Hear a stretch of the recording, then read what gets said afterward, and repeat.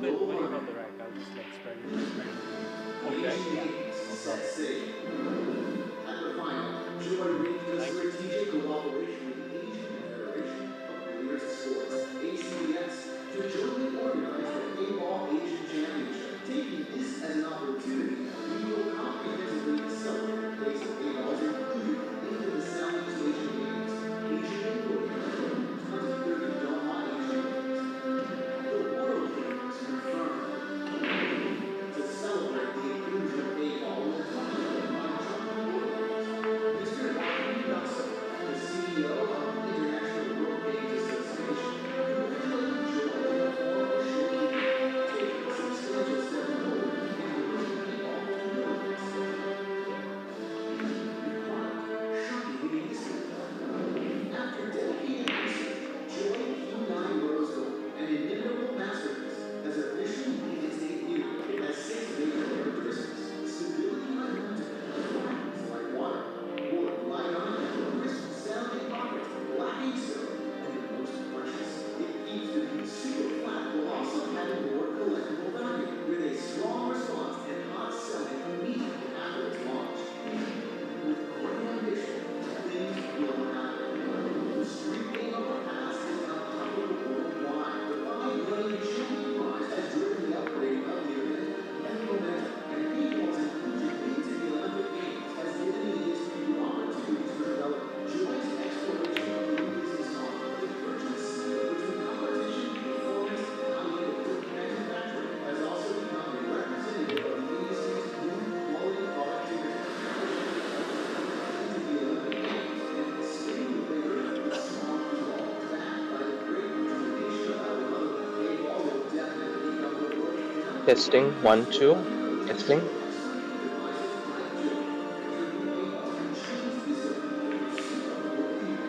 Mic test. Mic test.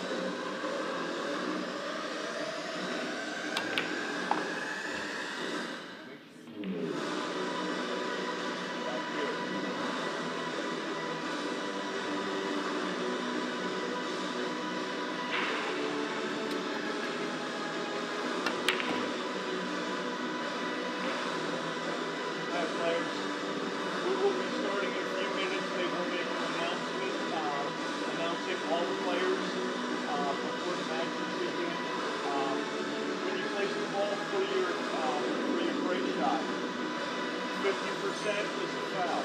49% is good. The same with the 18mm line. 50% is a foul. Absolutely. That's good. That is not. And that is not.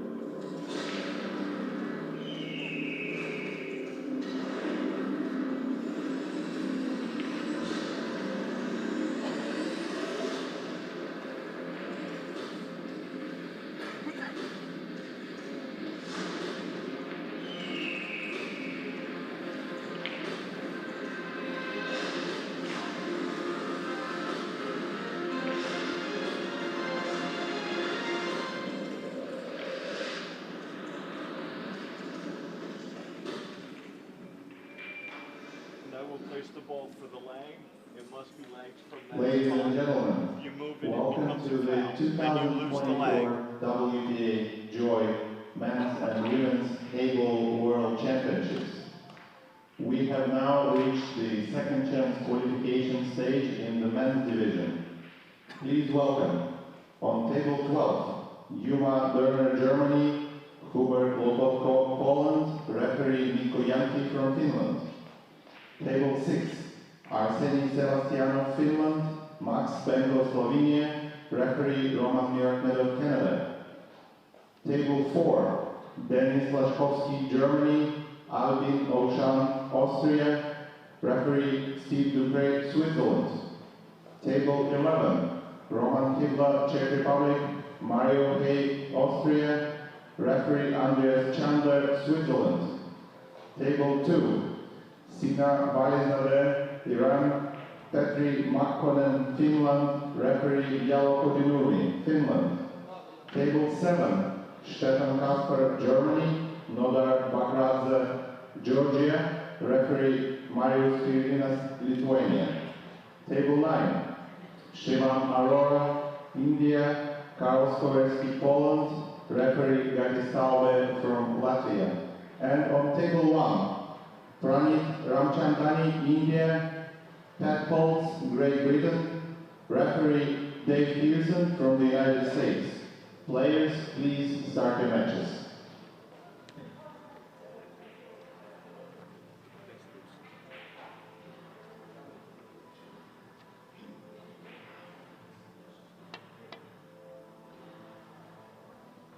Good day, ladies and gentlemen.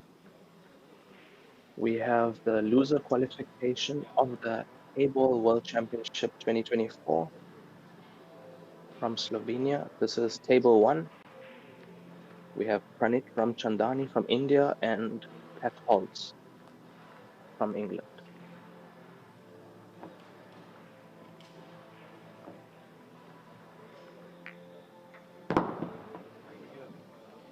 It's going to be one of those mornings.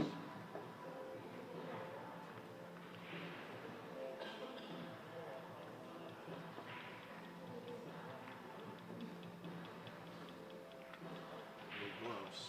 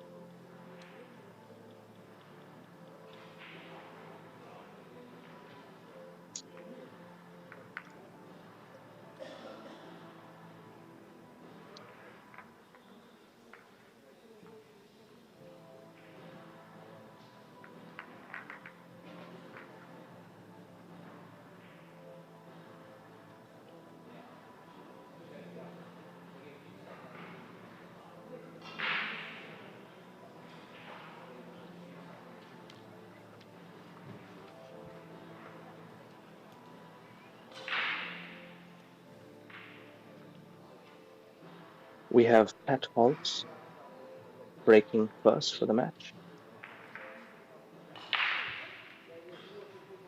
These two players are no strangers to each other. They played each other on Monday, European Heyball Championship, with Pat Holtz coming out on top of that match, winning 7-5.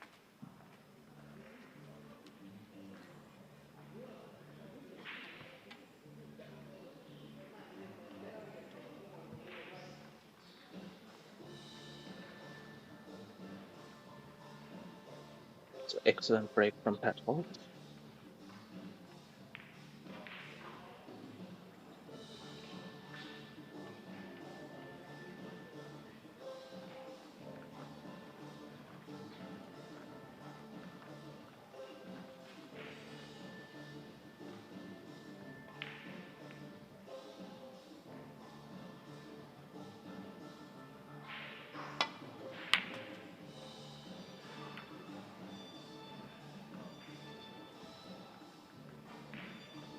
And for solids with a long starter.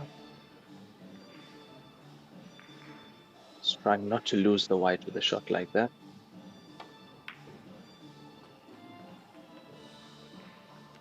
Very well played to make position on the 6 ball.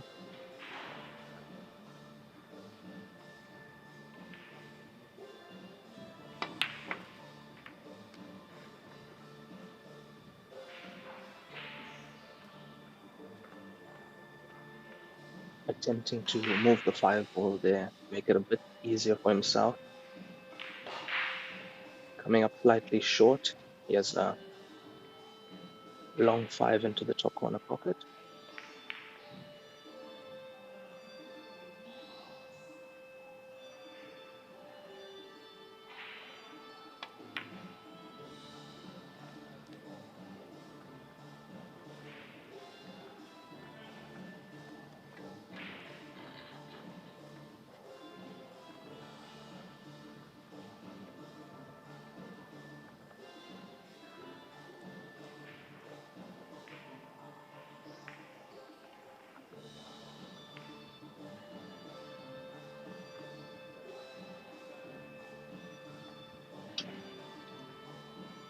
Pranit Ramchandani at the table now. Trying to work out his finish from here.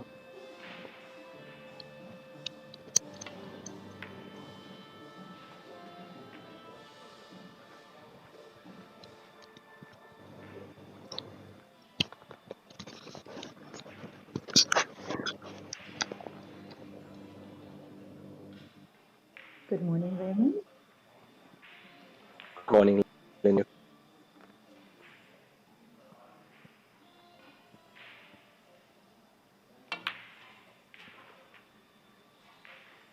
Very positive shot there from Pranit Ramchandani. Trying to get the 12 away from the rail.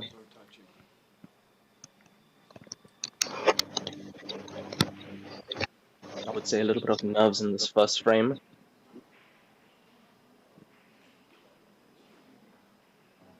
At this stage in the competition, so important to get one up against your opponent.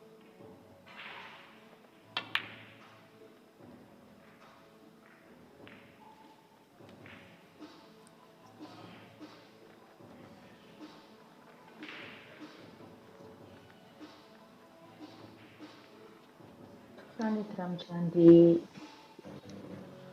and Pat Holt, both no strangers to the Joy Stadiums, having frequented these events over the last 10 years, maybe.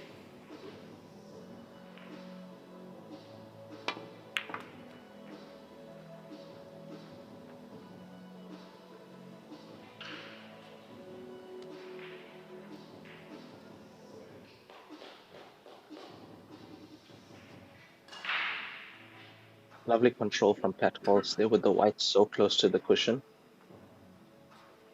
Not an easy shot to hold the white like that.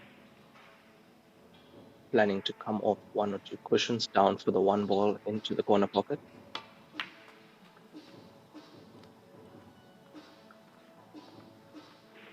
Opting to leave himself a long 1.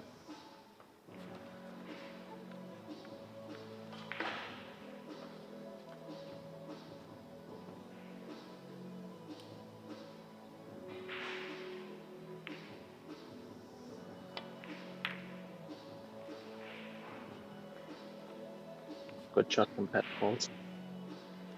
Pushing the black to the rail was not expected.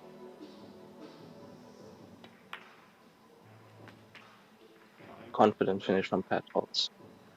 He goes 1 up against Pranit Ramchandani in this losers qualification.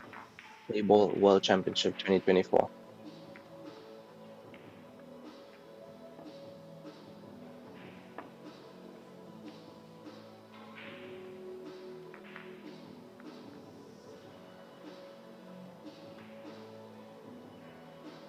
Pranit Ramchandani is pretty well known in India for his snooker.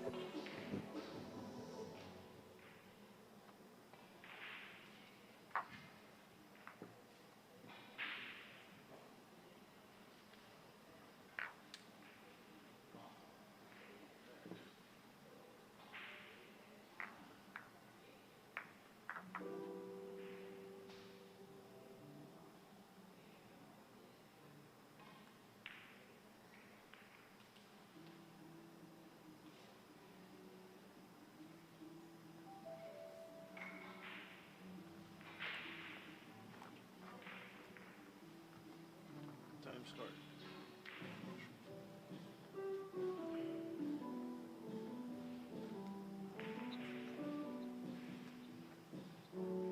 Pranit Ramchandani to break in the second frame.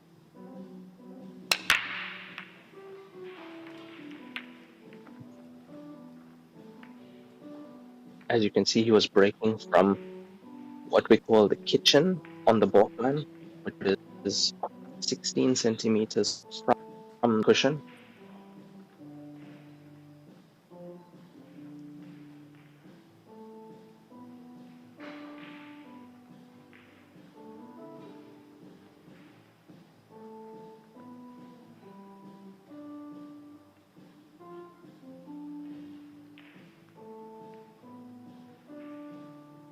I feel that Pranit Ramchandani needs to assert himself in this match.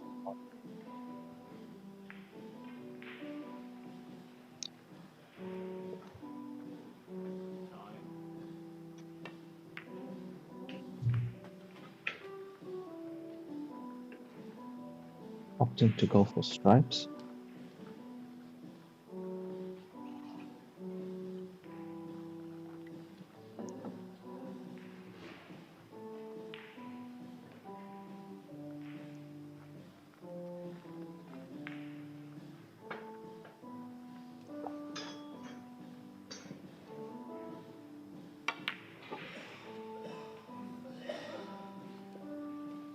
You'll notice the players taking that extra second or two to compose themselves and make sure of the finish.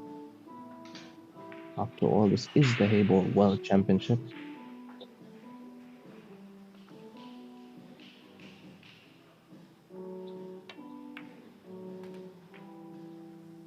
Raymond, I believe that this is the last match in the losers qualification.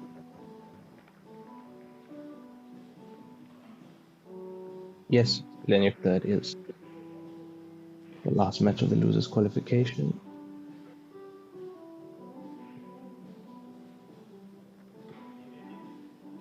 That shot not going as planned for Pranit Ramchandani, having to play a long shot down to the corner. Excellent recovery shot.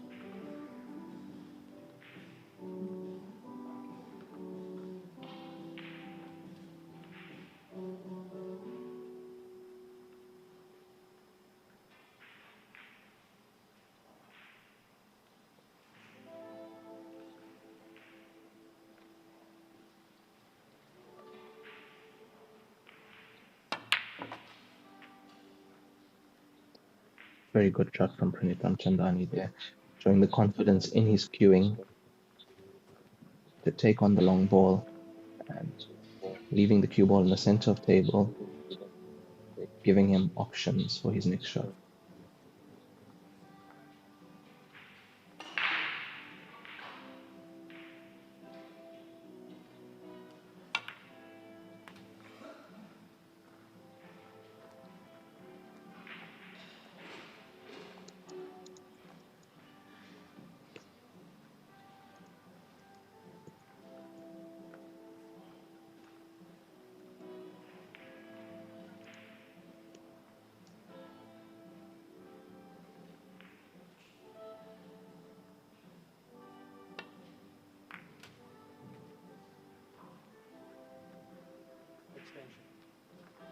extension.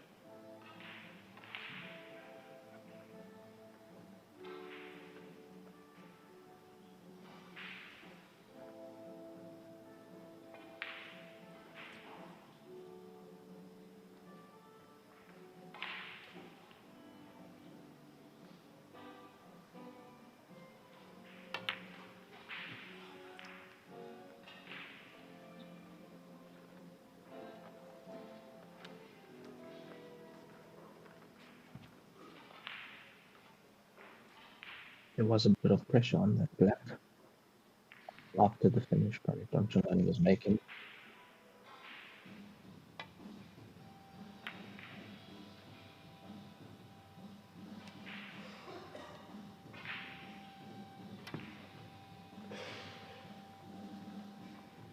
Whitehall's playing containing safety shot there, attempting to leave the 3 at the pocket while also blocking the pass to the black hook from Don Giovanni.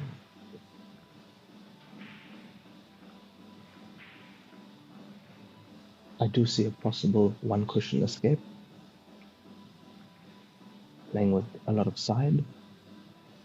Left-hand side spin on the white ball, off one cushion. That's exactly what he tried, but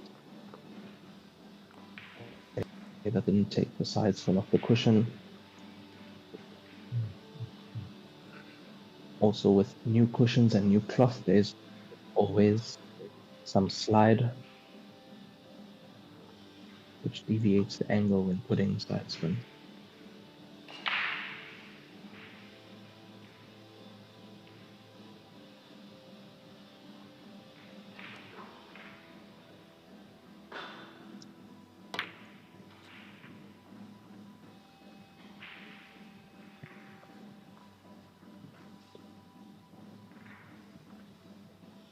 I'm sure Pat Holtz wants to get this second frame on the board, having a quick 2-frame lead in a race to 7.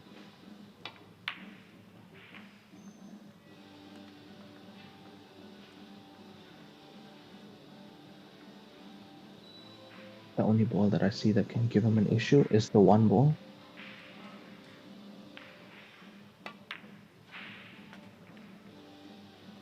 Played it very confidently.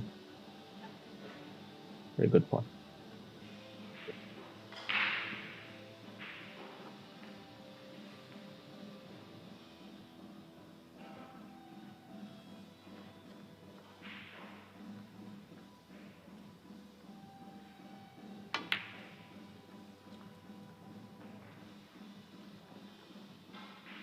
Just changing his mind down on the shot. Very uncharacteristic miss from Pat Holtz there. I feel he was also two-minded, thinking if there was a way to get the black off the cushion, make it slightly easier for himself.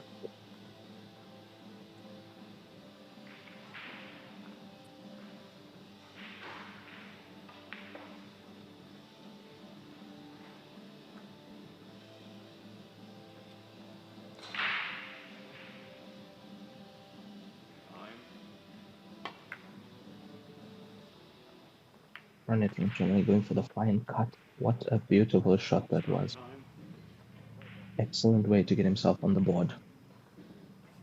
The score is now 1-1.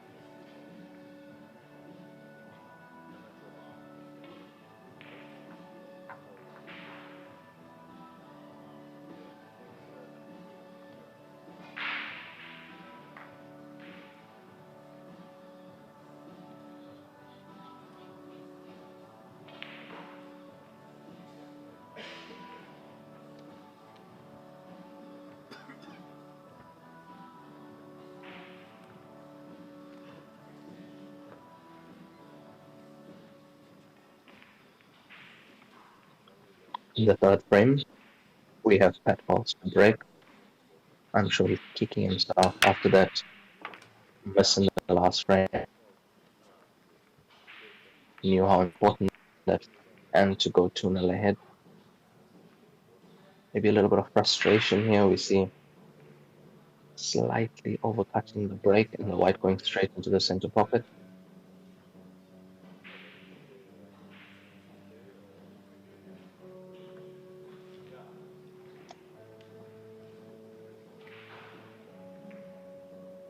Now in Heyball, when your opponent puts the white on the break, you have the white ball in hand behind the balk line, but you have to play up table.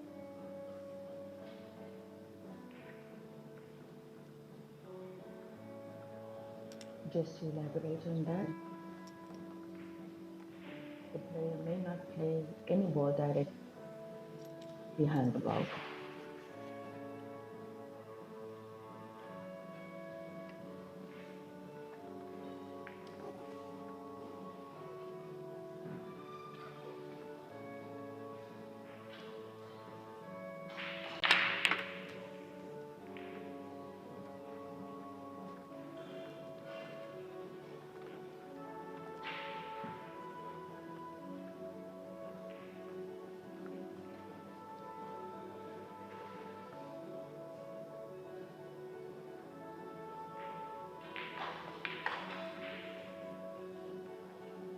We are yet to see whether that miss from Pat holds.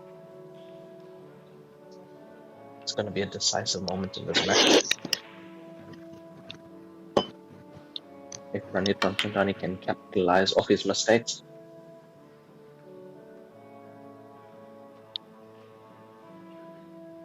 Both players not settled in yet. Even a shot like that slightly overscrewing the white ball.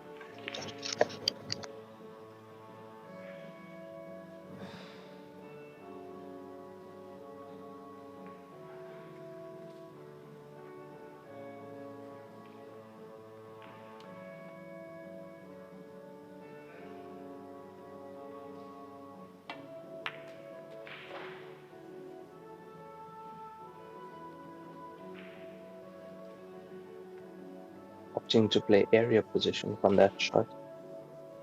Getting the white ball into the middle of the table. Giving himself a chance at the 7, the 5.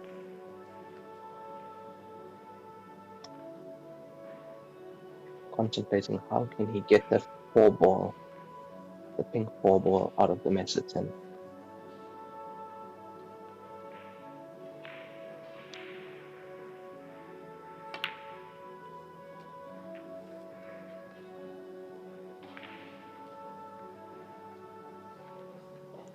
As he left himself on this 1 ball to the corner pocket.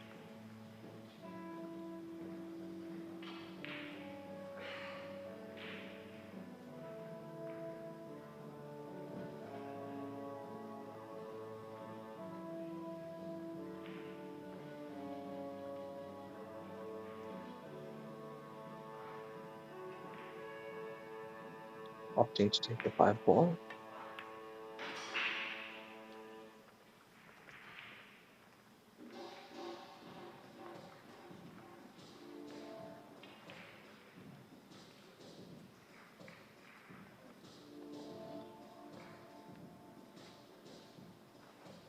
Is he going to attempt to play the cannon off this 1 ball? Always risky to leave a cannon for your last ball.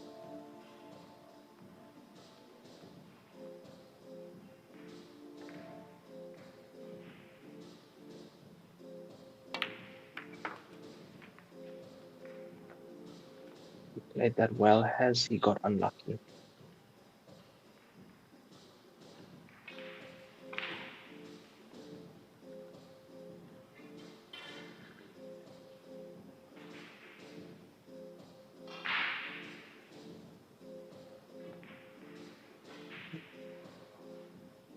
I don't know if the cross double into the opposite center pocket is available. He tried it. Very close. That was a great attempt. That was a great attempt.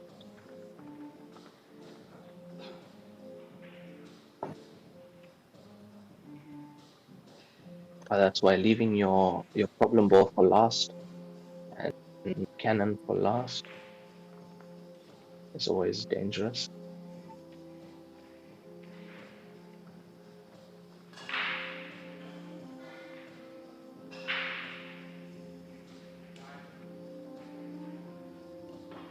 Usually in Heyball, if your opponent misses the finish Time. and has one ball left or the black left, you should be in control of the match.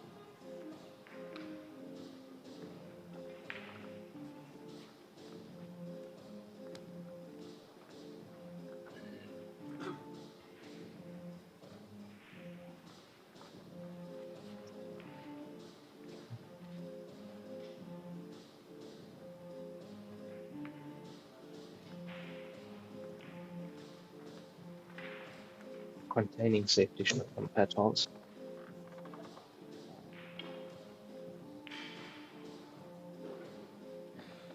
Very tough pot indeed here for Pranit Ramchandani.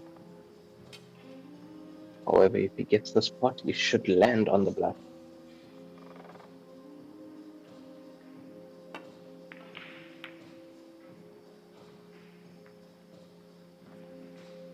Was a very tough pot indeed.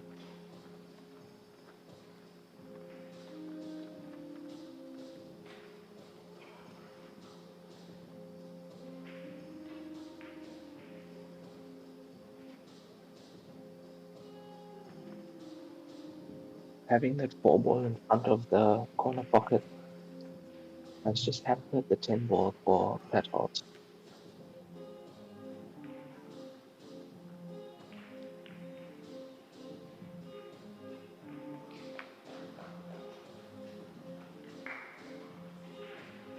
Opting to play safe.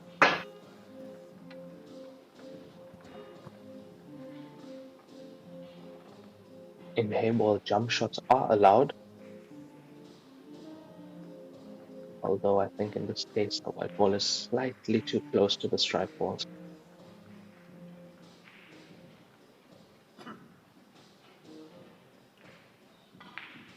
Possibly looking at the one cushion escape and trying to pot the pink 4. Foul. Foul committed by Pranit Ramchandani. Petals has Fortunate white ball in foul. hand anywhere on the table.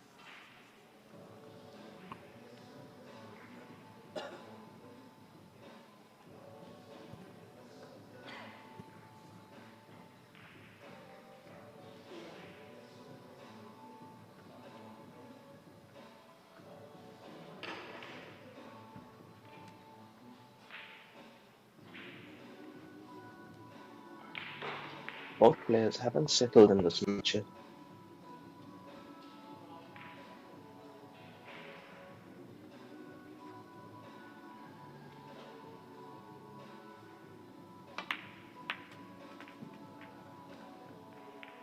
Excellent combination shot from Petals there. Also notice leaving the white behind the stripe ball in case he didn't pot his own ball. Once again, containing safety. Forcing Pranit Ramchandani to take out the black, thus also freeing Petals.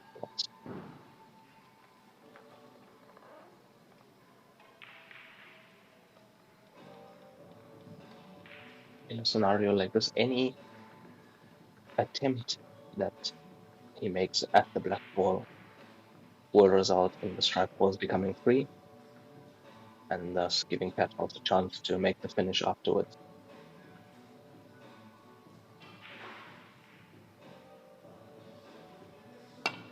Looking at the one cushion escape. It's an excellent shot, legal shot.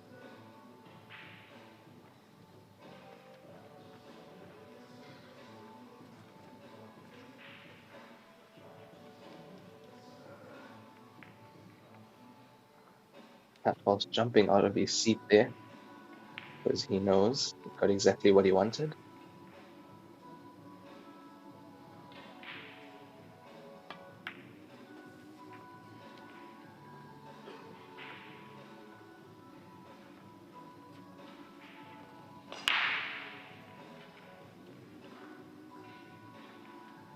straight away attacking that cushion ball. He knows that's his only issue here. Making sure to get the white off the cushion again.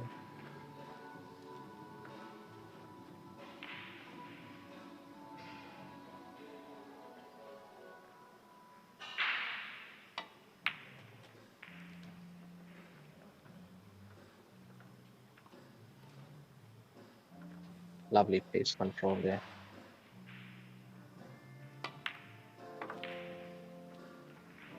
Beautiful little cannon. So let's screw back the white. And a straight black.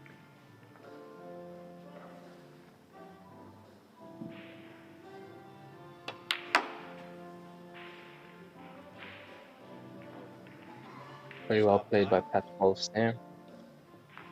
Playing the long game, waiting for a mistake, and then taking his opportunity to go 2-1 up in this race to 7.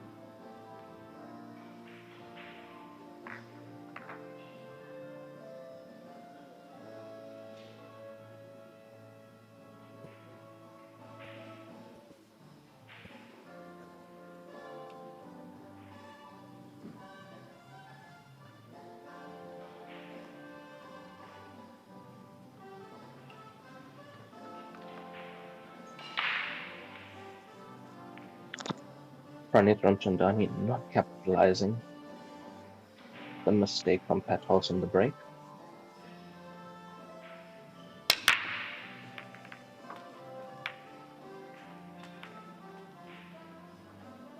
So Another white break.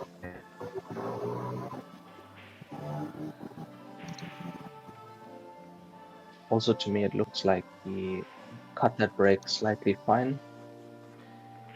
Thus, the white ball almost went in the center pocket. Came off the center pocket, joint into the corner.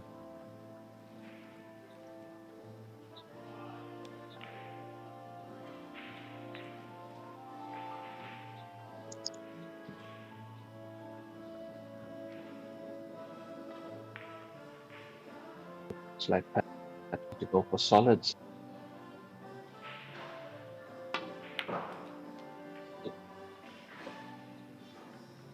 All he needs is precise white ball control here. I don't see any problems in this frame. Or Pat has to go 3-1 up.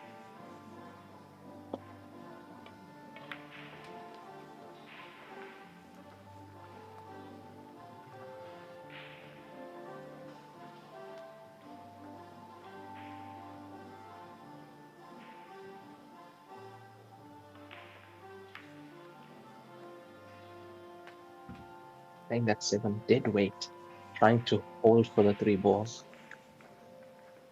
And when I say dead weight, he's playing it with almost no pace at all. Just that the 7 gets to the pocket, and you notice the white ball holds up, stays for the 3. And he just has to navigate the white ball out of this section of the table, back to the middle of the table. And that should be frame. Time. Extension.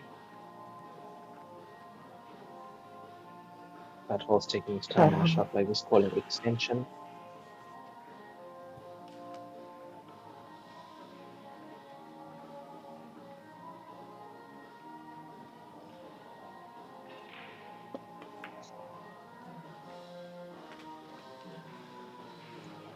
Played that very well. Excellent recovery. Threading the needle through the gap of the stripes.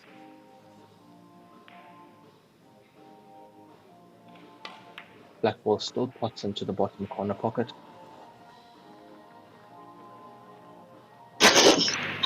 going to try and leave himself nicely on the 2 ball after the 4 ball, leaving himself a straight black into the corner. There you can see where he queued up. That's where he wants the white. Stun this pink in.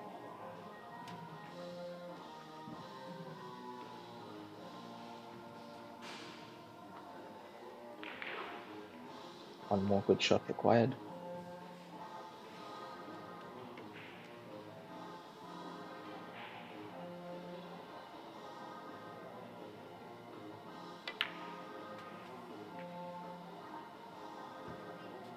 Patwell's queuing well now.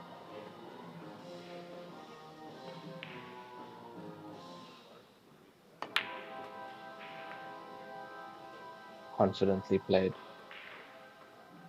Patwell goes 3-1 up with an excellent reverse finish.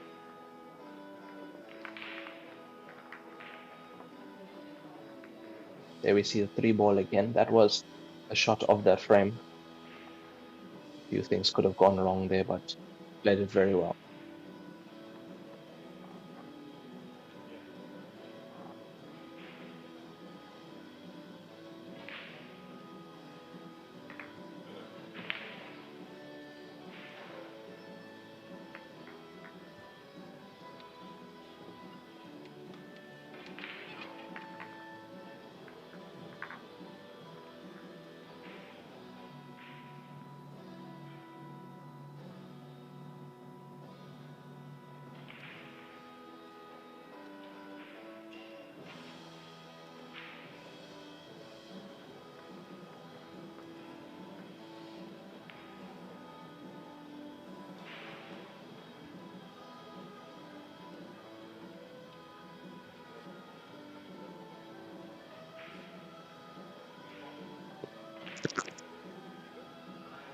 Patwell's to break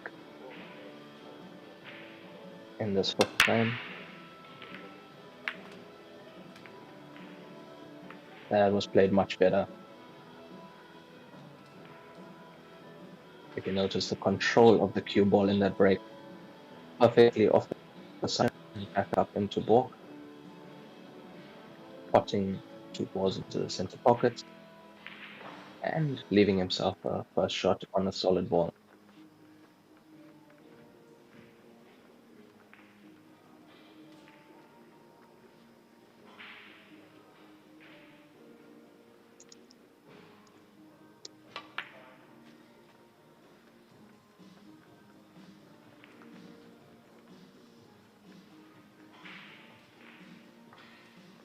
If he is anything but straight on this 2 ball, he can get the white ball back down table.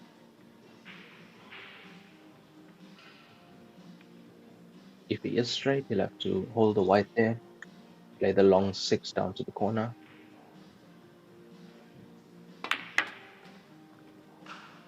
Well played.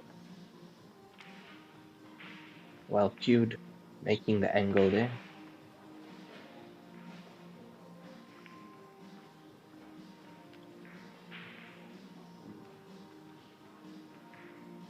Extremely difficult to pinch an angle on these tables. Have to be highly accurate.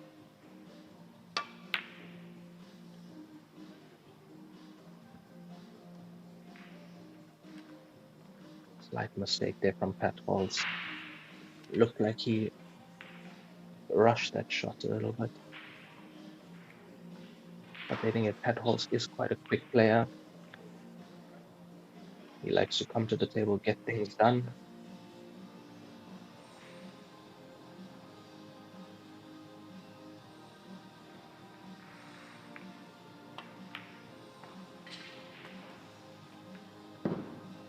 Pranit Ramchandani, having sat in his chair for the last frame, sure he'd like to pot a few balls, get the queuing arm warm, and get another frame on the board. And in contrast,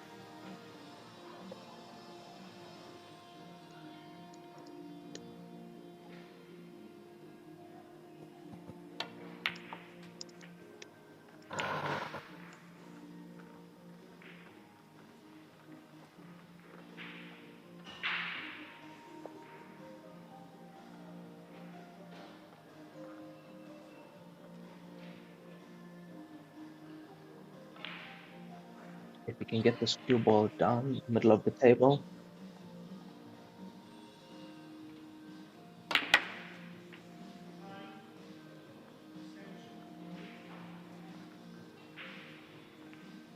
that's not where he wanted the cue ball. He'd have liked to be on the opposite side of the black there, giving himself a shot at the 13 into the corner. He has this 14 down into the bottom corner. Has to be played well. Decided to play a dead weight. It's a good pot.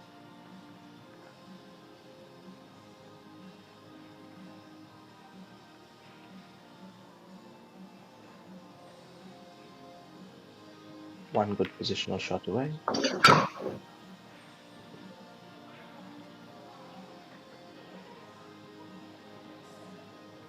Slightly overhit that ball,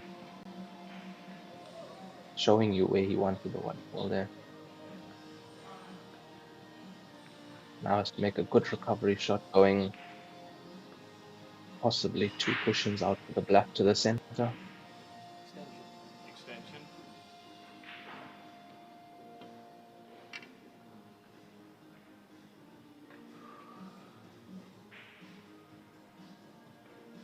Has to commit to a shot like this.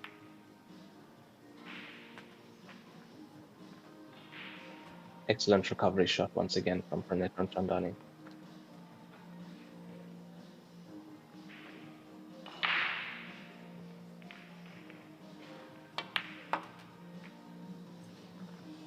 Gets himself his second frame Time. with quite a good clearance there. Score is now 3-2 to Pat Holtz.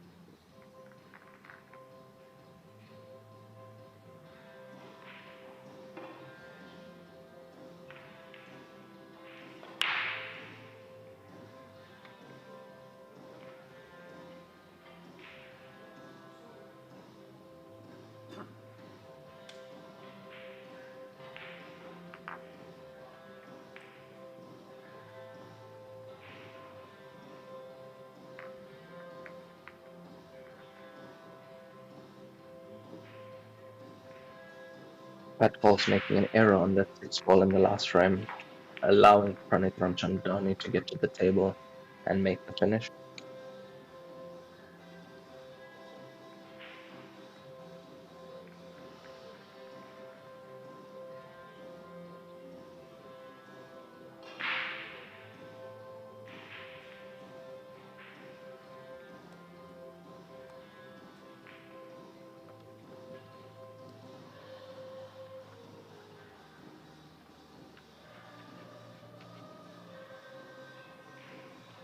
Pranit Ramchandani to break, and frame 6 with the score 3-2 to Pat Holtz. So we get a lovely view of this beautiful joy table.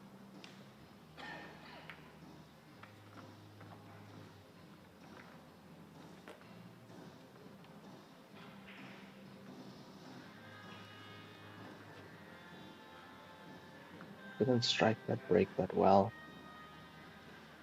As you can see, most of the balls clustered in the center of the table, and Pat falls quickly out of his chair.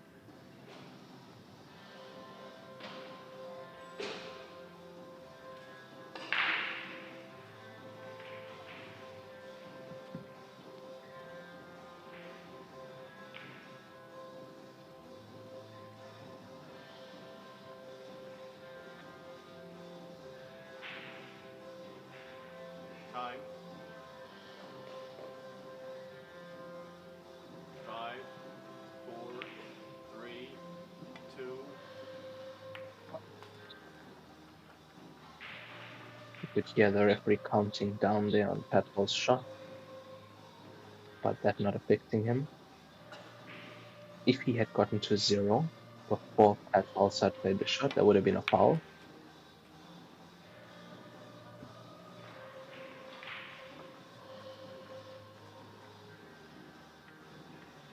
Pat Holz taking these strike balls quite nicely. Has a slight problem with the strike one ball.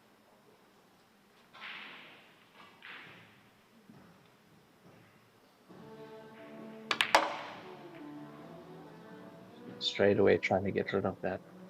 Slightly unlucky there.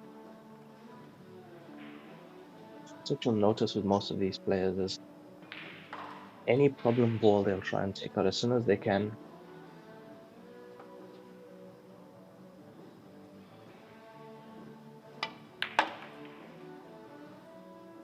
Another attempt at overhooking that stripe.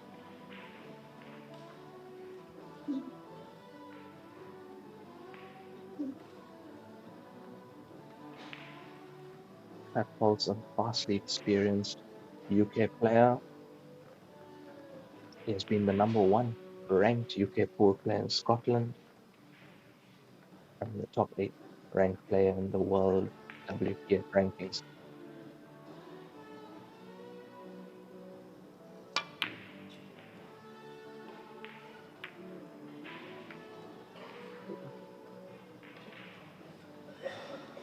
I feel that shot deserved a little bit more time. It was quite an important shot.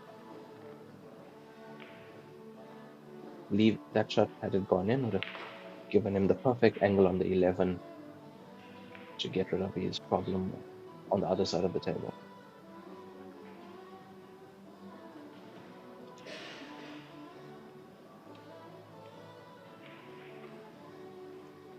However, because Pat Holz did not remove the problem with his stripe next to the one ball, Pranek Ramchandani has the exact same problem. However, he has the 3 and the 6 ball nearby, so if he gets a good angle, it shouldn't be difficult to cannon that one ball out, hoping to leave it in the center of the table.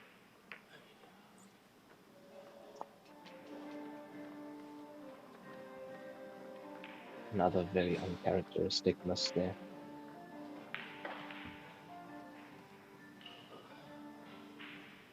Both players slightly rushing.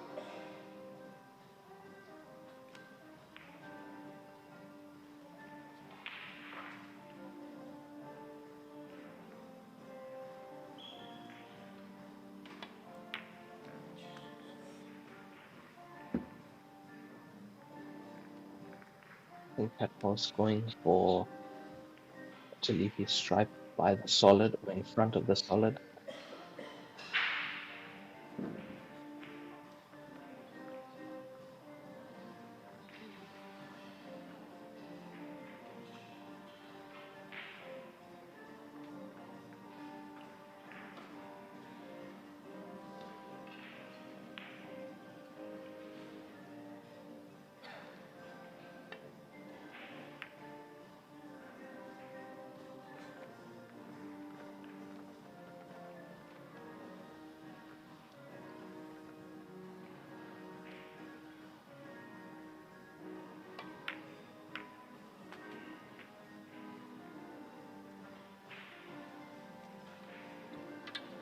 Pat Holz opting to play his stripe onto the solid.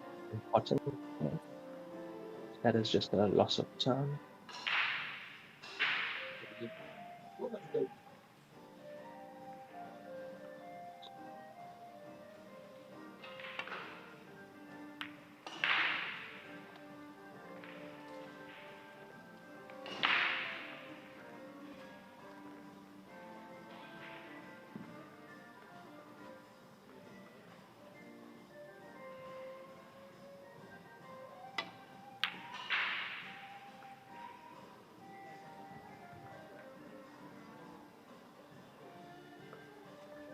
Oh, that has worked out beautifully for Pat Holz. He couldn't have hoped for a better shot than that. Playing his stripe around 3 cushions, attempting to land by the center and actually landing right in front of the center pocket after guessing the 2 ball.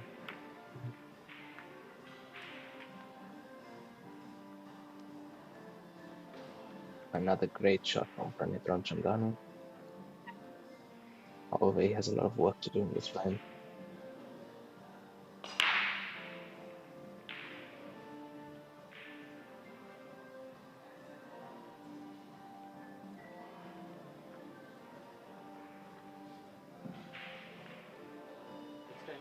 Extension. Coming around to see if the black passes the stripe into the bottom of it. That tells me that he's planning to take on the finish here.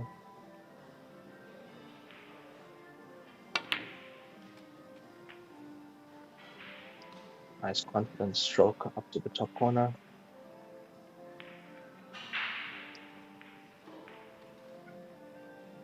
Pranit Ramchandani is a snooker coach in India, and you can see that in his stance, his technique, and his cue action.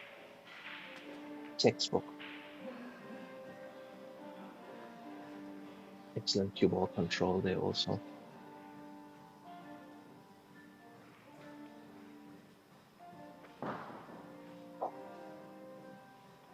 Coming and have another look at whether this ball passes the stripe down.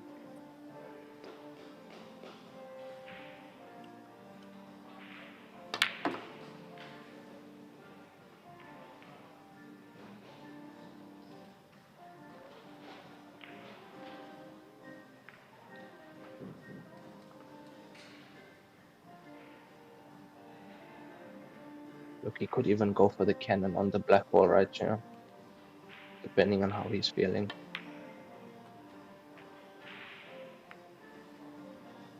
Slight touch on the black.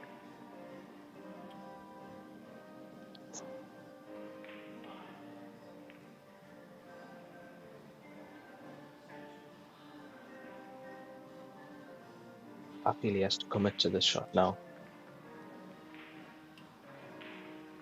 If he can get the black cushion first, he could get the piece off the stripe and in.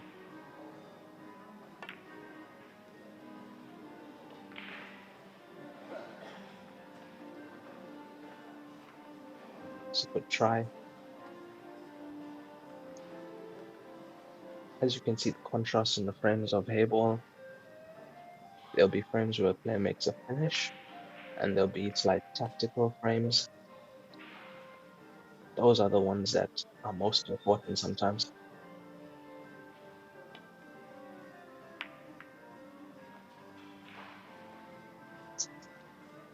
Containing shot from Pat Falls there. Not going for the pot.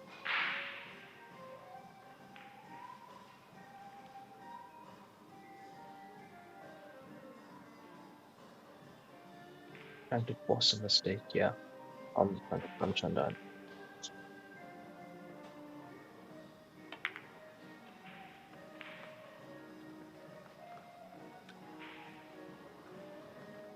And that could be it because Pat Halls only has one problem. And if he can get on the right side of that ball,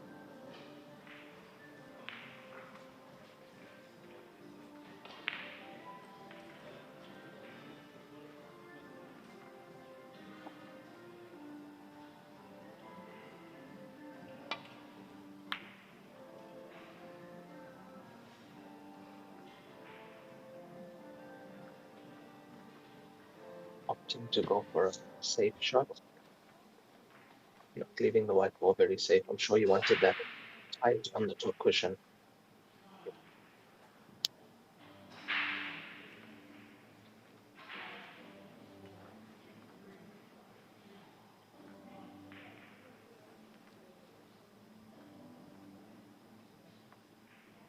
One good pot here from Ramchandani to even up the scores. Well played. It's a very good show. Time. Gentlemen, we've Score played is 6 now rounds. 3-all, Break time. and there will be a 5-minute intermission.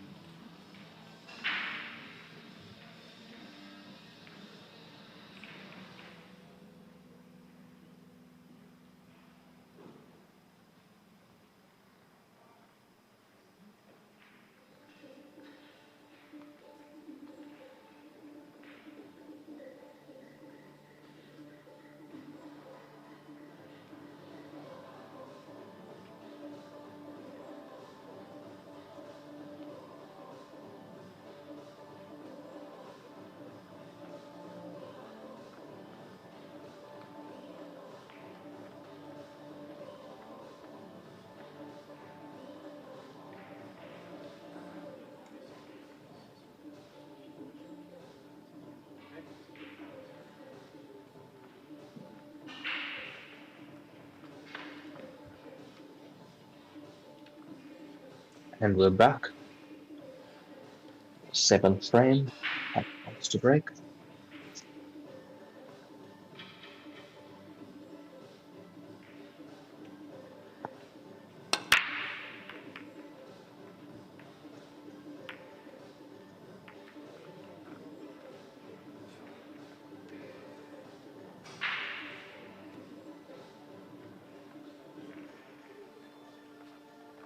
I would think in that 5-minute break, both players would have been just trying to compose themselves a little bit.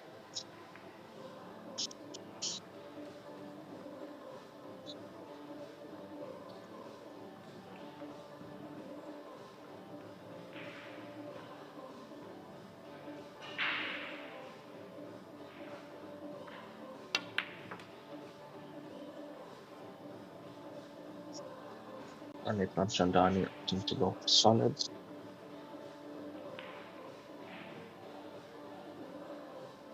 I'm sure he'd be looking at that 4-ball, trying to possibly cannon it, get it out of the way.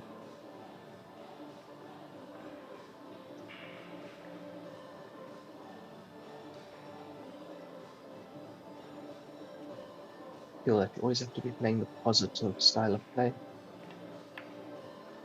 Looking for how you can make the finish, looking for how you can get rid of your problem balls.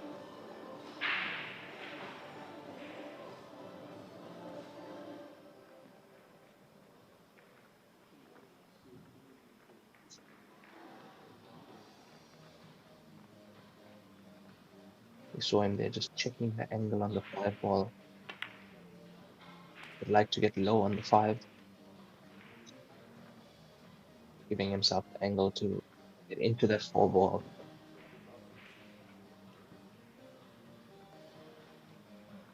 He'd prefer to cannon at half ball or cushion first to get the 4-ball back into open play.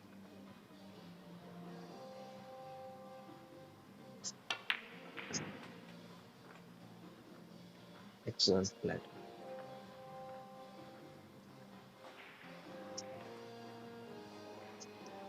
That couldn't have worked out better.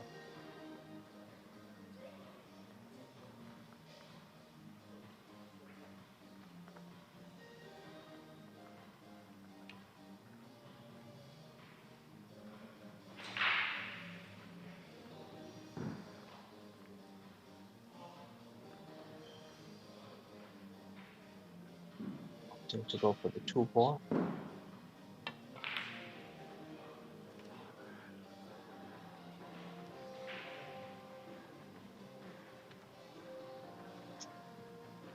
I think that he could have got to the 2-ball's potting angle from the 4-ball.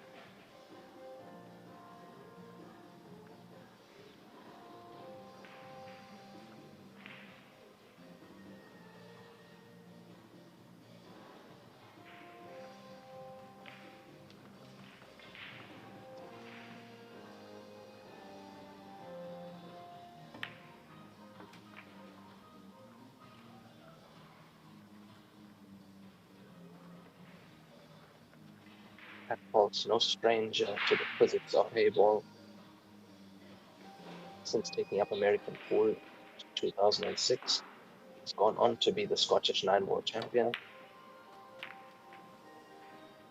And there you see, immediately going for the break.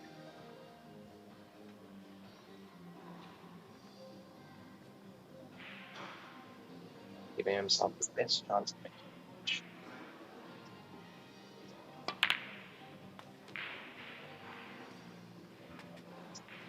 Nice little shot played by Patrick there. Using that 4-ball to create the angle for the strike to go into the pocket.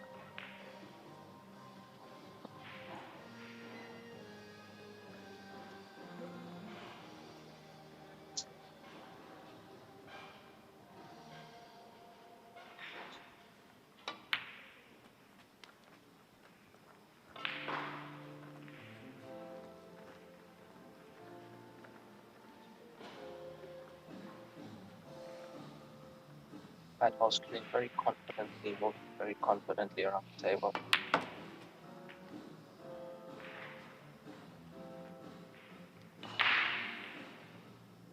Excellent white ball control. One cushion just and ball to the center. Floating white. Yep. Straight left.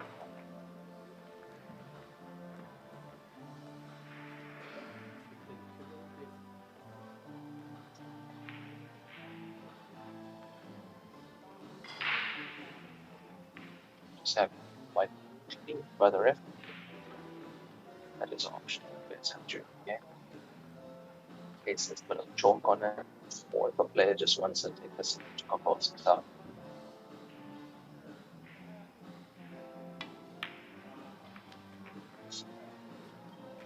Nicely played by Balls. Balls goes 4-3 up. This race to 7. Loses qualification. The Heyball World Championship 2024. Coming to you live from Slovenia.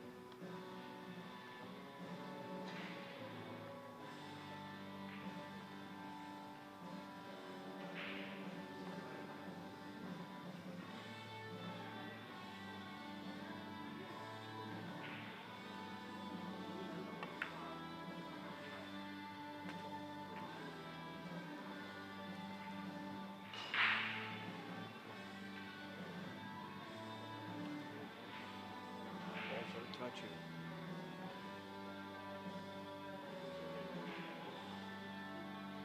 Slight mistake there from Punit not running. Not having excellent control of the cue ball on that shot. Having to play safe.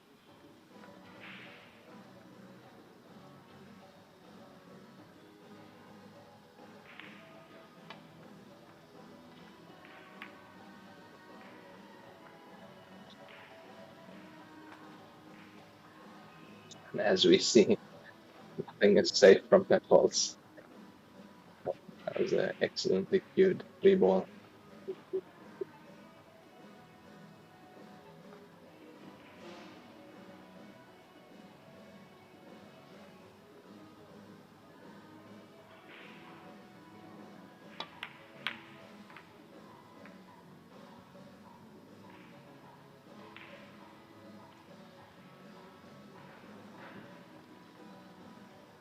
Slightly rushed that shot to the center pocket.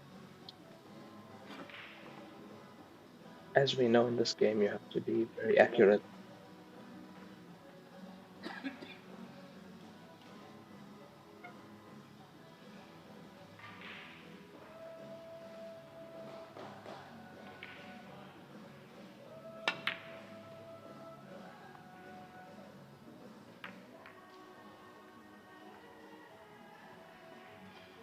Pranit Ramchandani showing his snooker background, getting that white ball tight onto the top caution, trying to limit the availability of shots that Heyball can do.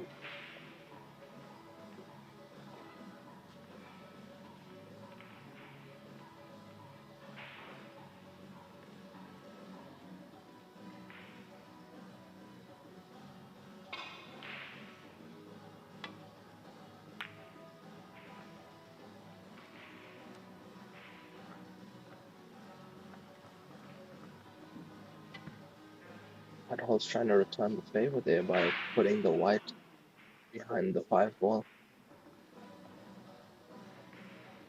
Also trying to limit Pranit Ramchandani's opportunities.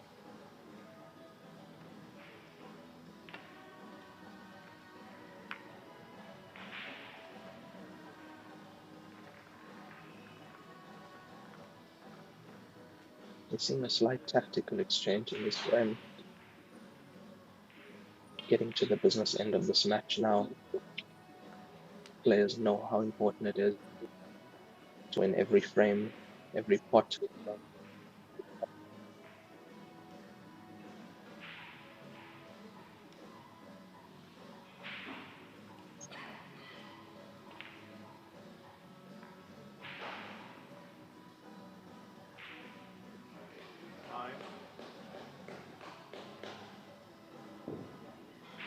Five, extension.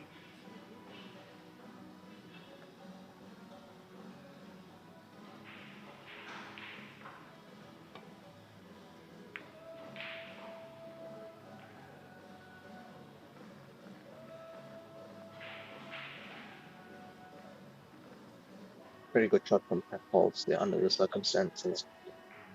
Didn't have many options to get the white safe.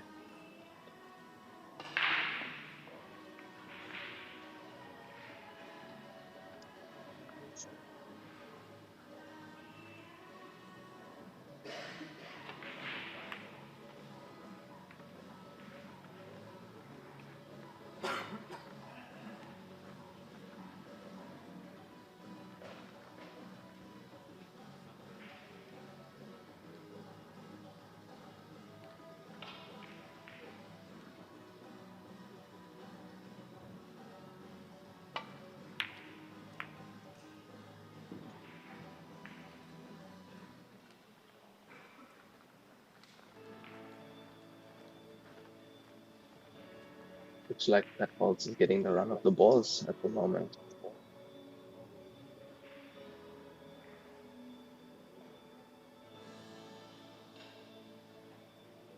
These tactical frames are so important, not only for the scoreline, but it gives you a slight advantage if you are able to come out on top.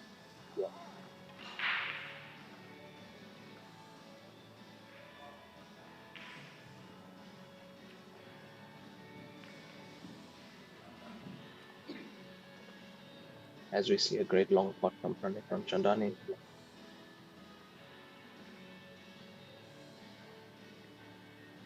Having a look at how he can get his strike away from that 6 ball.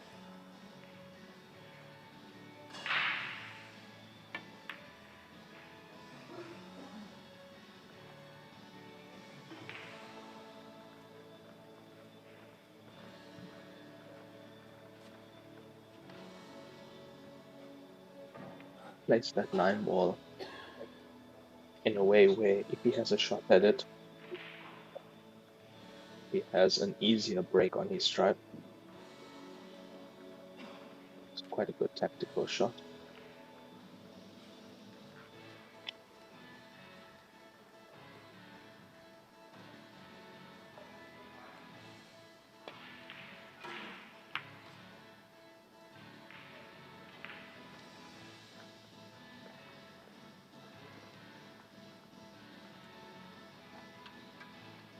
Heyball's looking to leave distance between cue ball and object ball. So on these tables, a 9-foot table, he's almost 8 feet away from his object ball.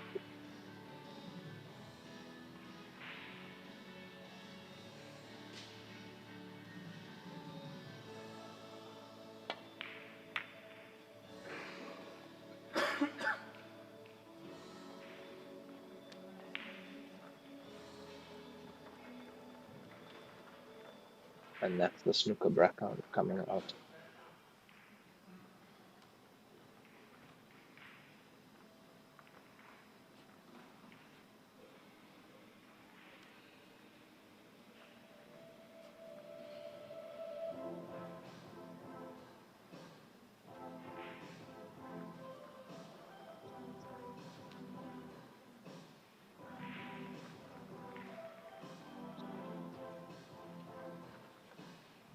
Time.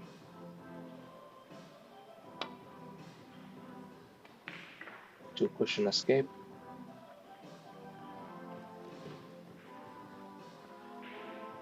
Good shot from Pat Balls.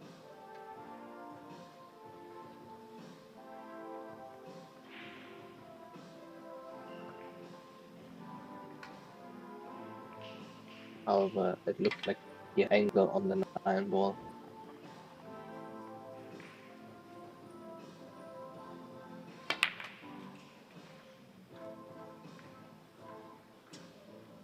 That could have worked out slightly better for him.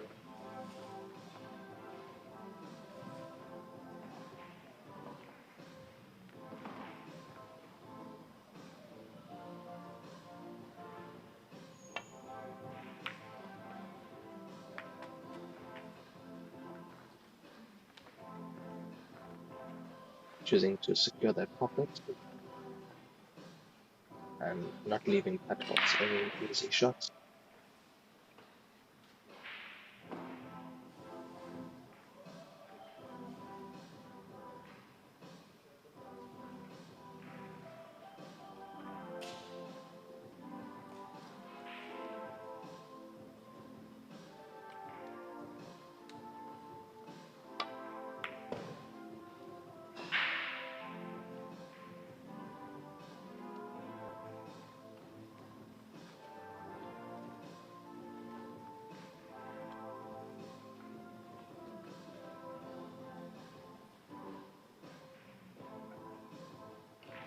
Slightly tying up the black with that shot.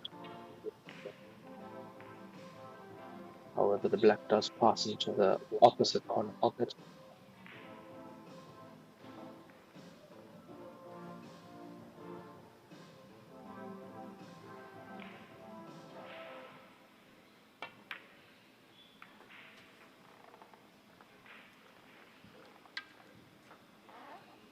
It's going to be some intricate cue ball control here to make this finish.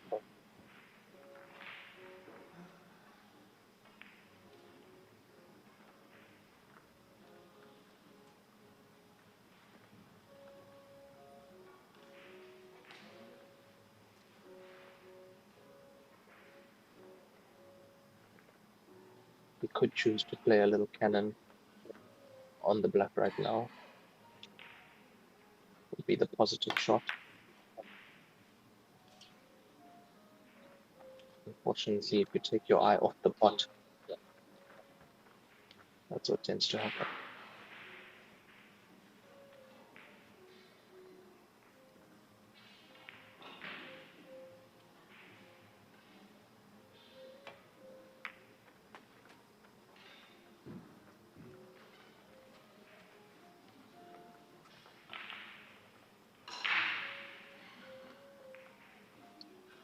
One good pot here from Pat Balls.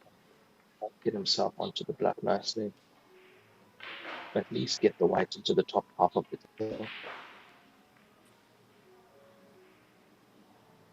And he'll come on top of this little tactical battle.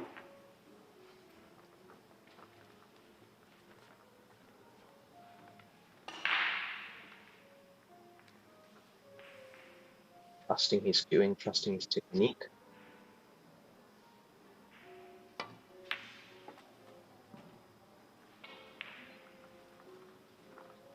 nice spot in the black ball. Pat Halls goes 5-3 up in this race to 7.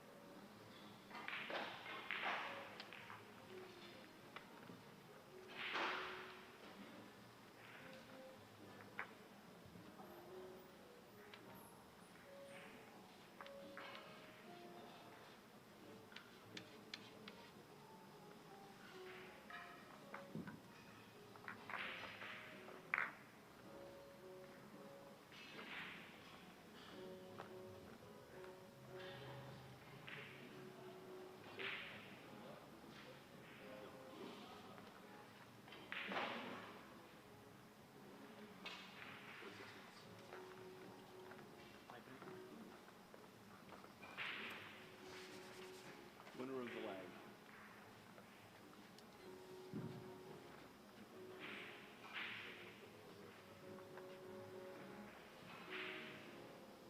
Ninth frame, Pat Halls to break, leading 5-3.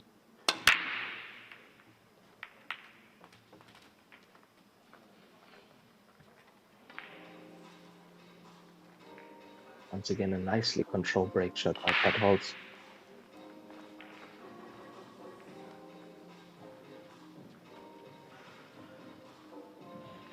Getting the white ball up table, getting the one ball in the center pocket.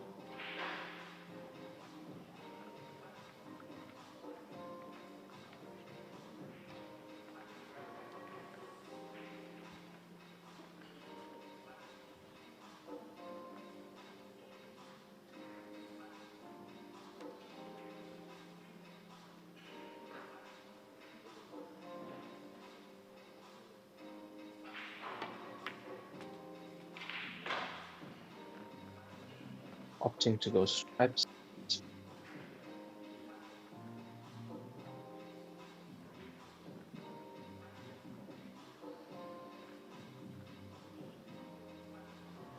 Leaving himself on 15 to the center. Requires slightly good cueing. Very easy to cue across the white ball in a shot like this.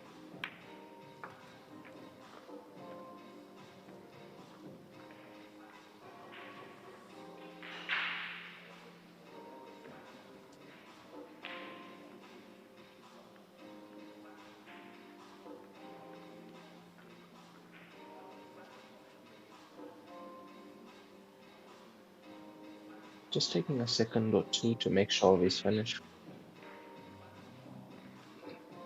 He knows that this frame would put him on the hill. He'd be one away from winning the match.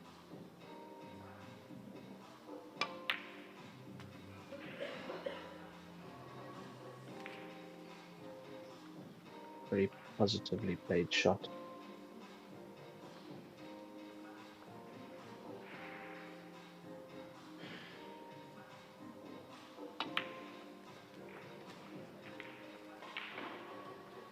That Hall's quite a quick player, as you can see.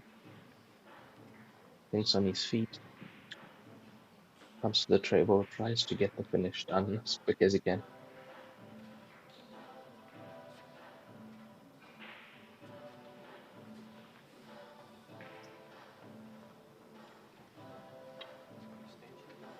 Extension.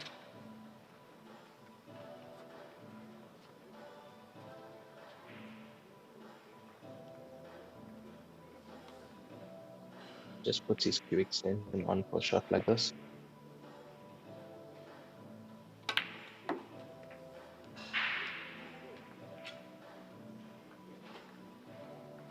Excellent white ball control. It looks like Pat Halls will be the first one to the hill in this match.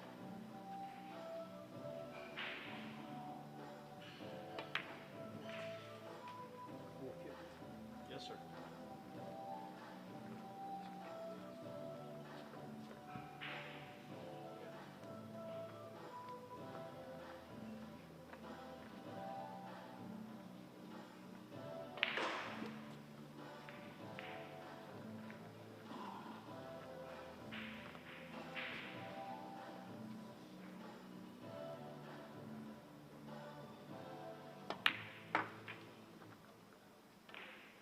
Very well constructed finish from Pat Pulse.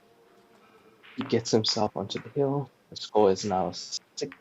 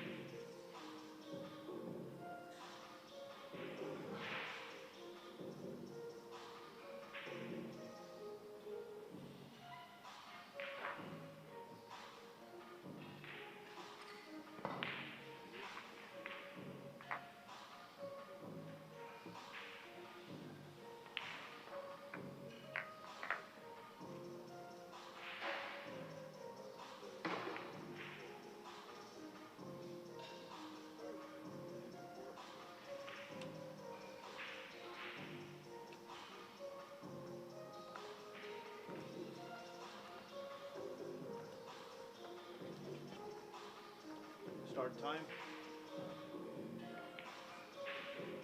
10th frame. Pranit Ramchandani to break.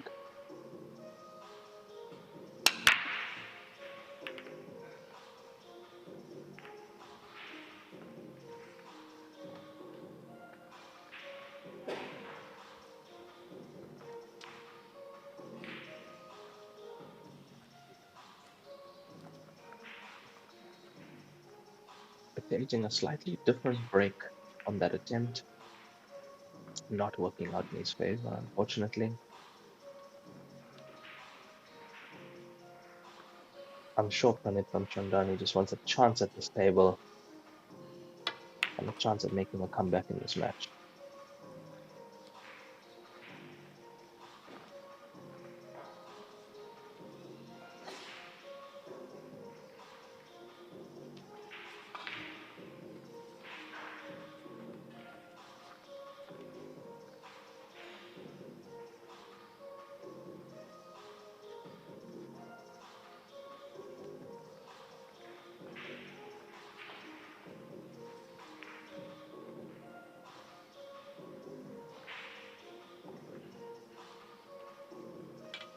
Time. 5, 4.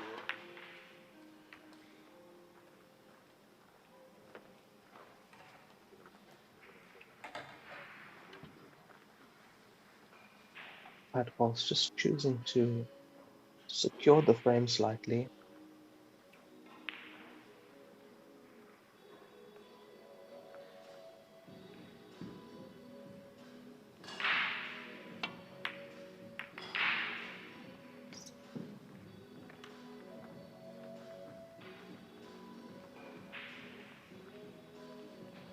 Things not really going in Pranit Ramchandani's favor in this match at the moment.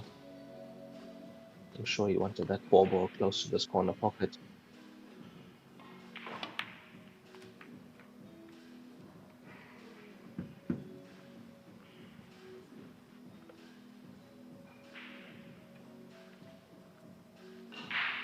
Pat Pulse not making it easy for himself here. A little bit loose with the cue ball on that shot.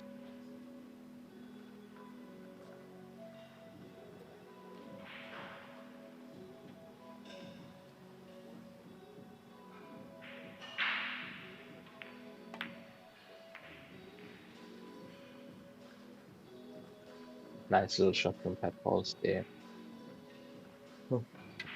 Pushing the solid 4-ball onto the cushion, away from that pocket. Pranit Ramchandani needs to do the most of his opportunity at the table.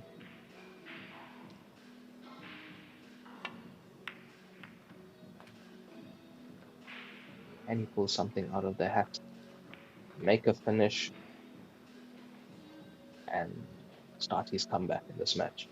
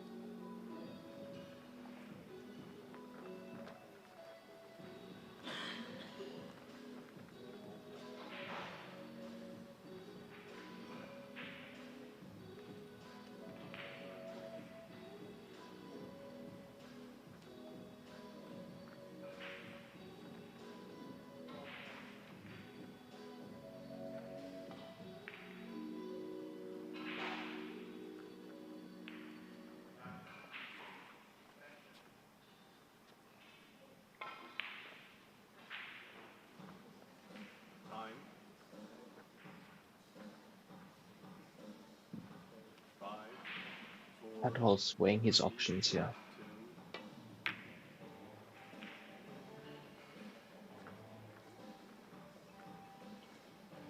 Got the double kiss on that 11 ball. I think that's what he wanted.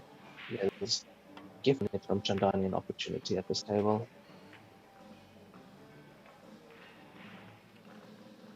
He needs to get his head down, make the finish, or secure the frame, and try and keep Padholz in his chair as much as he can.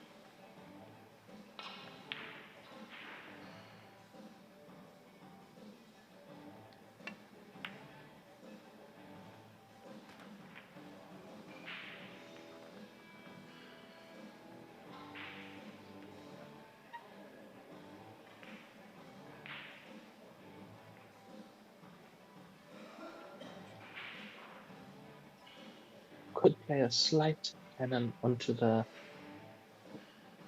brown stripe 15, opening that 7 ball for himself.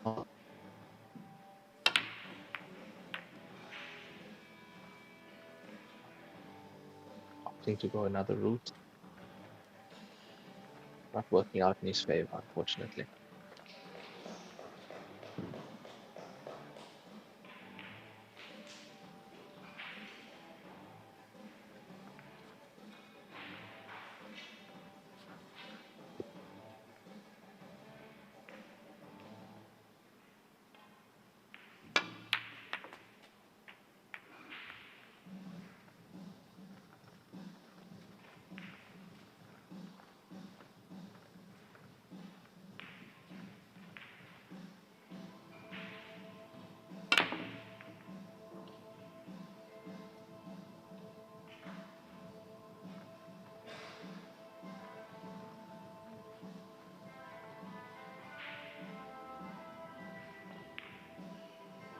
I'd also quick out these. You can sense the win is close.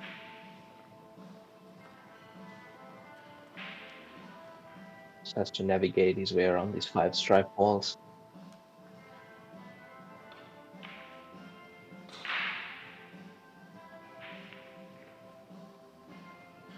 Time. 5, 4, 3, 2.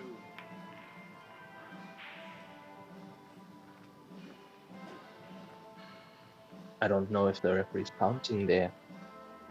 Might have put him off. He did have to rush that shot.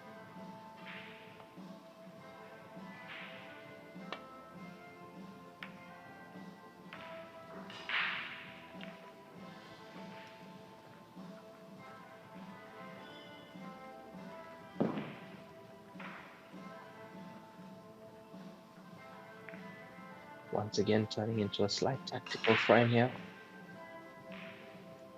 In the past few frames, Padholz has come out on top when things have gotten tactical.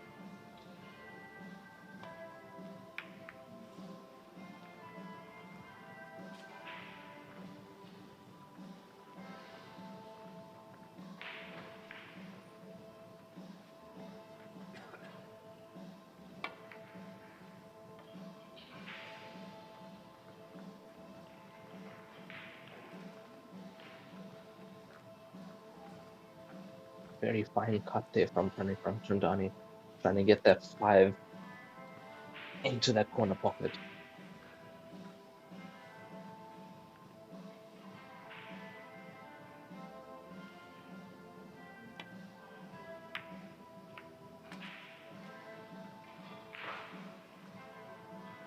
Clever little shot there from Padholz, forcing Pranit Ramchandani to play his 7 ball, thus opening up the strike ball for Padholz.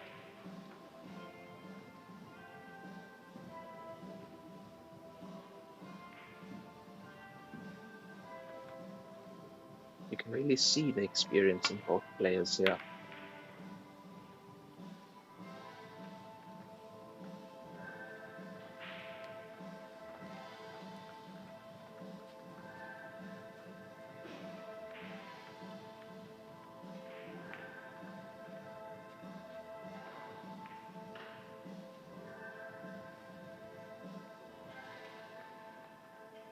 both players are at the pinnacle of their sport here. This Heyball World Championship in Slovenia, part of the China with Love series.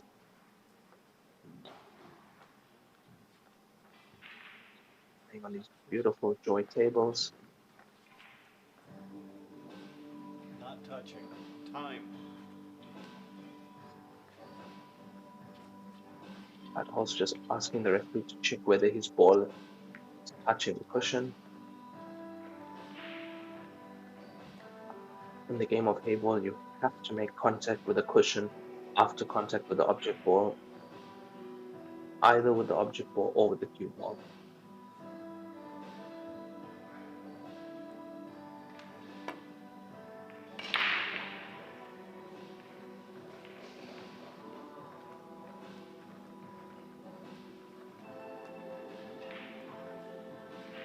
With where that 7 ball has gone now, I would definitely say it's advantage Pat Halls in this frame.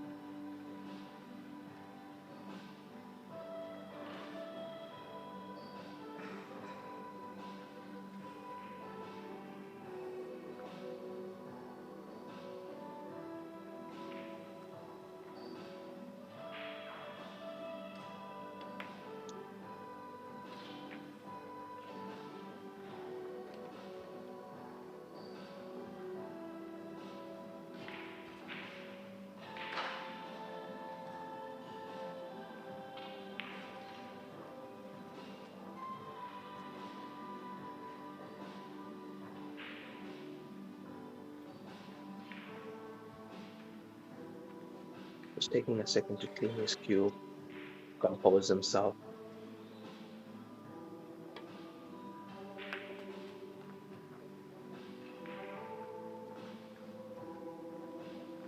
Four shots away from winning this match.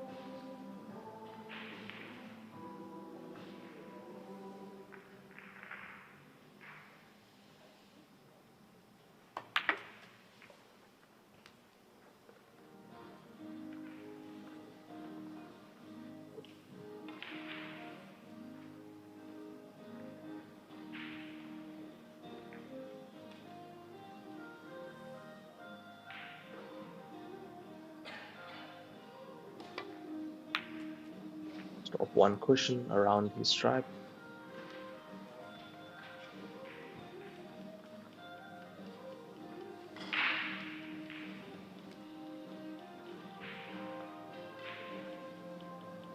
Looking at the black into the bottom corner pocket.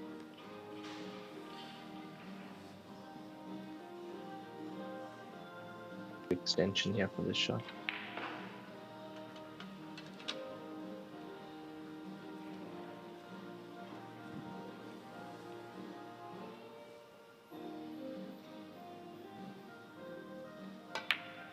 Get the white down a slight bit.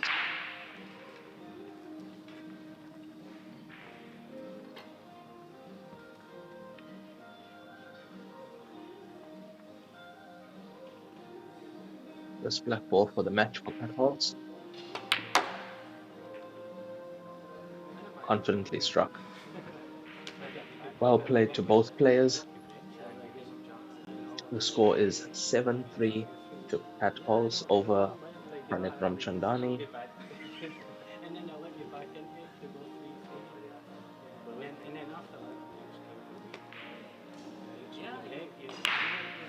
Players having a little friendly discussion. Nice to see.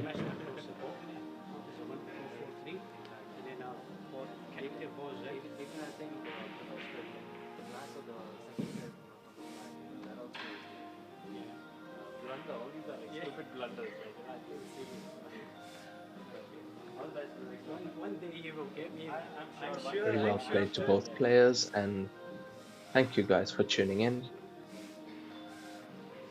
Until next time, I'm Raymond Tiller, signing out. Grudge match here? Is that what it was? No, we're good. No, not at all. No. We go back a long way. It's for some a lot longer. You keep reminding me, Dave, I'm old. You still swing the stick pretty well for an Oh, old guy. no, terrible. Honestly, my eyesight. It's my eyesight. I can't. Sometimes that's why I have to take time eyeing up the potting angle. Where years ago I just used to go down and see it automatically. Now I have Yeah, I know the feeling. to squint my eye and everything. I mean, sometimes I go down and, like, remember I potted the long black from over there? I went down, looked at it, and I think, I can't see that, but I think I'm online, so I just need to hit it. That's the sort of thing I've got to do. The one I missed earlier on, I missed a long pot from here, and I just need to drop back and I'm on 9. I'm going down in the shot and I'm thinking, well, I know I'm hitting the ball, but I can't see precisely where I'm hitting. It's time to get the old man eyes. I've tried them, I've got 2, I've got 2. See the big ones? But the way I cue down in mine, I don't cue like that, I cue like that. So when the glasses come down like that, the table looks as if it is going uphill. I've tried 2 pair. So maybe I need to adjust the angle of them or something, I don't know. But I've tried contacts, I can't even go near my eyes. Me neither. Oh, it's just so difficult.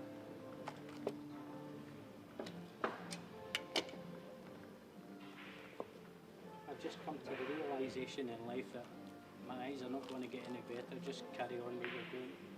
Yes, enjoy it.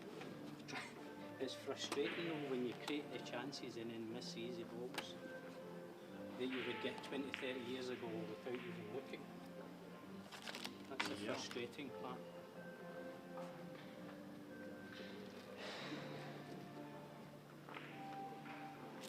For me, it's 35 years. 35 years. Yeah.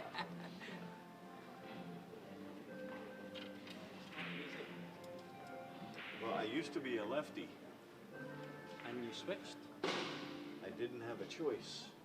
Ah. I had my arm rebuilt. Motorbike? I'm sorry? Was that a motorbike accident or? No, I used to cut trees down. Oh. And I had a fall one day and I stopped cutting trees down.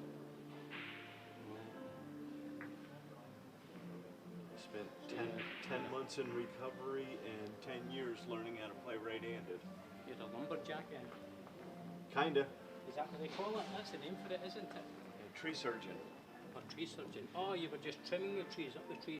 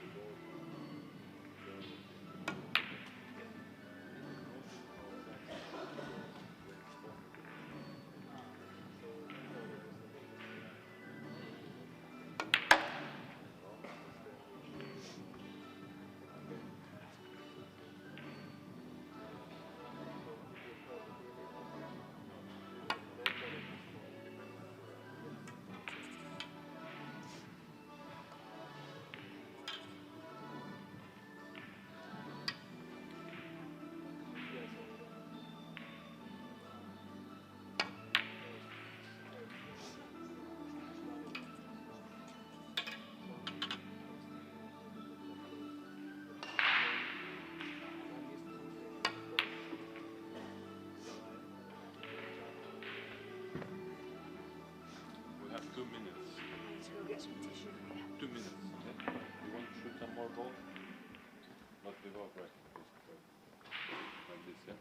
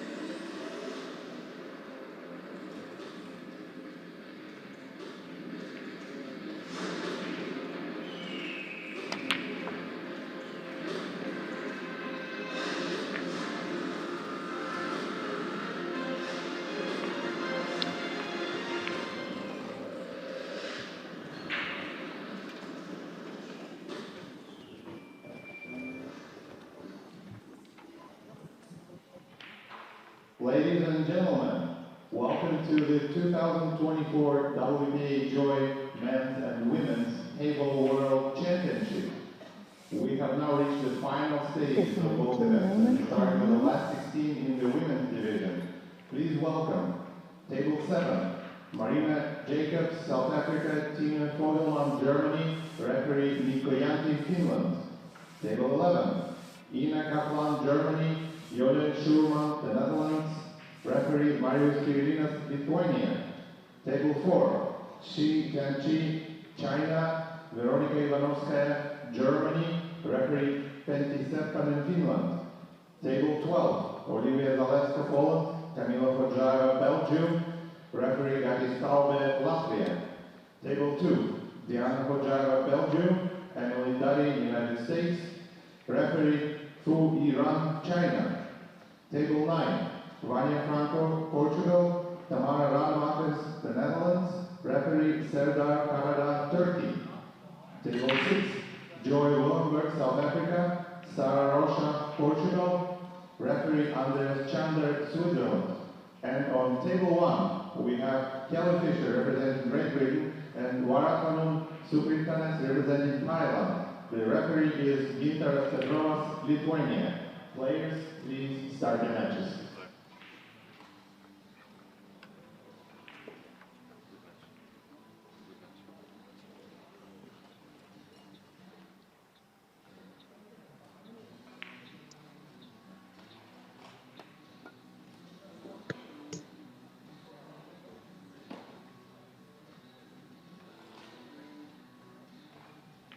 Kelly Fisher. You choose who starts first.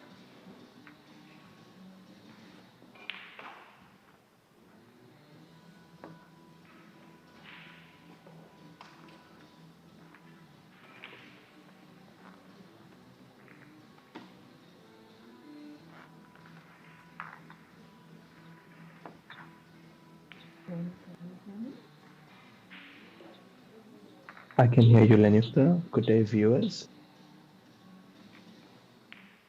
Hello, everybody.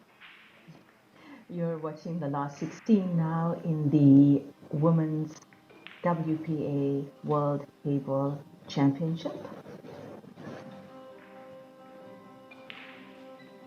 Live from Slovenia. We have an exciting match for you. This is a race to 6, Kelly Fisher against Warathanan on table 1.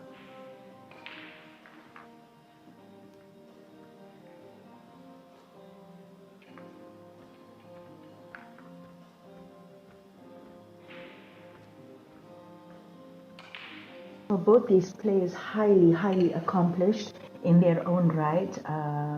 Kelly Fisher, known globally for exploits in all cue sport disciplines. Warathanan also recently impressing everybody with her showing at a major cue sport event. Recently, I believe that was one of the open events. Warathanan hailing from Thailand, Kelly Fisher from America.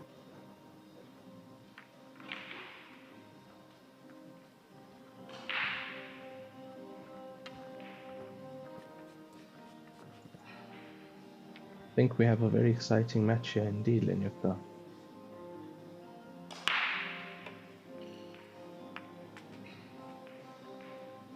As we see Kelly Fisher with a dry break, giving her opponent a chance at that open table, her opponent choosing to go solids.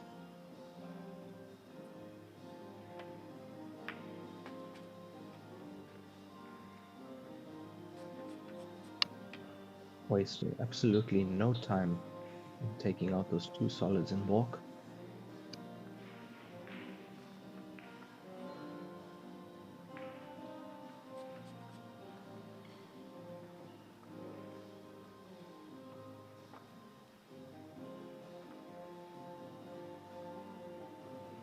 My apologies for that, Kelly Fish from the UK, Warathanan Sukratanas from Thailand.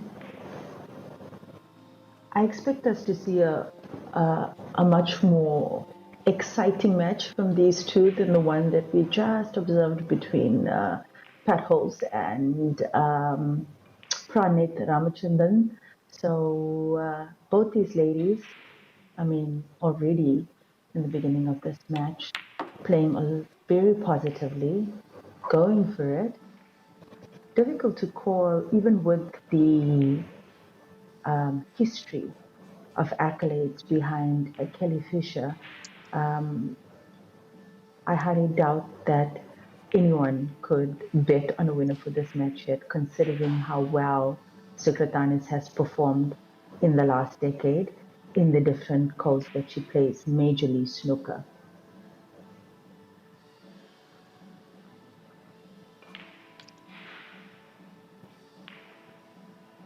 I agree with you, Lenyukta. Very hard to call a winner in this match. Both very attacking players. And as we say that, there's a slight mistake from Sukratanis.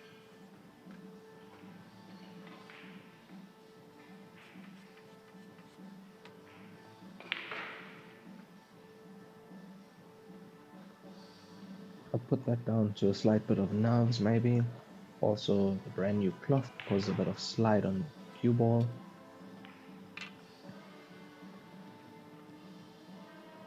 Having to make a recovery shot here.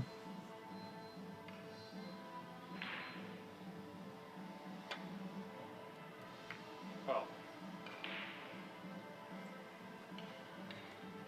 I think she was looking to clip that four ball, even hoping to pot it. But with the new conditions, the white ball always slides off the cushion a bit on new cloth, and that's why the angle opens up like that. Had she actually made the ball at the corner pocket, she would have been laying comfortably for the red, and the finish would have been on. So unlucky there for Warathanan. Kelly Fisher now in control of the table, and just look at that strut, Raymond. Such a confident player, Kelly Fisher.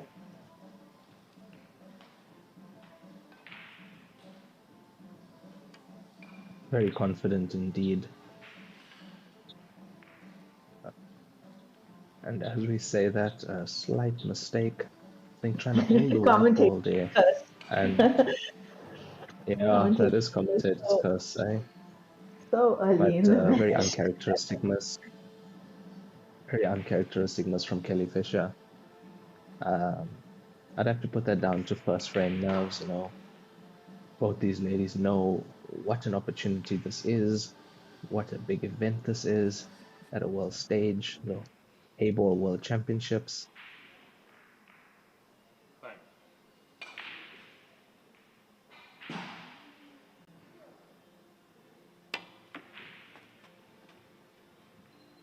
That is a good shot.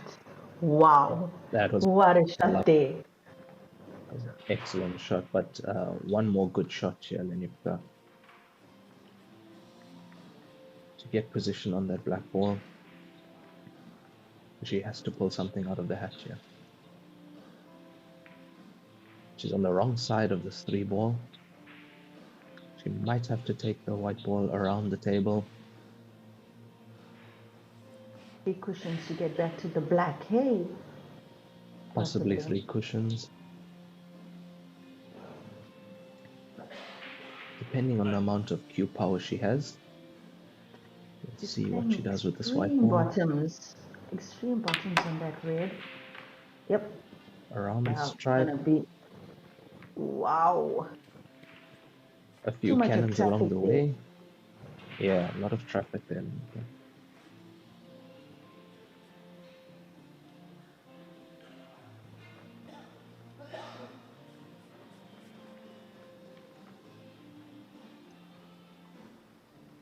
I feel like in that shot she didn't get enough into the white ball, you know, causing enough screw action on the white ball, trying to get it higher up the table to touch the cushion and thus opening the angle. Could have avoided the stripes in that way. She's looking here to pull something out of the hat. She's definitely looking at that indirect shot, but she's changed her mind now. She's going for the cut. 3, 2, 1. Oof, not enough. Oof.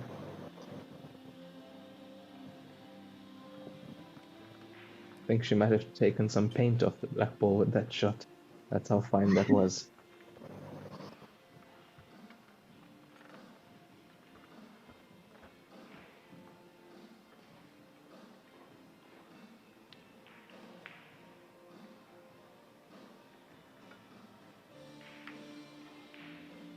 Well, Kelly did seem poised to play a safety shot, which she has managed to execute. Quarterfinal definitely has enough angle, enough space to make the black at least not give away ball in hand to Kelly. Yes, I agree. She shouldn't be giving away ball in hand here. Looking at how confident she strikes the white ball and the shot she goes for, I wouldn't be surprised if this black ball goes in. Wow. Whoa, whoa, whoa, Off the whoa, stripe. whoa, whoa. Very positive shot.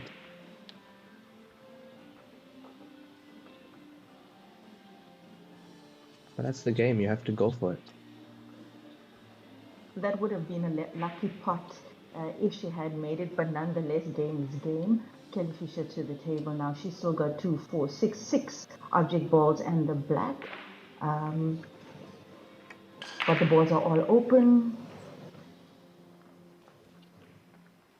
Definite Yeah, if that black had gone in, possibility. that would have been on a highlight reel, eh? Yeah, definitely. Shot of the tournament.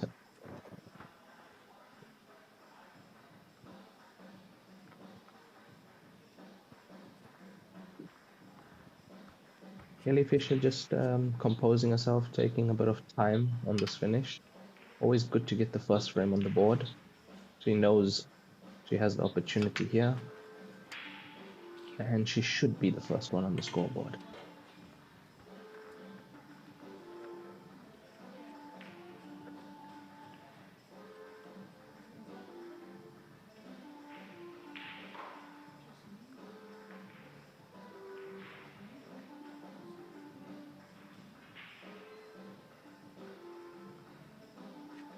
So this is a relatively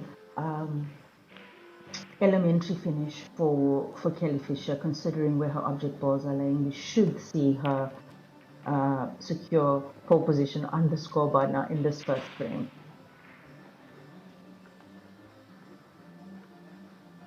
Yes, I would think so, you know, but going for that shot, moving the white ball a lot there. Would have thought she had an easier shot than that, but she came out quite good. Also at this level, there's a lot to play for. The pressure is high, the stakes are high. Every pot so important. And that's an excellent pot and positional play from Kelly Fisher there. Pinpoint accuracy with the white ball. Great stand there, leaving her with pretty much a straight shot on the black. Slight tap to the corner pocket, and Kelly Fisher, first one on the scoreboard, 1-0 in this race to 7. Ladies, last 16 at the WPA Heyball World Championship, live in Poland. Sorry, Slovenia. I mean, yeah, very nice finish from Kelly Fisher there. And also, I noticed Kelly Fisher quite a quick player, you know, quick around the table, quick thinking, and gets the job done.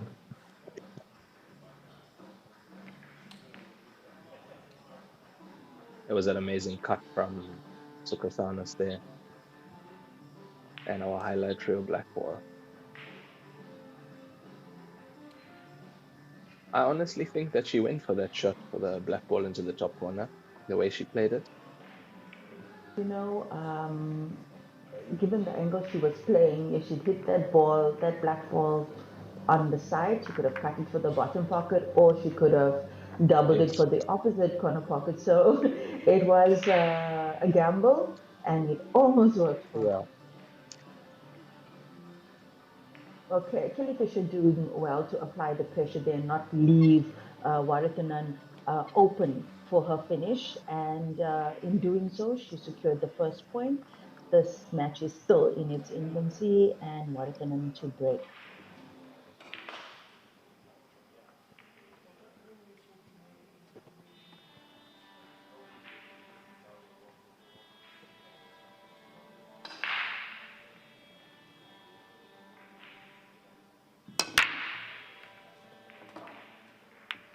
And that's a legal break from Warathanan. And ball pocketed A to very open controlled table. break. A very nice break. You notice the typical white ball hitting the side cushion and coming back into balk, and the ball falling in the center pocket. Seems like the best way to break on these Heyball tables.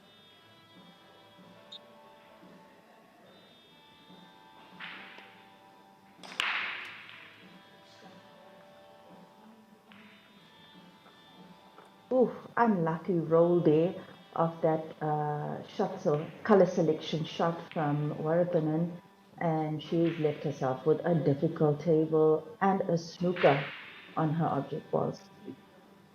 Yes, once again, letting the pace of the table get to her a little bit. We saw it in the previous frame. We saw her overrun a ball slightly, and as we know, this game is all about millimeters, you know. One roll of the white ball less. Had a good recovery.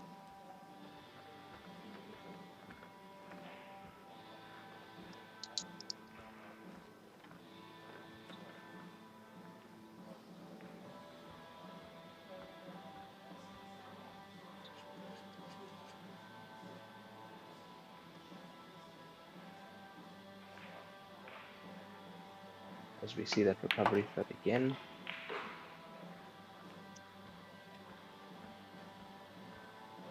However, giving the table back to Kelly Fisher. And as we know, Kelly Fisher will try and do her best to either win the frame at one visit or secure this frame in any way she can.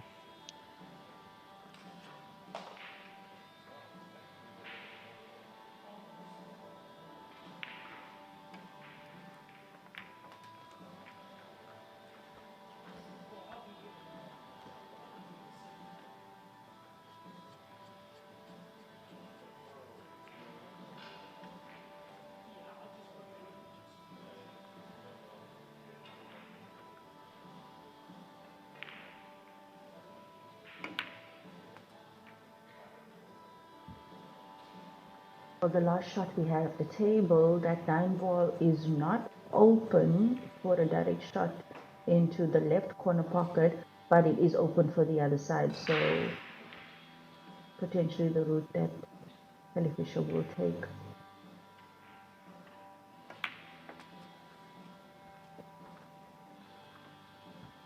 And she has Yes, an very opportunity confident now. movement. Has an opportunity now to open that 9, and I think that's exactly what she's looking at. Yes, very positive play from Kelly Fisher. You can see her technique, stance, cue action. Ooh, narrowly missing. Oh, slightly Narrowly missing missing it. into it.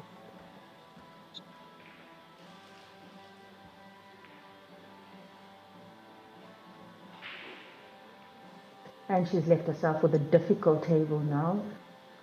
Also, we'll have to look at some sort of recovery with where Warathanan's object balls laying pretty much open.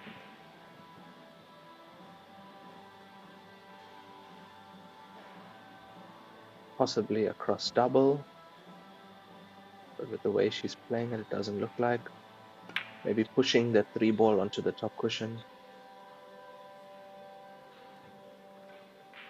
Under the circumstances, there wasn't much you could do in that situation with that cannon not going right.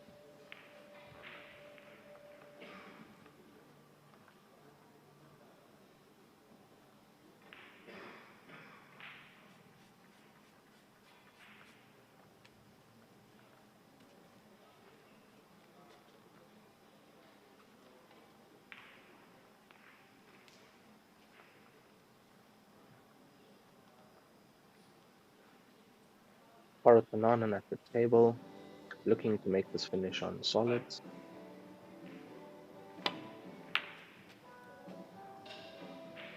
Oh, Straight away attempting to get that pink ball out of there in the cannon of the 9-ball.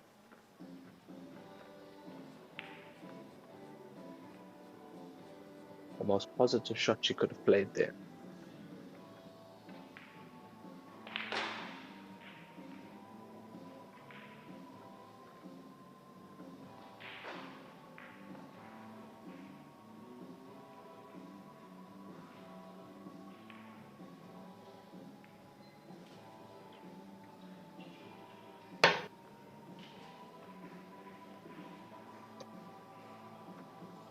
Time. Both these ladies very evenly matched. 5, 4, 3.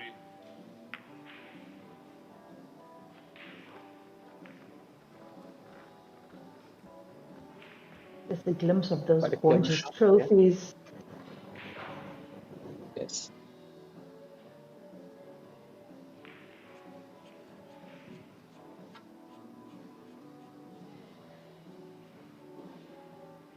Quite a clever shot Warthanan tried to play there. She tried to put a 2-ball in front of that strike ball, so that if Kelly Fisher had to take the 9-ball to the top, then she wouldn't have this shot to the corner pocket, but she left it open. Time. Extension. Extension.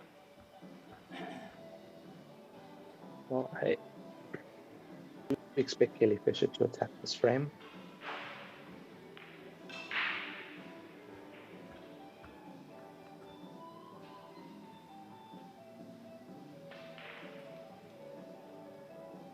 Unless she puts the white ball in balk, playing a bit containing.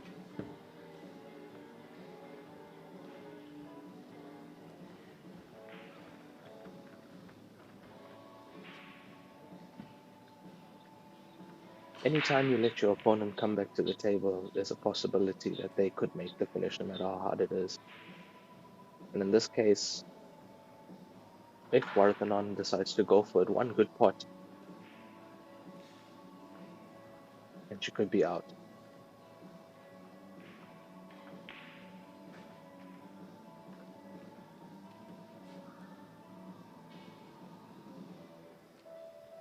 Time. Extension.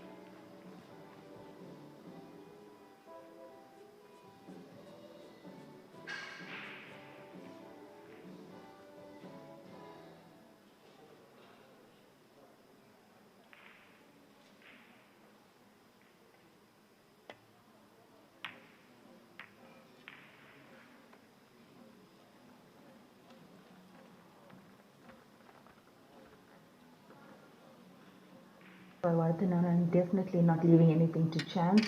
So with a tactical shot there, not leaving Kelly with any direct shot for a pot.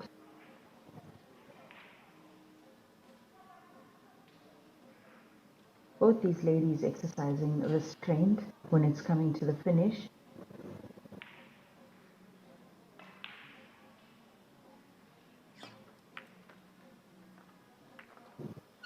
Ooh, Kelly would have not wanted to clip that 6.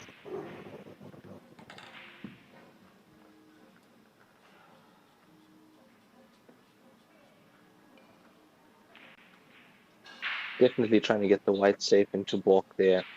She did not want to clip that 6-ball on the way up. I have to say, error from Kelly Fisher. But as we can see, Warthanan wants to get this frame on the board, knows how important it is not to let Kelly Fisher run away with this match.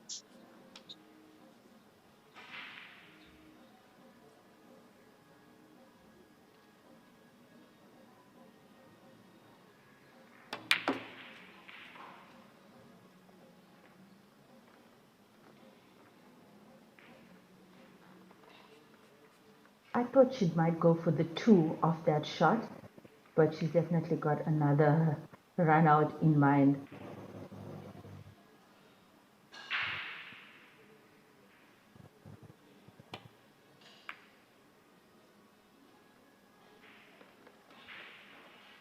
Tactical move once again from Waratananan.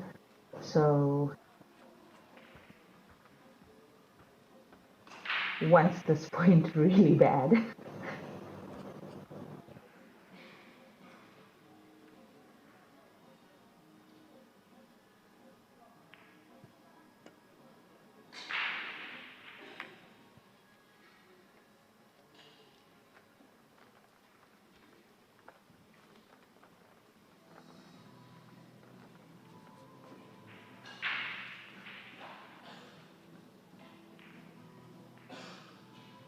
Good shot from Kelly.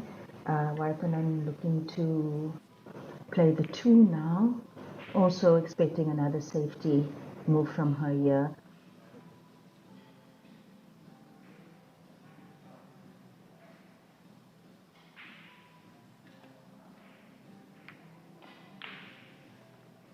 Ooh, she might have left Kelly with a shot for the 9 in the corner pocket.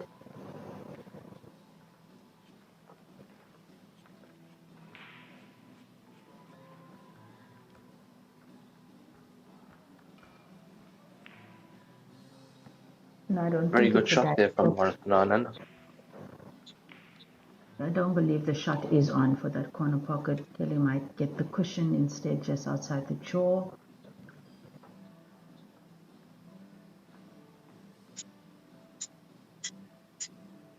Difficult to see from our vantage point, but Kelly's going for it. She's definitely going for it. Ah, and she just got That the could go. cushion. And Oh, where's the white ball? it's ball in hand. It's ball in hand. I'd have to say tactical advantage goes to Waratananan in this frame now. So she undercut that strike ball, which meant that it could go. And I would say the reason she played it like that with the white coming back table is to try and even break up the black ball and the strike ball there. A very attacking shot from Kelly Fisher.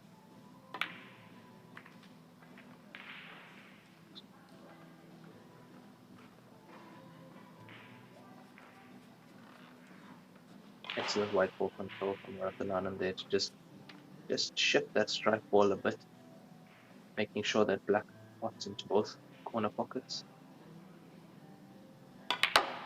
Screw back, center of the table.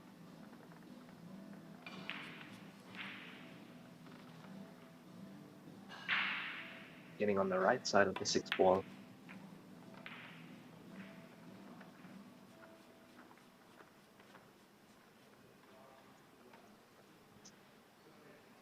I don't think she expected the spin to take off the cushion the way it did, but I don't see a problem here for her.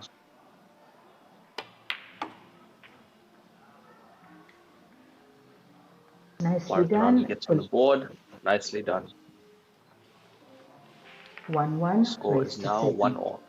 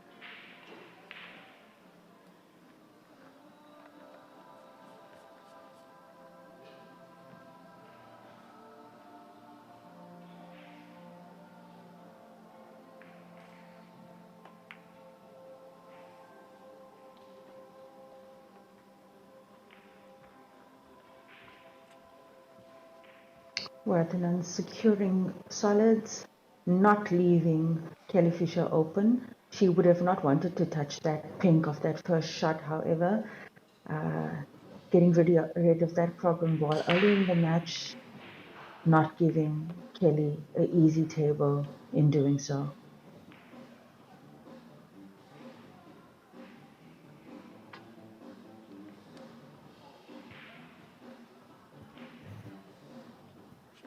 Although I would have to say Stripes has the advantage in this frame, looking at where the solid 1 ball is and the 6 ball, both before Stripes to the pocket.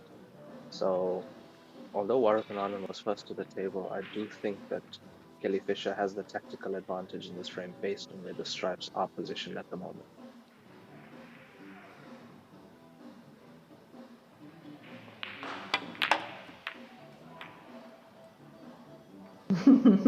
And with that shot, Worthington opens the game for her a little bit more.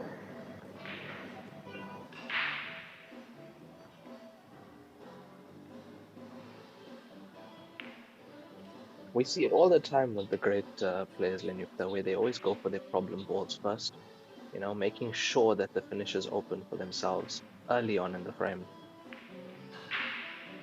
Marathon showing her cue power there to get rid of that stripe ball near the 1 ball. Although I still don't see an easy finish for herself here. She might need to play tactical once again.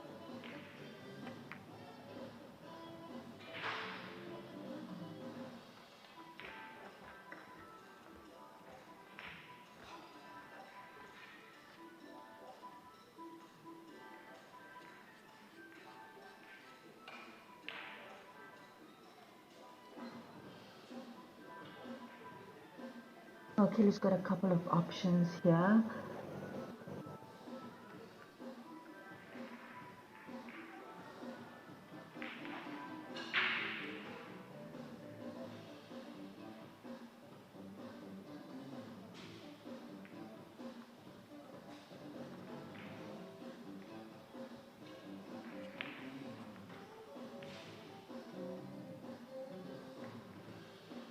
Extension.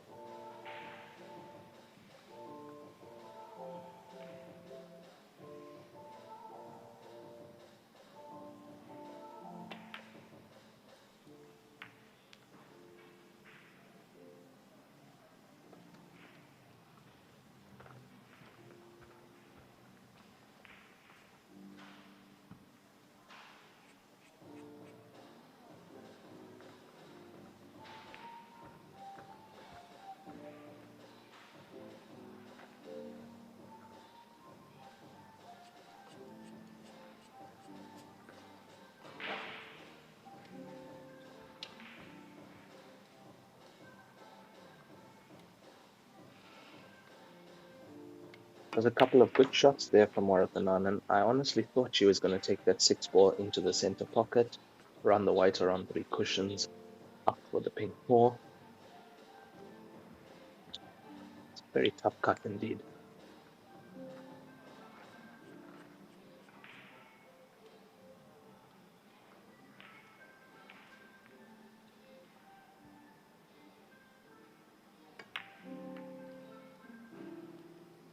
That's a great shot. Great shot from That was a Kelly. great shot.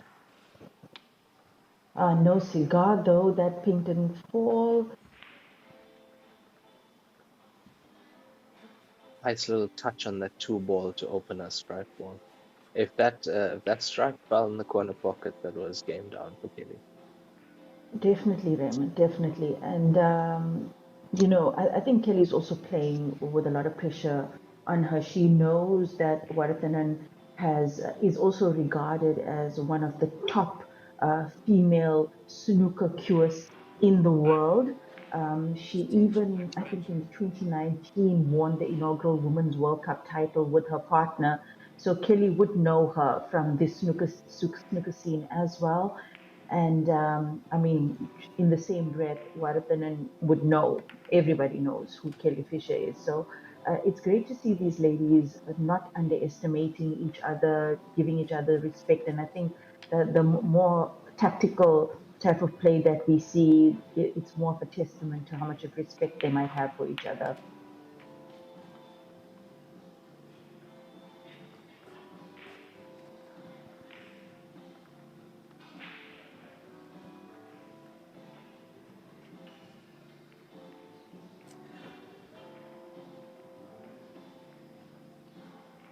What we'd like to know is, does that 8-ball fall in the center pocket? Doesn't look like it from this angle. I wonder what she's going to do. I expect if it doesn't, I expect she might even try and play a small cannon on it, but it's also on the wrong side of the nap. 5, 4, 3, 2, 1. Oh, oh. Wow. Does she have enough of that 8-ball to make it for the corner pocket now? I think it's going to be very tight with that strike ball. The referee will be definitely keeping a close eye on a shot like that. And she does it. She does it That was a lovely. good shot. Lovely execution there from Warathanan. And she takes the lead once again in this match.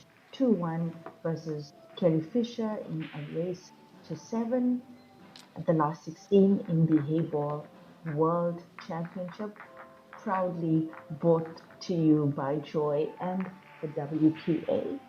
This is one of the events, one of the highlight events in the From China with Love campaign in proud partnership with Joy Billiards, global leader in Heyball billiards equipment.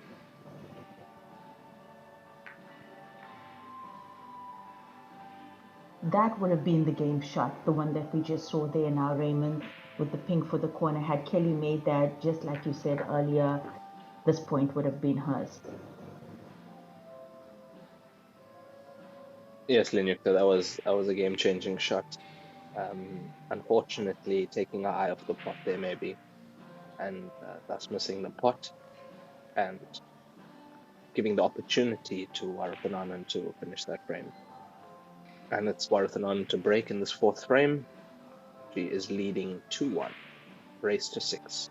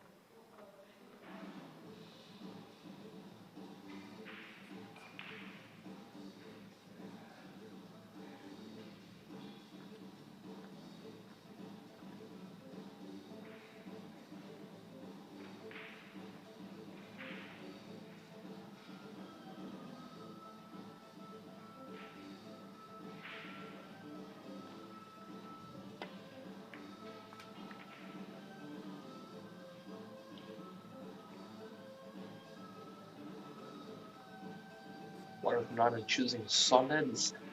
I think she was trying to disturb the 1 and 3 ball there, yellow and red.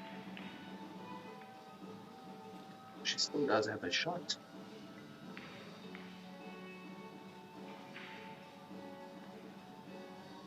She has the 7 to take care of up table also. That might be her next ball. She can get the white across table.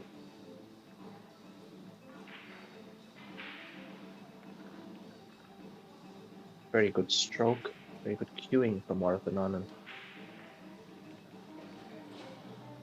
Making it look so easy the way she moves that white ball.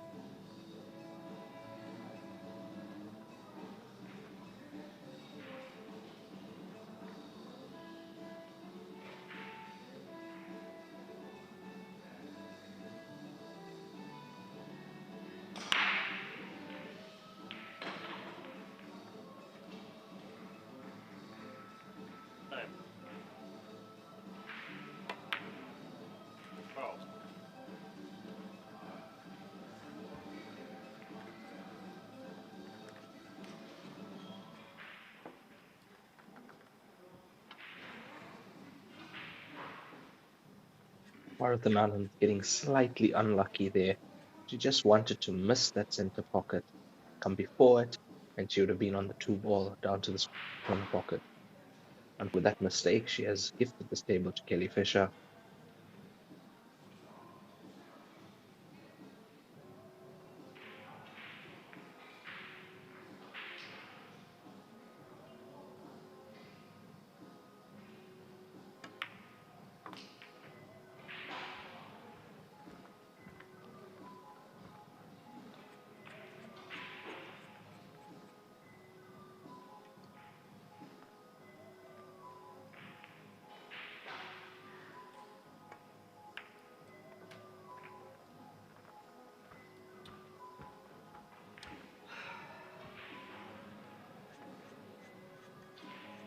Kelly Fisher just has to choose her route here.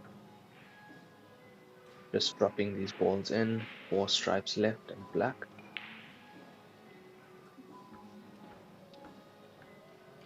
Taking her time to make sure, trying to even this match up.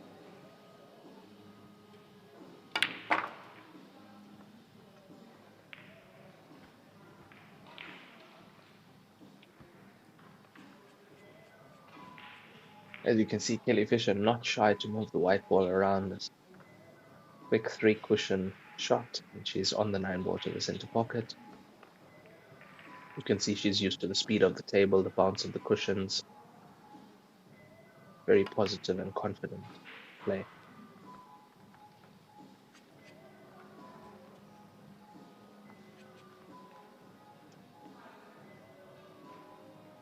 Absolutely, Raymond. And I think with the shot, this frame is secure, this point is secure for Kelly Fisher. She knows exactly what she's doing. Such a confident play. It's beautiful to watch. Beautiful to watch indeed. Very clinical, very precise positional play. Excellent movement of the white ball, making things simple for herself. And that's frame 2-all. Kelly Fisher makes it 2-all in this race to 6. Once again, we see the shot that cost Warathananand the frame.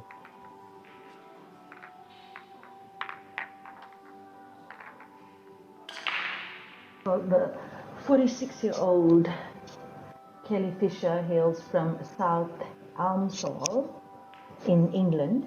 And, you know, us being from South Africa as well, one of the highly respected players we look up to globally as part of the Q Sport community. Everyone would know that she's the sister of Alison Fisher. Both of them highly, like 2 of the most highly decorated female Qs in the world. And I think her Q Sport rise began with her winning 3 successive Ladies World Snooker Championships between 1998 and 2000. And she won those titles again in 2002 and 2003. And since then, it's just been, you know, the rise of Kelly Fisher. in all the tournaments that she participates in. She's also one of the regular seeded players at the Joy World Masters Grand Finals which is held usually in March in China. So Kelly is one of the players that are there along with Garrett Prats and Chris Milling. So always beautiful, curious to watch in action.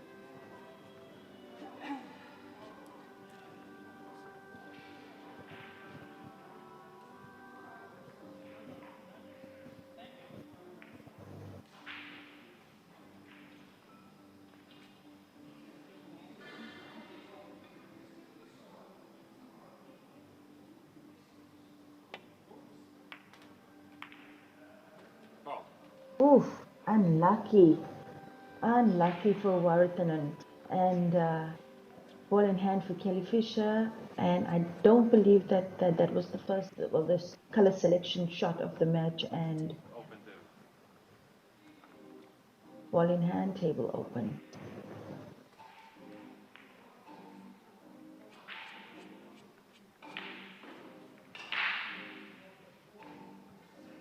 Adding to what you were just saying, Lenyukta, regarding Kelly Fisher and her history and titles, if you look at her titles, her list of titles, it's a few pages long. She's known as one of the most successful women snooker players of all time. What a tip of the hat to her. I mean, if you just do a Google search on Kelly Fisher, it's like you said, Raymond, pages and pages of accolades. Definitely one of the most successful cueists in our generation, for sure.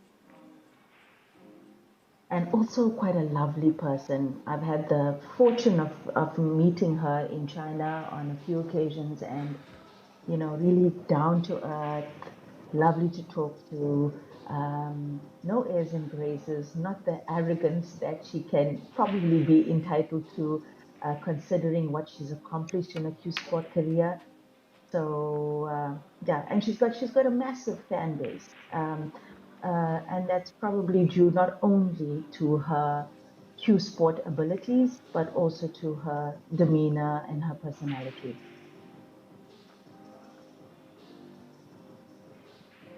Yes, I agree, and most probably it's that same personality that has gotten her to where she is in Q Sport. You can no matter who you aren't bigger than the game, and it shows in how successful she has been. And as you're saying, a lovely person, lovely personality, and a great player all round.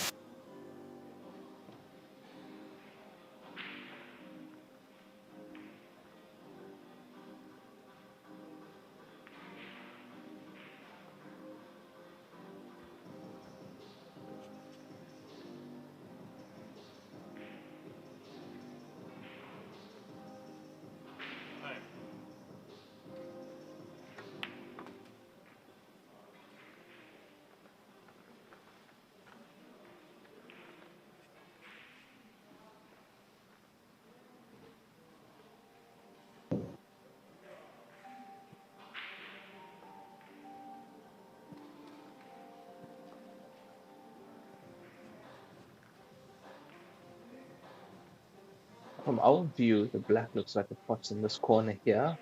And does the 7 also pot into this corner?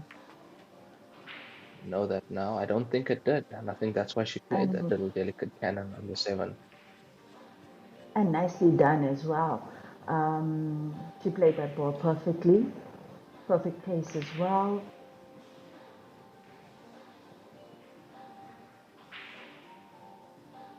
A little bit of right side on that cue ball.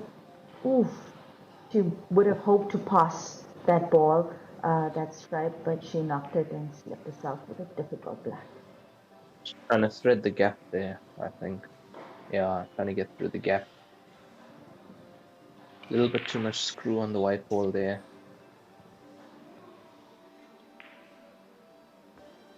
Look, she has the one rail kick and pot available to her.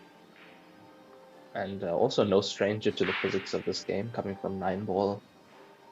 and also playing Heyball for long, so knows the angles, knows the way, the angles on the size of table and the size of balls, Wow. and getting very close, getting very close.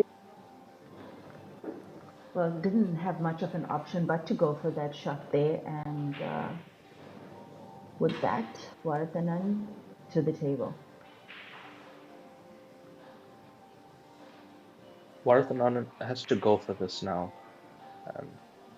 It's a slight pressure finish. It's for her to go one up on Kelly Fisher. I feel she has to go for this. She has to commit and attack this at full force.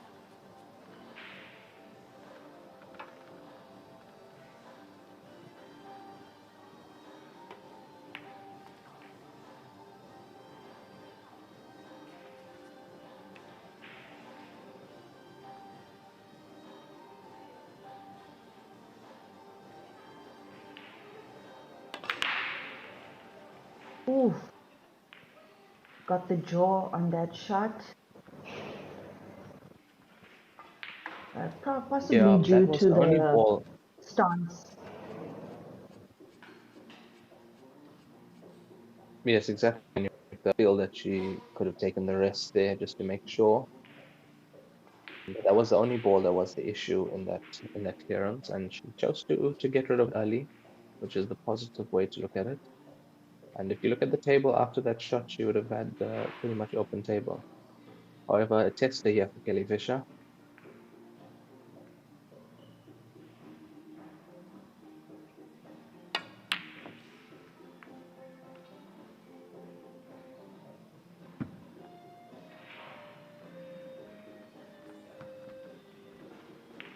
Varathanan lucky to get the table back after that visit that she allowed Kelly, and she's got a chance now to clear. I agree. I agree. She was very lucky to get a chance back at this table, and she has to make the most of it.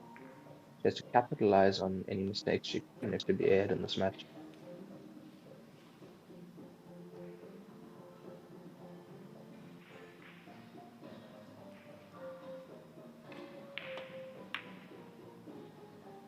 Oh, I was just gonna say she'd want to erase that previous mistake out of her mind and come to the table with a fresh perspective. But as we all know, that's easier said than done in this game because she knows she should have made the finish at the last visit. And as pool players, we tend to hold on to our mistakes sometimes a little too long. So Kelly Fisher once again with the opportunity to close this frame out.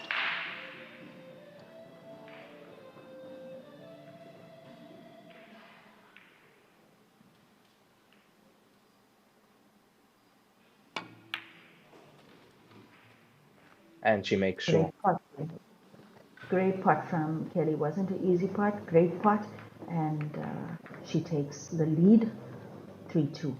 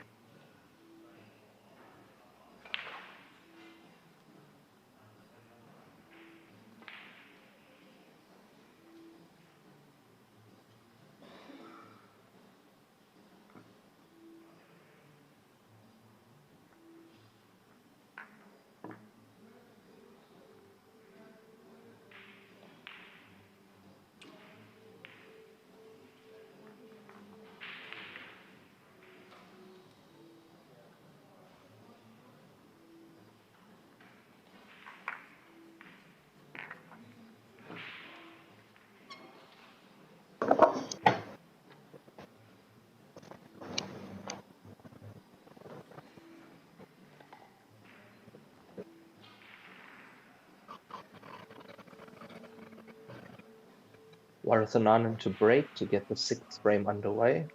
We are at 3-2 to Kelly Fisher in a race to 6.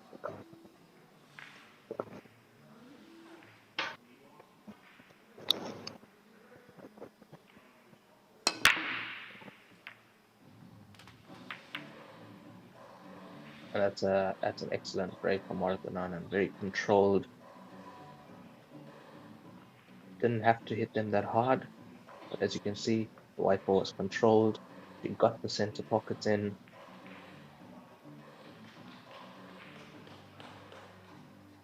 Gives herself a good chance at this table. Go to even it up.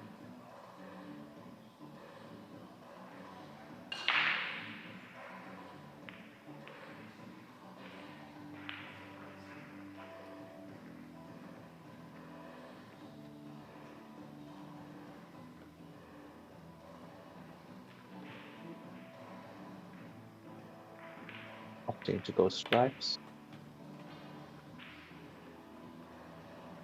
Delicate white ball control to navigate through these stripe balls. She has a ball of top cushion similar to the ball she missed in the last frame. I'm sure she's going to make sure of that one now. Get that miss out of her head and move forward.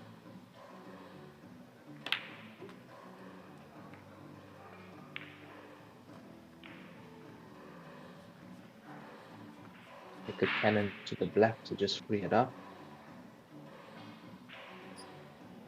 Making sure that it pops into the corner pockets.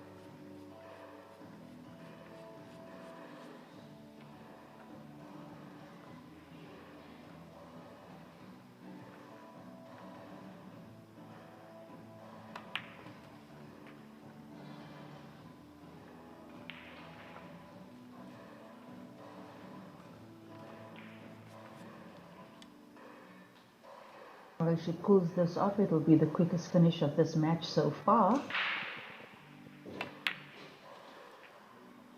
Definitely, this shot is the key shot. She doesn't want to land straight on the stripe. She wanted a slight angle. And on shots like this, you don't want to be forcing an angle. You don't want to be forcing the pocket. She has a slight angle. You can't take too much away on a shot like this. Trust your technique, do it right pace, and that was played excellent. Although she also doesn't want to be straight on the ball like this. She might have to power this in using her cue power at her disposal.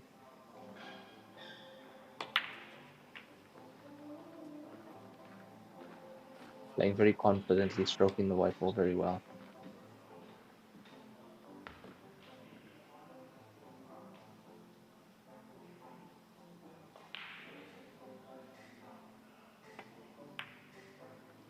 Oh, lovely stuff. Excellent Lovely break and stuff. run. Lovely stuff. Beautiful. First break and run, first run out of this match between Kelly Fisher and Varathanan Sukritanas. And that's a 5-minute intermission, I believe, Raymond. Yes, there is a 5-minute interval at the moment.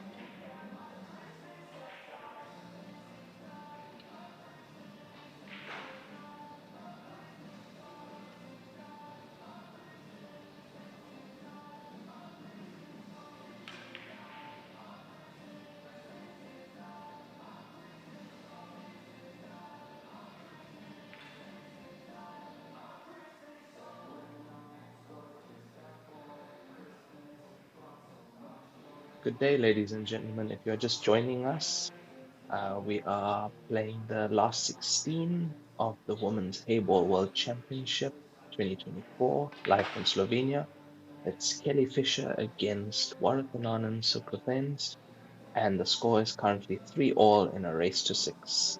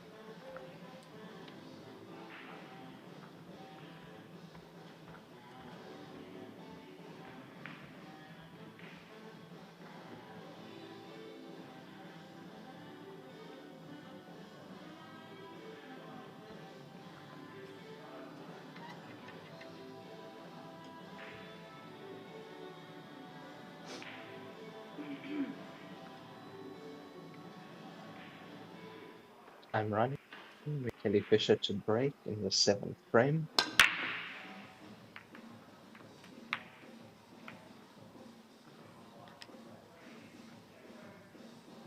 Making sure that she makes the ball in the center.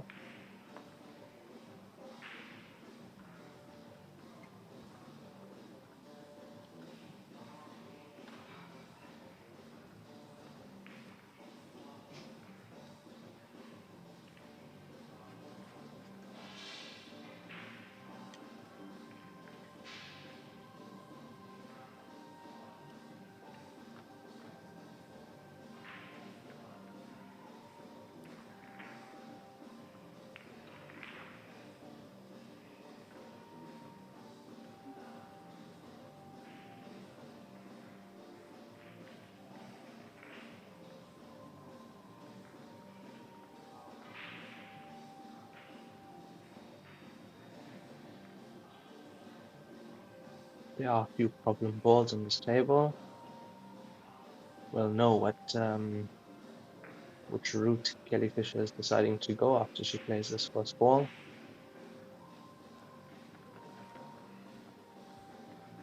Deciding to leave the table to Quarterfinal, open table.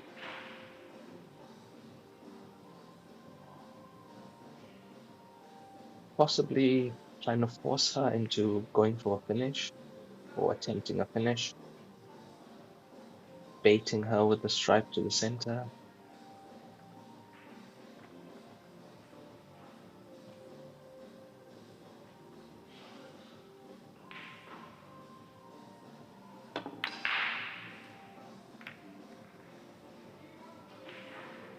Both their composure and experience. Yeah, not going for any, not taking unnecessary risks, showing discipline.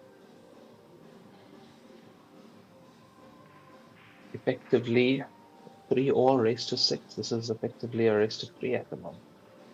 So it's all to play for.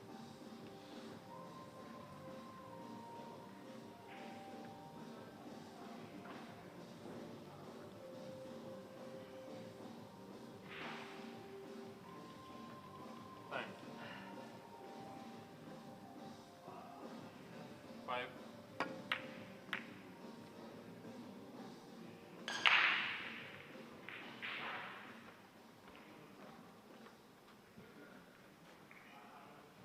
Both players making sure they leave the white and balk top of the table, making sure that they don't give each other easy shot, easy finish, and it's that balls around the center pocket.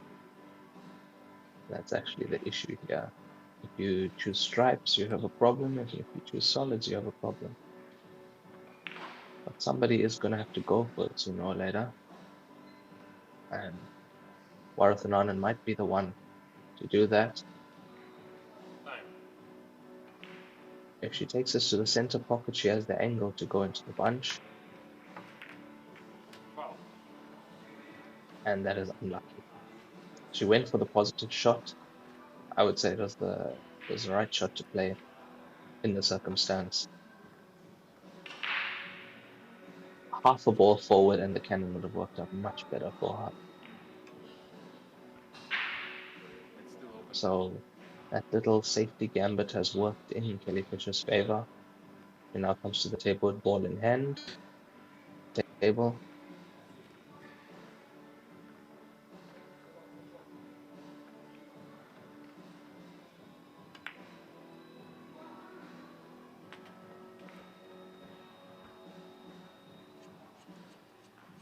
Choosing to take on the strikes.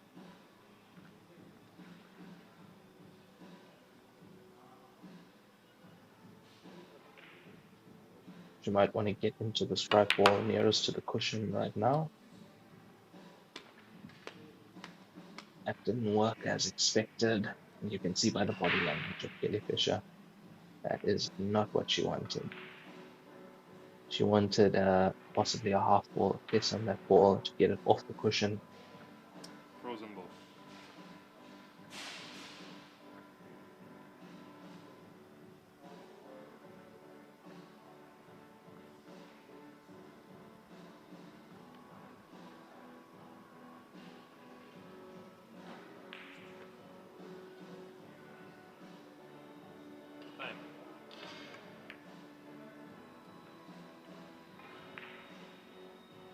Here's the white ball.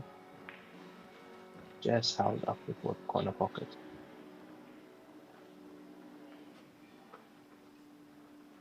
I'm sure Quarterfinal is surprised to be back at the table after giving away that foul early in the frame.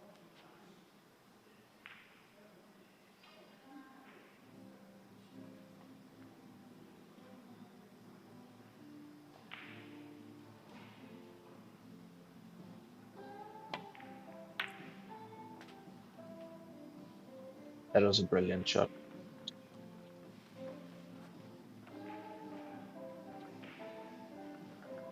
Cued that shot very well.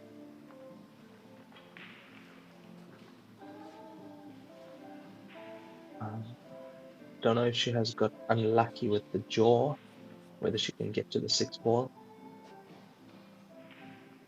But that was an excellent pot, showing that she's not going to back down in this match.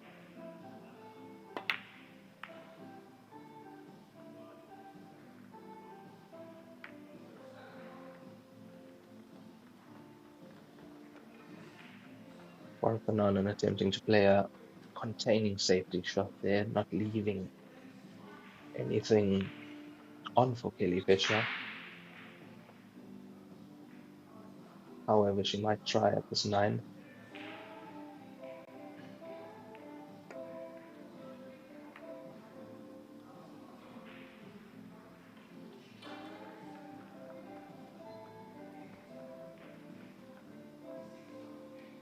Yes, she knew by taking on that 9, the white is going to travel up table, so just placing it near pocket, getting the white back up table, not leaving anything particularly easy for Quarterfinal at this stage.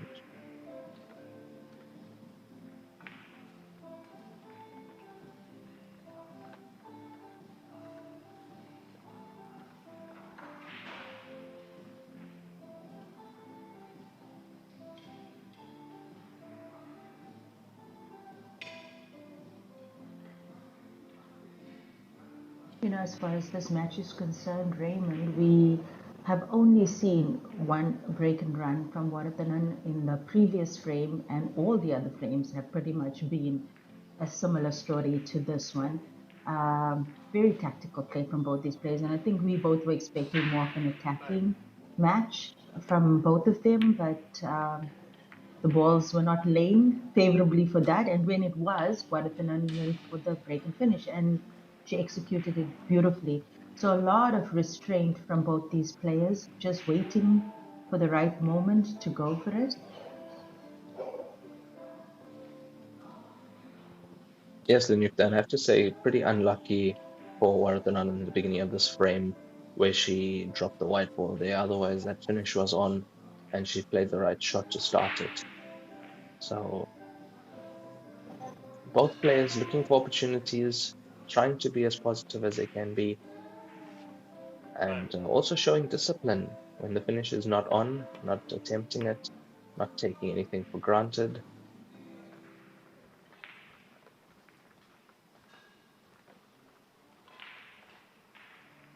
That's another good tactical shot there from Warathanan.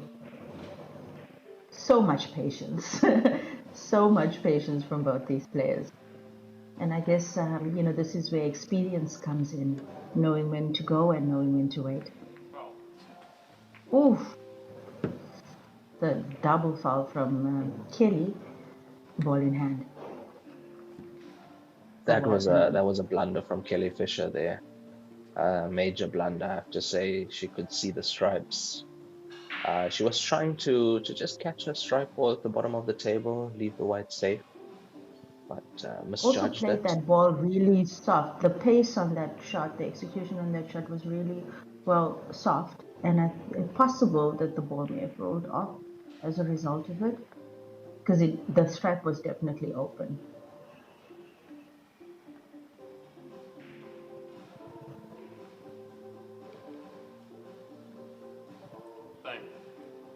Interesting shot choice by Warathanan. I think she's trying to break those balls and get the white back up into balk. Is what she's done. And feels like she's playing snooker, hey? It really feels like she's playing snooker in this match. yes, exactly. That those are snooker shots, and both these ladies are excellent snooker players in their own right. So you can see it coming through here. As they say, Heyball is a hybrid game. It mixes pool, 9-ball, snooker, and you can actually see it here playing out in front of us.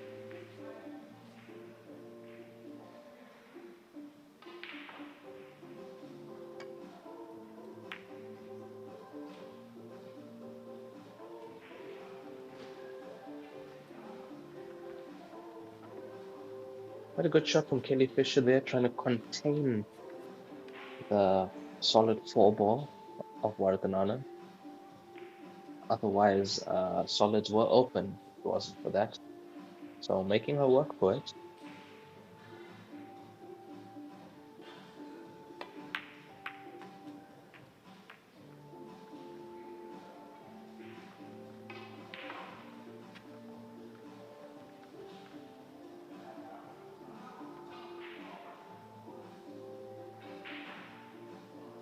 Well, Warathanan was definitely going for a pot and safe there.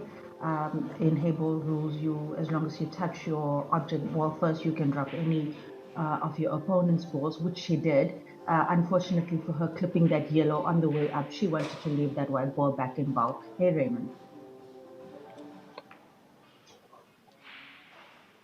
Yes, I am sure that she wanted the whites in bulk there. She did not intend on catching that one ball as she did, because she left that shot on for Kelly Fisher, which means Kelly Fisher has a ball right by the pocket now.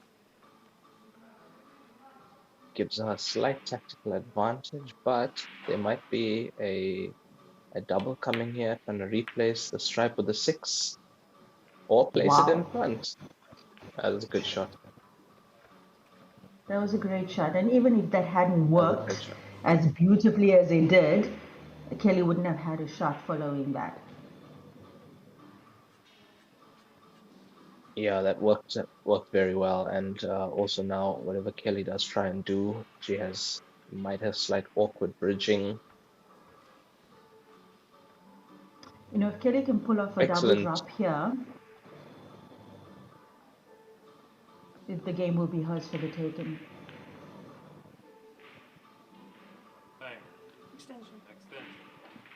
Yes, Linuka, I'm pretty sure she most likely is looking at that right now because the white would stay there and she'd have stripe into the corner pockets. Could go for it.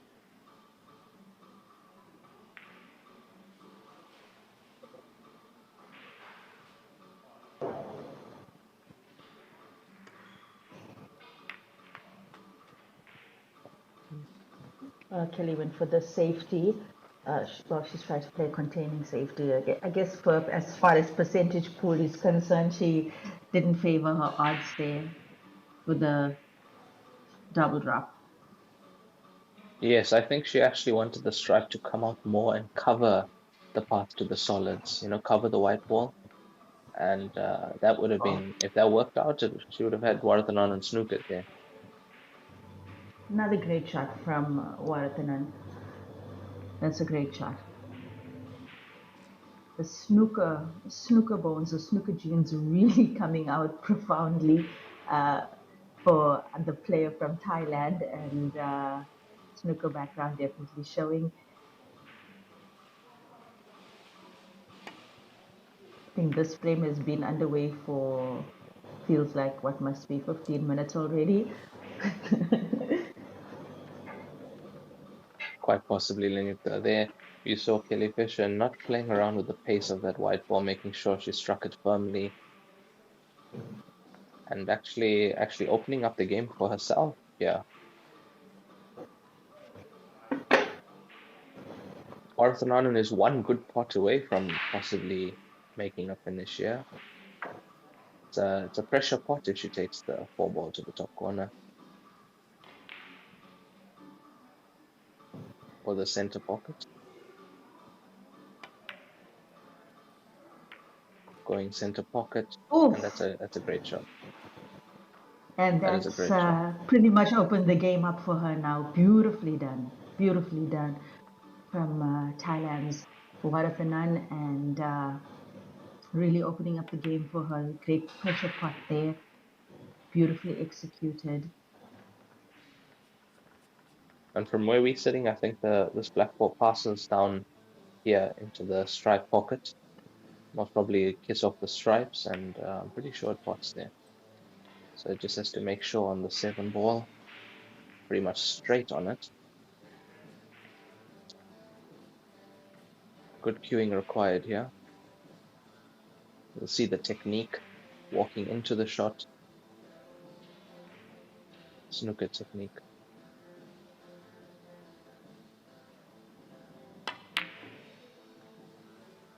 Oof, oof, oof. Was a pressure shot. She did leave it a slight bit longer than I would have liked.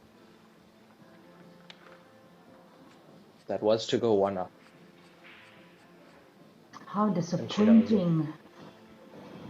How disappointing for her. All of that work.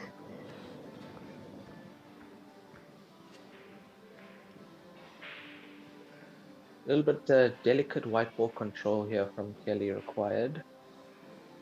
Just to land on the right side of these balls, You don't want to be having the white doing too much work. You don't want to have the balls going too far away from you.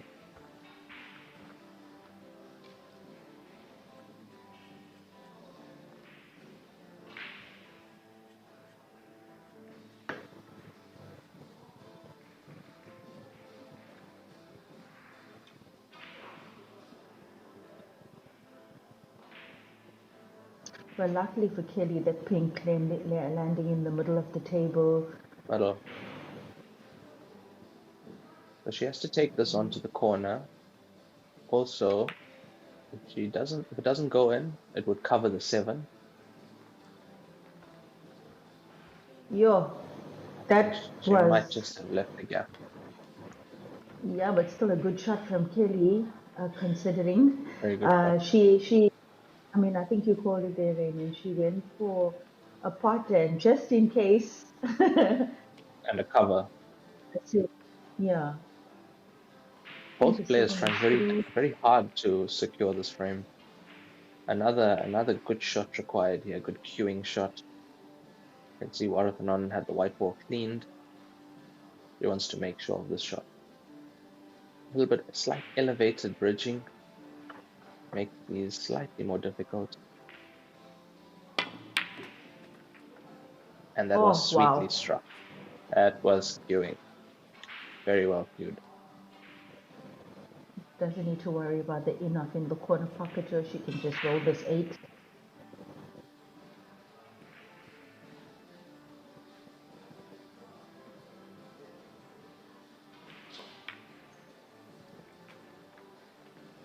Nice. Nicely done by Thailand's Varathanan Sukratanis, taking the lead 4-3 in this last 16 match of the Women's World Heyball Championships. Live from Slovenia. Raymond, say it for us. In which city is this championship being held? Yeah, Watership. I see what you're doing there.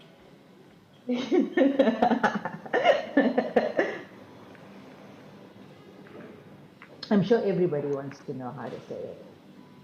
Well, everyone not from Slovenia. Women's Heyball World Final stage.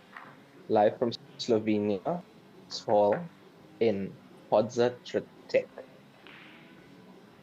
Podzatrtek. That is how you pronounce it. Podzatrtek. Is that correct? Wait, it's Podzatrtek. So it's a C, Podzatrtek. P-O-D, Podzatrtek. Yeah.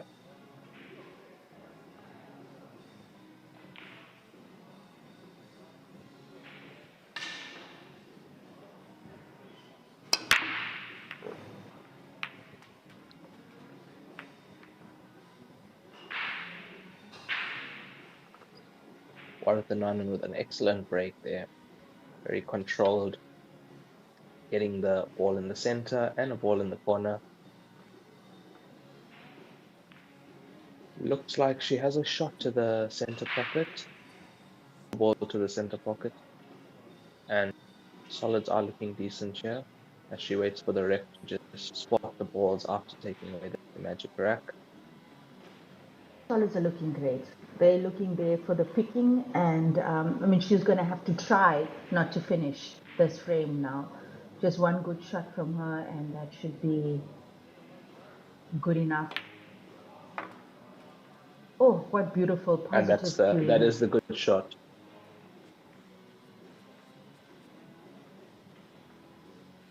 With a slight pressure pot, knowing that if she would have missed it, she would have left Kelly at the table.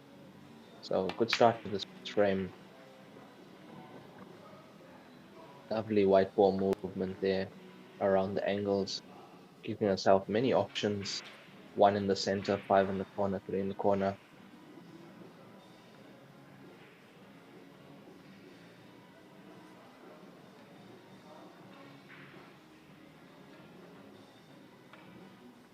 I think it's one of those key characteristic things, hey Raymond, the way snooker players use the cushions to get position. Yes, from what I've seen, they prefer to use the cushions in a way, not only topping the wall around the cushions, but also using stun. So they're able to play a much better shot and using even 2 cushions, but because their knowledge of the angles of the table and the physics is so good, that's why they always try and come into the angle. So their next ball, they're always looking at their next ball and they're looking how they can come into the angle of their next ball. So whether they overrun or underrun the position, they are still on that ball somewhat. So always playing into an area, and that's how snooker players are able to make the breaks they make, century breaks and on for 7. It's because their position is excellent. And I mean, here we go. I mean, she's like the poster child for it. Just look at this nice run out. She knew exactly what she wanted to do when she saw the layout of the table. It has executed it beautifully, opened up that black a little bit, leaving the one for the last ball to get perfect position for the black. Lovely to watch. Yes, nothing fancy required here, just as she did put the 4 ball, stun it, and land herself good on the black here. And that would put her on the hill. Nice control. I think this is yet another, this is a break and run from her, right, Raymond? Yes, it is. After a very good break.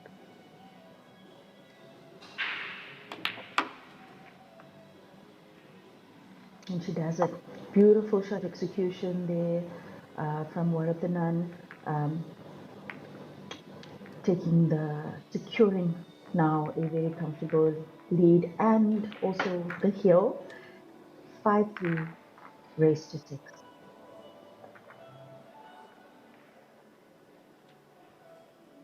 Tell us which city they're playing in, Lenufka?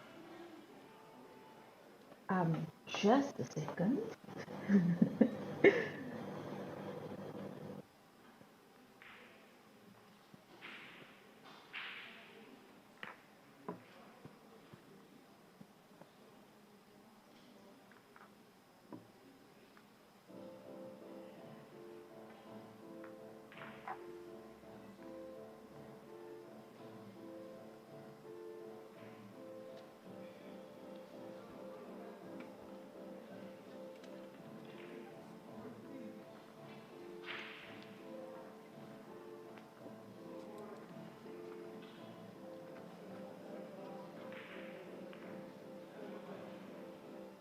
Kelly Fisher to break in this 9th frame with the score 5-3 to Wardanan, race to 6. Kelly Fisher making a ball on the break. She knows that she has to reply to the Wardanan has been playing, and this is the time to do it.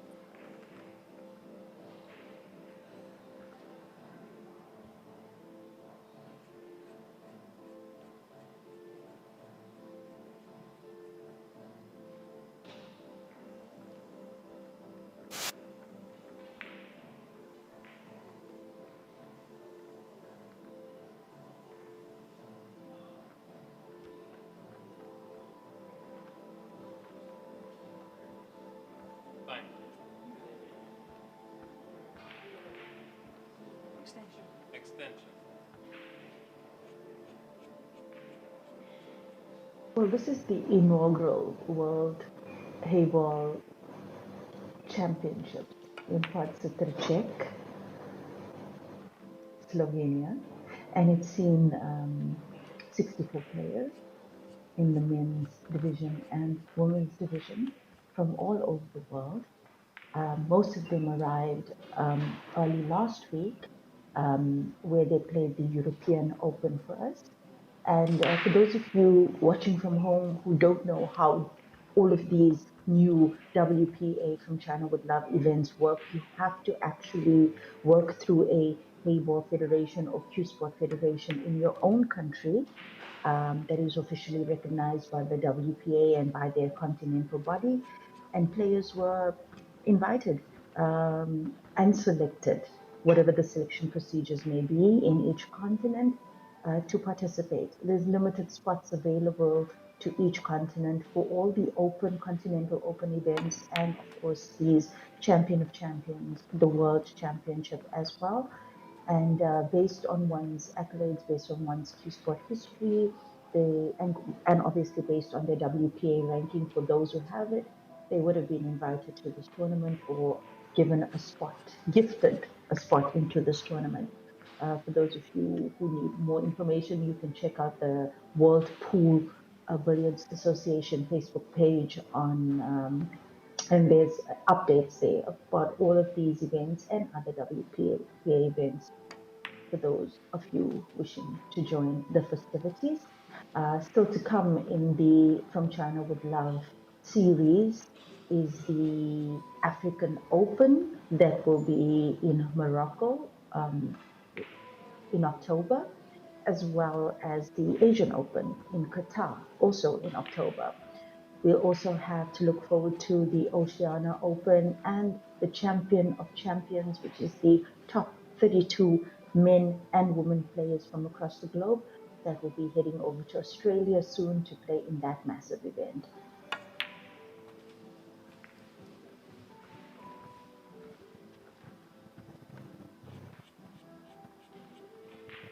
Pod Citracek, everybody. Pod Citracek.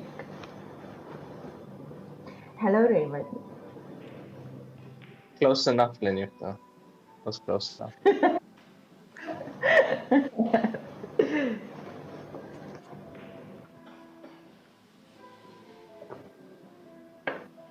As we see Kelly Fisher replying to Warathanan's break and run earlier on a break and run of her own. Does that black ball cross into the pocket?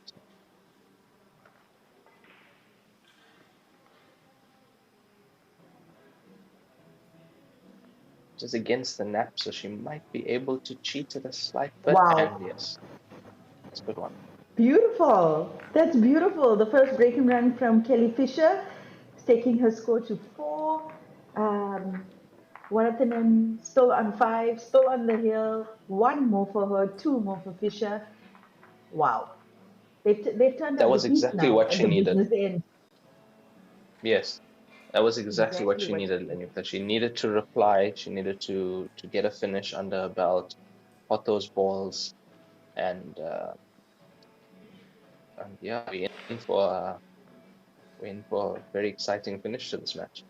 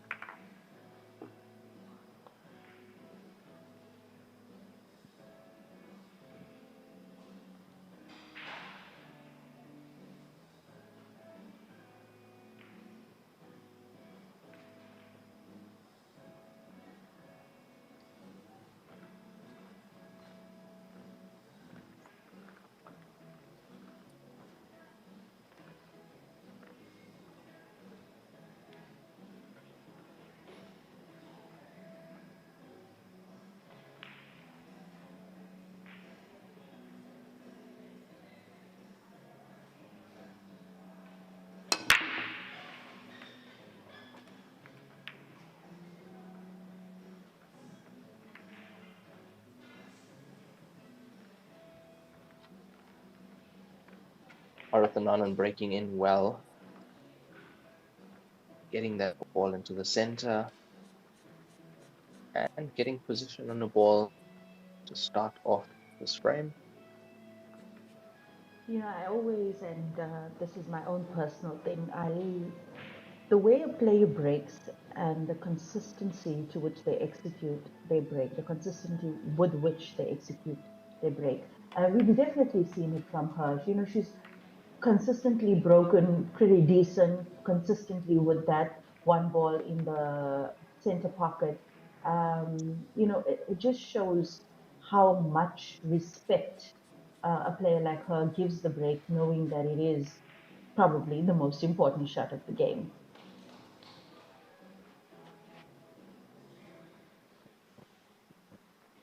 Yes, I have to agree. At the professional level, the break is so important, and we see it all the time. Players that are usually breaking in well, potting balls on the break, giving themselves the best possible at making their runs, are usually come out on top. And Warathanan's previous clearances were as a result of breaking very well. And here she's given herself another opportunity here with quite an open table and an excellent shot on that 4 as we see that 4 roll down. Queuing confidently, queuing well. Coming down table to have a look. Going deep on that cue ball now.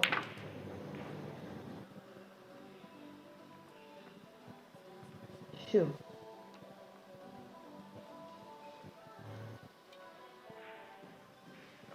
You might go 5 into the corner, and it looks as if she's lining up the 3 afterwards. 3, 2. To move the one a little bit. She attempts to go that route.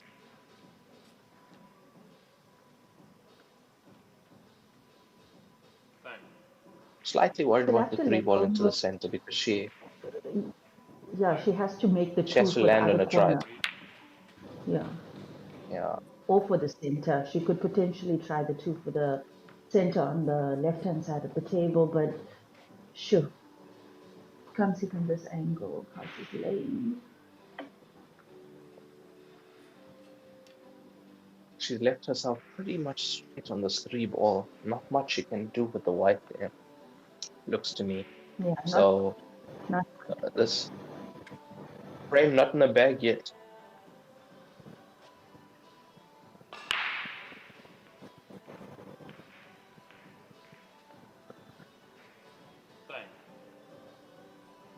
Choosing to change her route, getting rid of the 7 ball.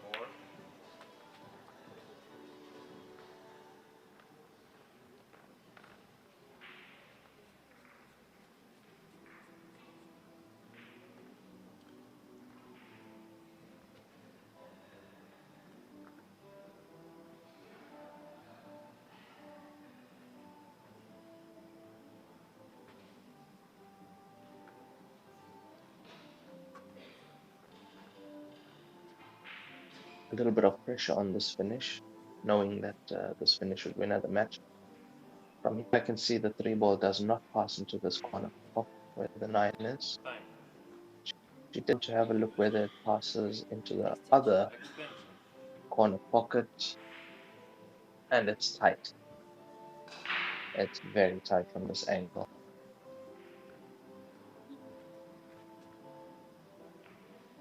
If she decides to take the 3 ball into the center pocket, she requires some excellent positioning from the white ball, but she might decide to take it into the bottom if it does pass. That shot there tells us that this 3 ball passes down table here.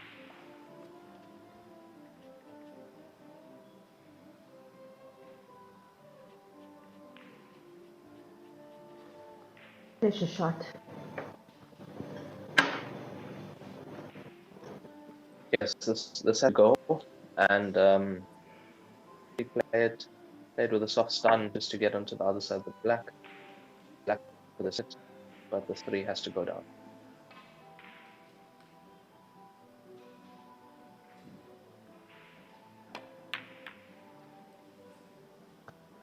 Ooh, I'm very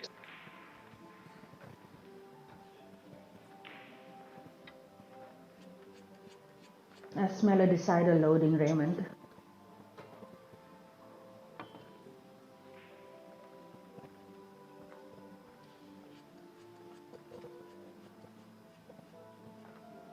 Yes, we could be in for decider here, Lenita, because Kelly has been in this situation many times. It's nothing new to her to be down in a match or have your opponent on the hill and come back. So I expect her to give this full commitment, and you might really see her best come out now, especially after the previous clearance that she made, break and run. She knows she's potting well, she knows she's queuing well, and doesn't look like such a difficult finish on stripes, especially with where this is. It's out of the way, pretty much safe as long as the white is anywhere up table.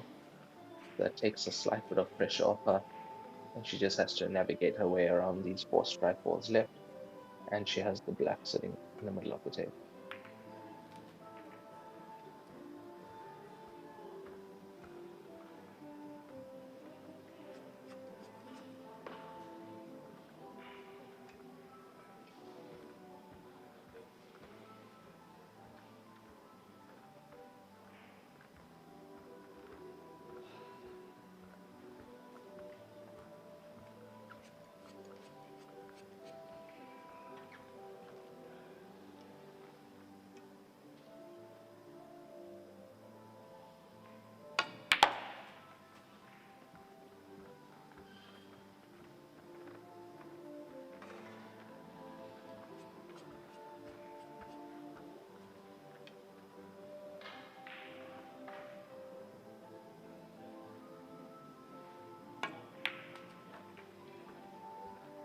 Just coming around to make sure of the angle previously. Just make sure she lands perfect on this ball. She's landed perfectly straight on it, from what I can see.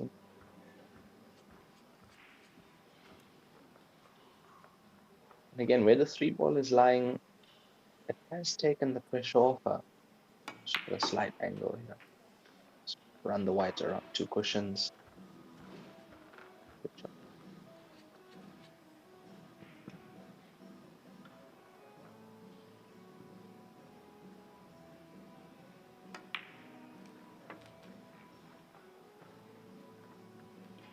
Nicely done by Kelly, securing a spot in the decider.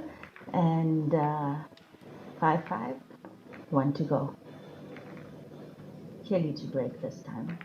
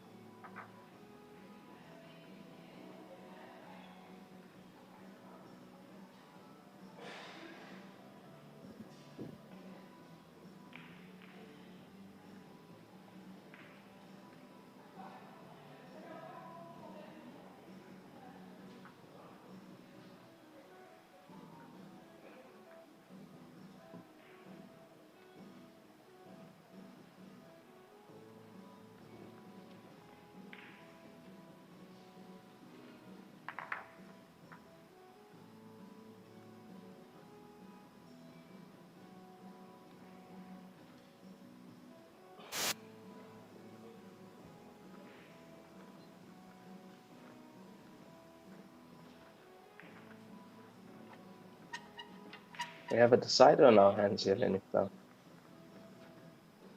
Oh, this.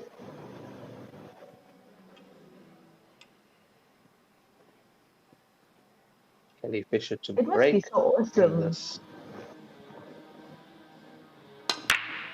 I was just saying it must be so awesome in Patsitrchek, Raymond.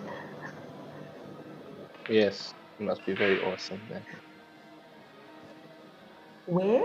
It's a beautiful venue. I've seen pictures of the venue. It's a beautiful venue in here. In Patsitrchek. Yes. Kelly making a ball on the break.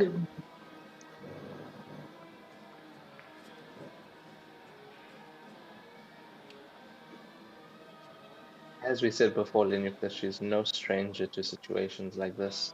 Hill matches. She's been here many times before. And like this is where champions are made. And where you actually see championship pedigree come out.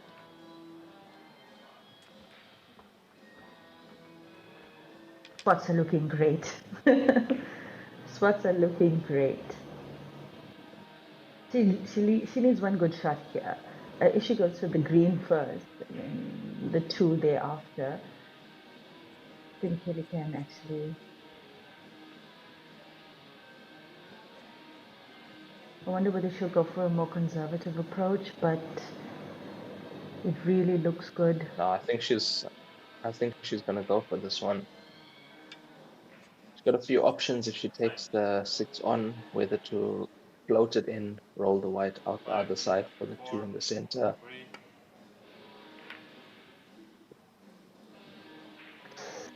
Ooh, I think she overthunk that one, Raymond. Overthinking. And you know, with both these players, we've seen their best pool when they just kind of flow. They're just free flowing and shoo. Yes, we have. We've seen when they go for the game and go for the attack, we've seen their best play. And lucky not to give good way to Quarterfinal here.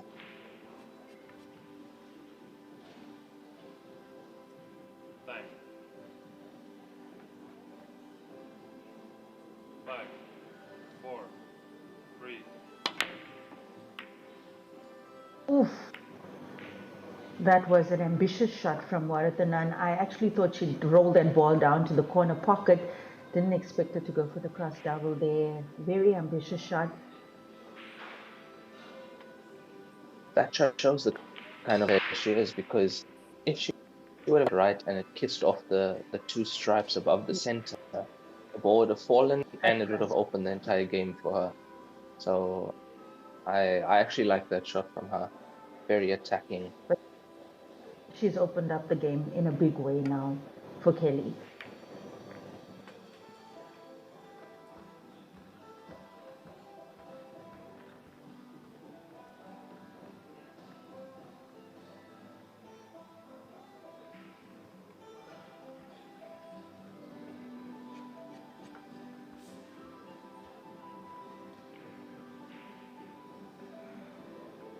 You see Kelly Fisher very cool, very composed in situations like this.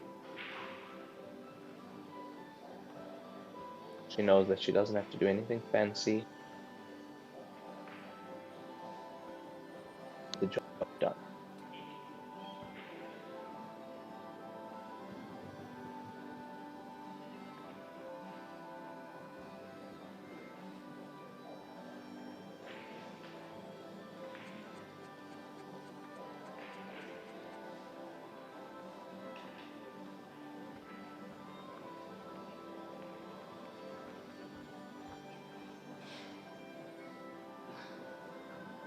Time. 5, 4. Kelly taking on this middle distance 3 ball. No issue at all for her.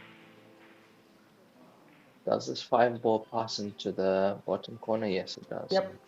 That angle showing us that it does comfortably. Now the question 7, 5 or 7. Depends on the angle it falls.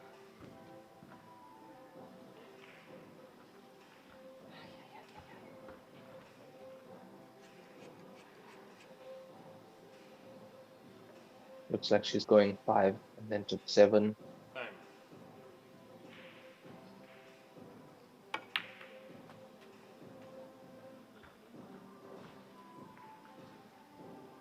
Played Now she's gonna have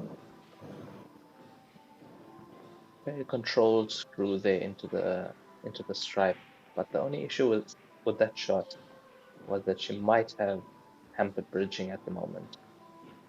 And on a shot like this, that distance, and also making position on the black ball, you don't really want to be hampered in the way you're bridging over a ball. Look, she's a mass favorite in this frame at the moment. The balls are with the way she's been. But this is the 5, shot, 4. the key shot coming. Oh. Oof. Was the bridging. And she played tops on the white as well, so she was planning to use cushion to come back for the black. Yes. Yes, she was planning to get the black into the center. If you look at where the white was coming down, she was planning for the black in the center.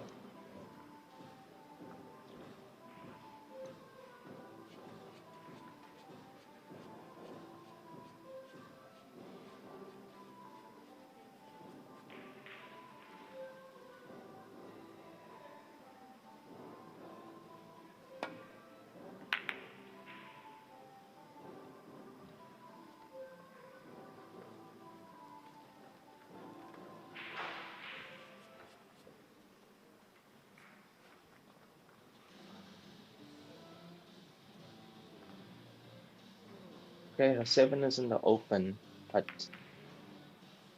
Warathananand can just play safe snooker until she gets the opportunity, maybe for ball in hand, or where she can break those 3 stripes now that are in the way.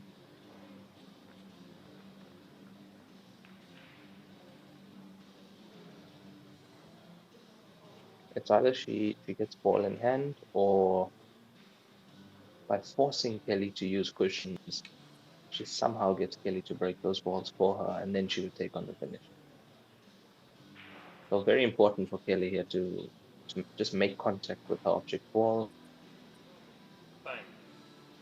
But I'm sure she's also thinking of trying to pot it somewhere. center pocket.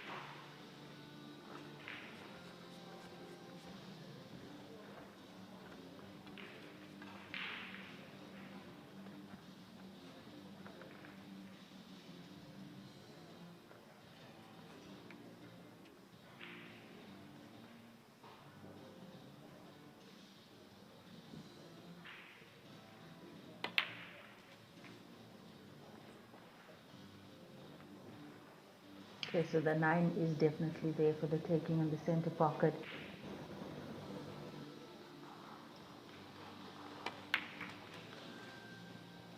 Oh, wow. What a frame. Both players. Whew. Kelly was so close as well.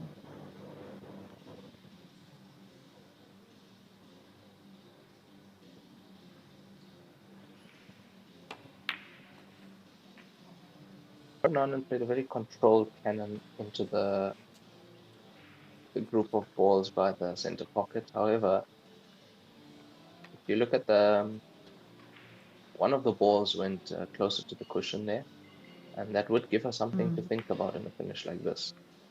Yeah, and it has. So she opted to play. If Kelly can't see the 7, I'm sure you'd see the jump cue coming out. I think she can see a little bit of the 7.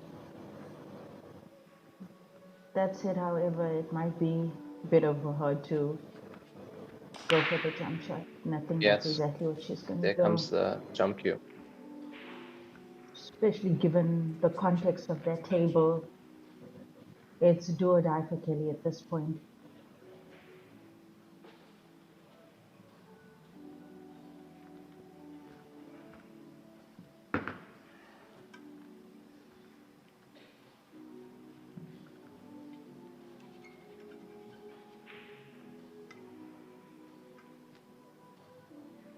Oh, just under 4 minutes remaining on the clock for this match.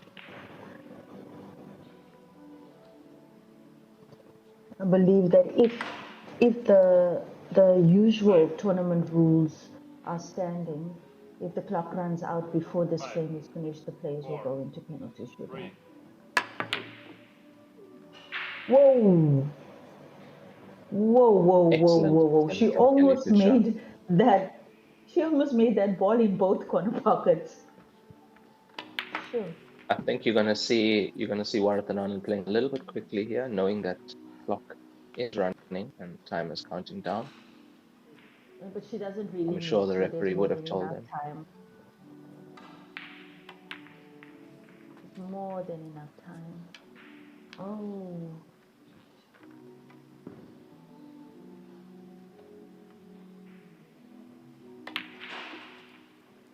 Oh, beautiful. Beautiful, beautiful, beautiful.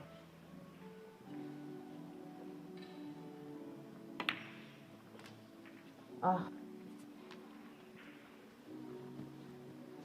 really gotta feel sad for Kelly now. So close, so close. Very well What played an from un- Warathanandan. It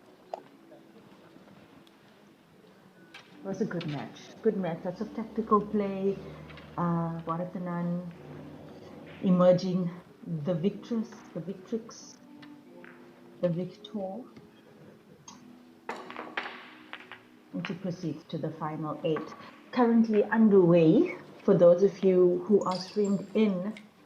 Other matches in play currently. About 7 matches underway. We've got Jacobs versus Fogelman, table 7, Franco versus Rademakers, table 9, Kaplan versus Steenman, table 11, Kojeva and Daddy, table 2, Tianchi and Ivanovskia on table 4, Willenberg and Rosha on table 6, and Zaluska and Kojeva on table 12. All of those matches should be coming to an end as well, given the match time. Might even see a penalty shootout on table 12. So feel free to log into Kazum's other streaming tables and enjoy the festivities in Slovenia at the Women's Heyball World Championship. Thank you guys for listening to us and signing out. Raymond. And bye from me, Lenyukta Chetty.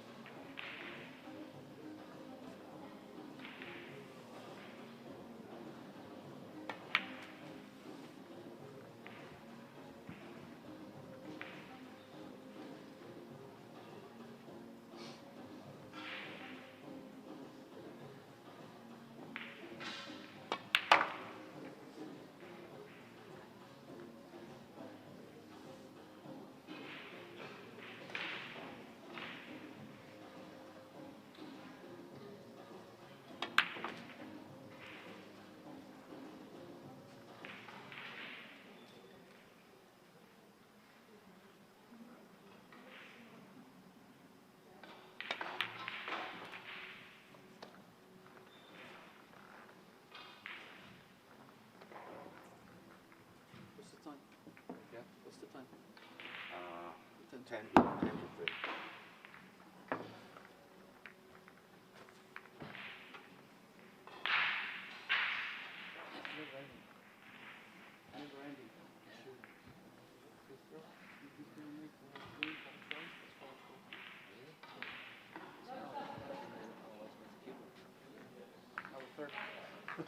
Yeah, I saw them in the practice room earlier.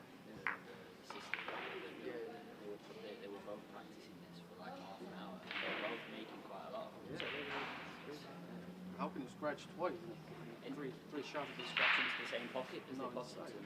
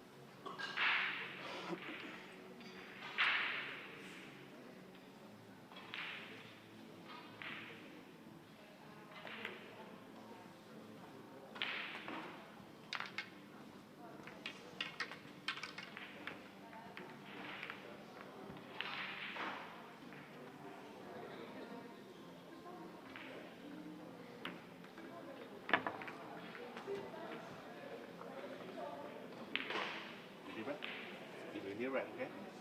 It's okay, I just thank you. Okay.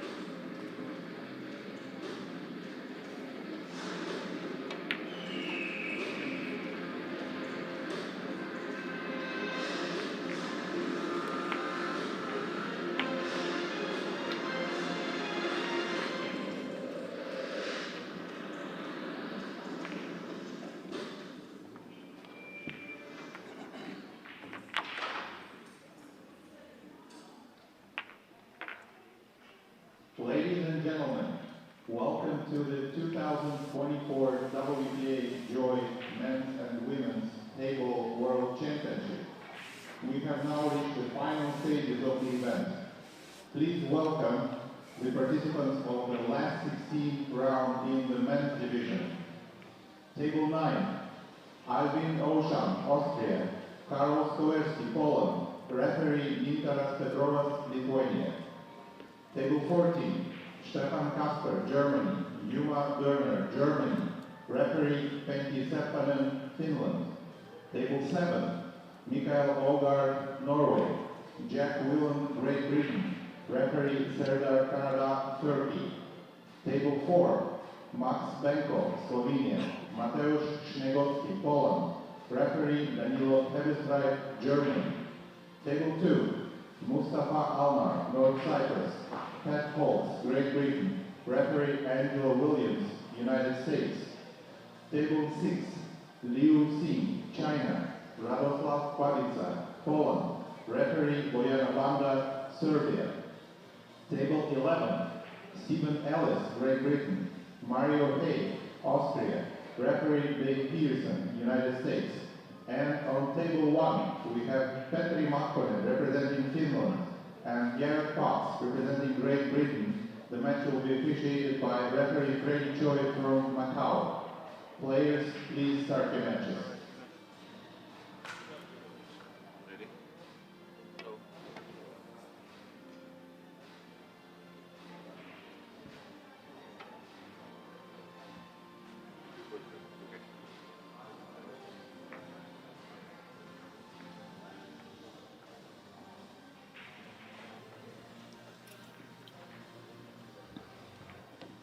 Hello, hello, hello. You're tuned into the TV table here from the last 16 in the men's Heyball World Championship in Patricek, Slovenia. On the table, TV table now, Gareth Potts versus Petri Makkonen.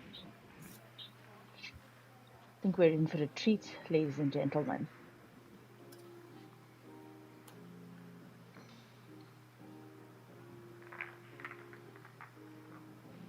I think we are in for a treat, Lenyukta. This is going to be a great matchup ahead of us, yeah. We have Gareth Potts from England and Petri Makkonen from Finland. Both great players in their own right. And here we see Gareth Potts lining up to break for this race to 7 last 16 match of the Heyball World Championship live from Slovenia 2024.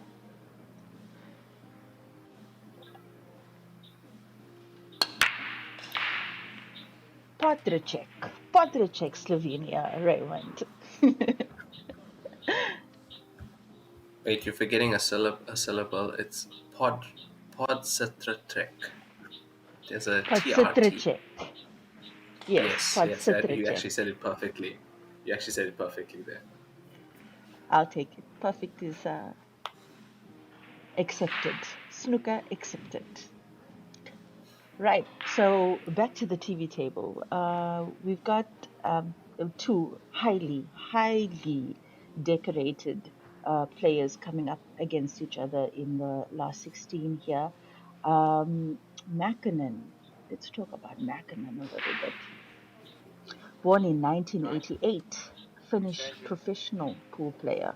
He's won the 2012 World Cup of Pool with his partner Mika Immonen at the time. So no stranger to Q Sport, and definitely no stranger to Gareth Potts either.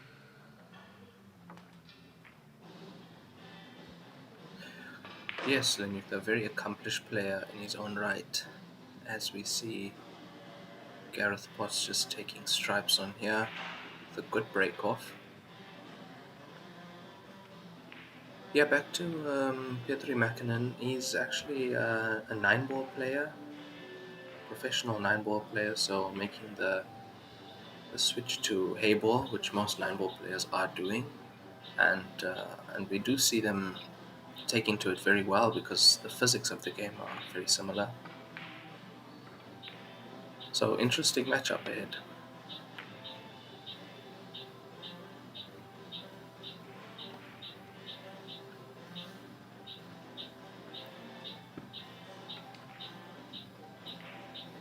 Gareth Potts going straight for the jugular there because he knew if that ball went in, that was frame down for him.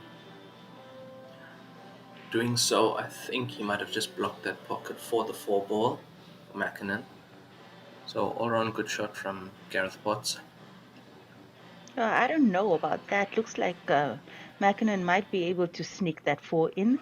There's a little bit of a gap there, and he might. Looks like he's looking at it. Extension.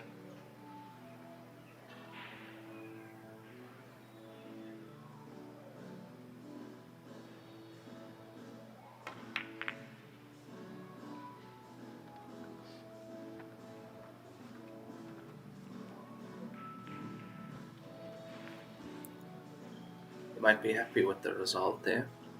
He didn't get the pot, but he took one of Gareth Potts' balls safe, and not sure how much he's left on here for Potts at the moment.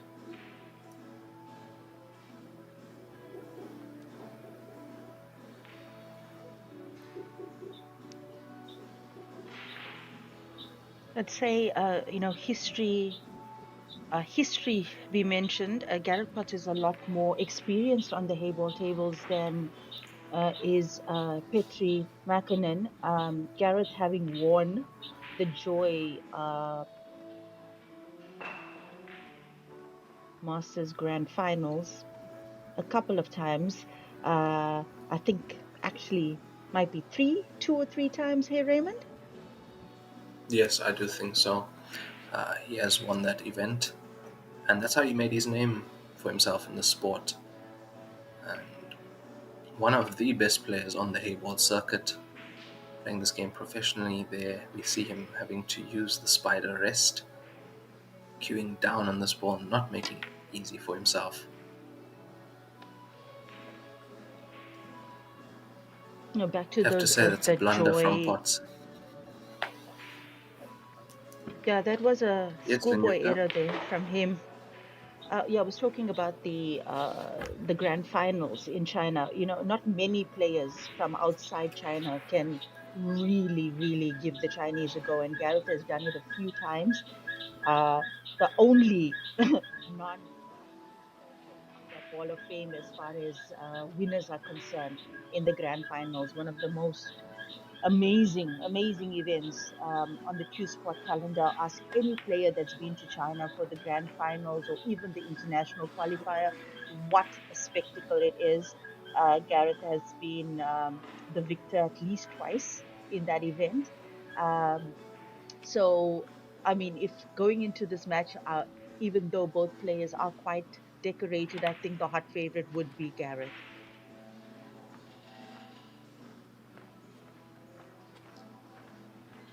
I definitely have to agree with you, Lenita. He is definitely the favorite for this match, and you are right. He has won this the Chinese 8-ball Masters 3 times, and also a multiple black ball champion, so many titles under his belt. Very good all-round cueist. Practices snooker with Mark Selby on his downtime, so excellent player If all that's around. saying anything. Yes.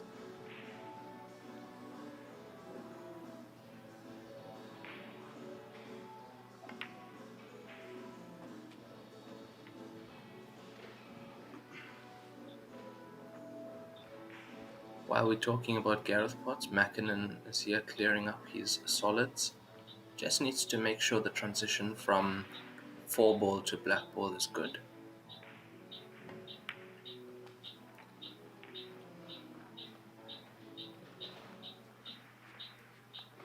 He might have to take that black ball into the center or the corner, top corner. It's got a really small room for margin, error for margin here. All down to shot execution, pace control, and he does it. I think he has the gap. Nicely done. I'm sure Mäkinen has been one of the players that also had a shot at the Euro Open, the event that happened just prior to the World Championships there in Pasitricek, Slovenia. So Mäkinen comfortable on the Joy Heyball tables and the first one on the scoreboard. Yes, excellent clearance from him there to take that frame.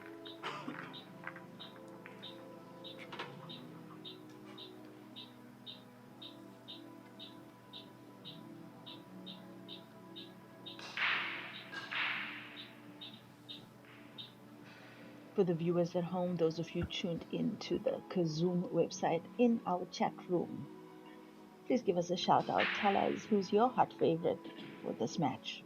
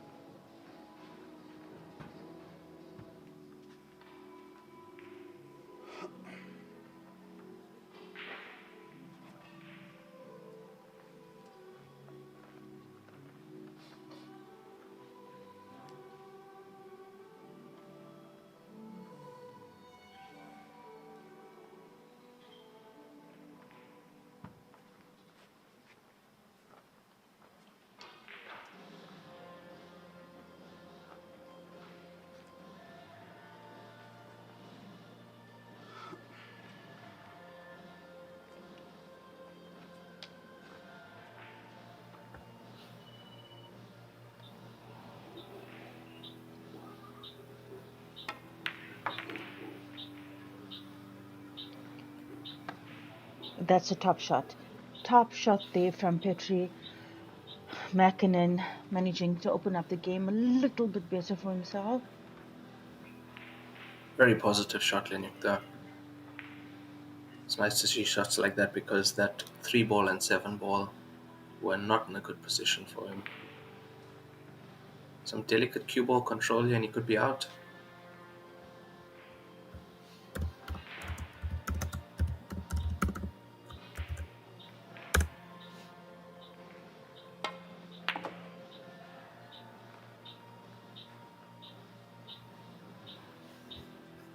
Lovely shot swinging the white ball around the 4-ball there, giving himself the opportunity at an easy 4.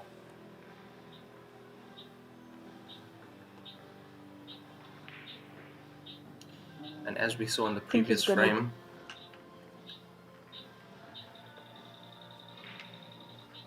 sorry, Raymond, do you think the play here is for the 2 or for the brown? I actually think he was going to go for the brown. Yeah, he might take the brown, but he even left himself on the 3 here. And as we saw in the previous frame, he doesn't mind threading that cue ball, and his cue ball control is excellent on these joy tables. Very interesting player to watch. He's taking the 3.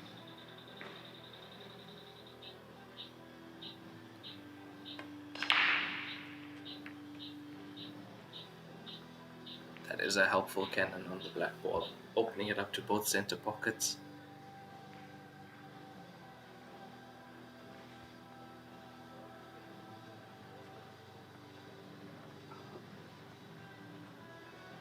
To me, Mäkinen looks in full focus here and ready to take the game to Gareth Potts.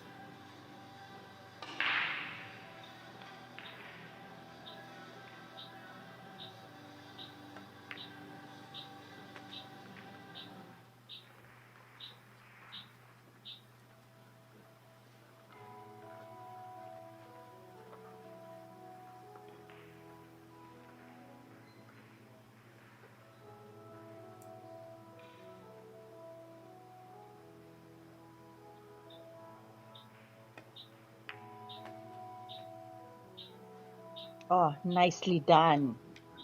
Nicely done from Good cue Petri ball Mäkinen. control.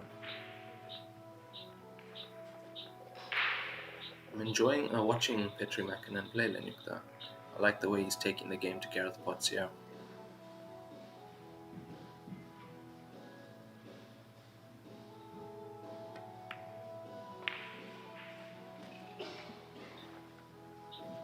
And that's 2 for Mäkinen, 0 for Potts. Race to 7. It's the last 16 of the men's Heyball Championship in Slovenia.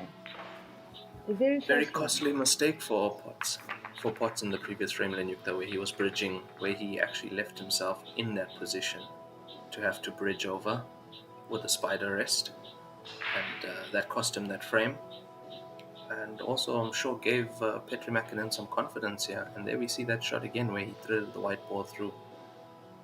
Excellent white ball control, and as we know in this game, and actually all cue sports, white ball control is king.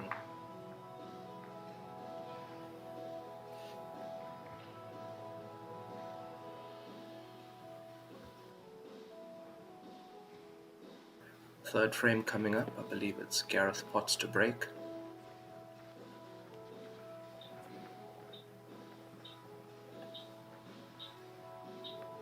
At this stage in the match, I don't expect Gareth Potts to be worried about the scoreline at the moment being 2-0 down.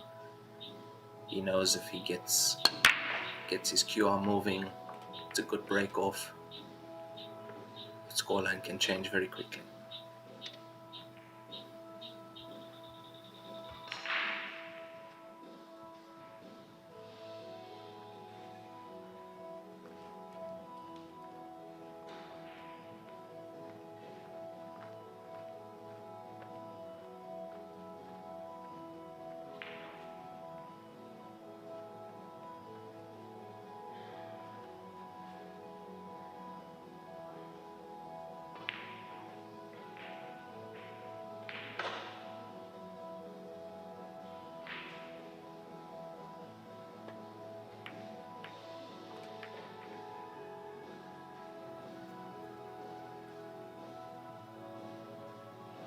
Gareth has chosen to go for solids, putting that 3 ball in the center pocket. Wasn't that clean, but it did go in. And Yukta, I must say, I'm amazed at the way these players break at this level. That white ball hits the side cushion at exactly the same place. The same ball goes in the center pocket. It's amazing to watch that, the precision they have on their break shot.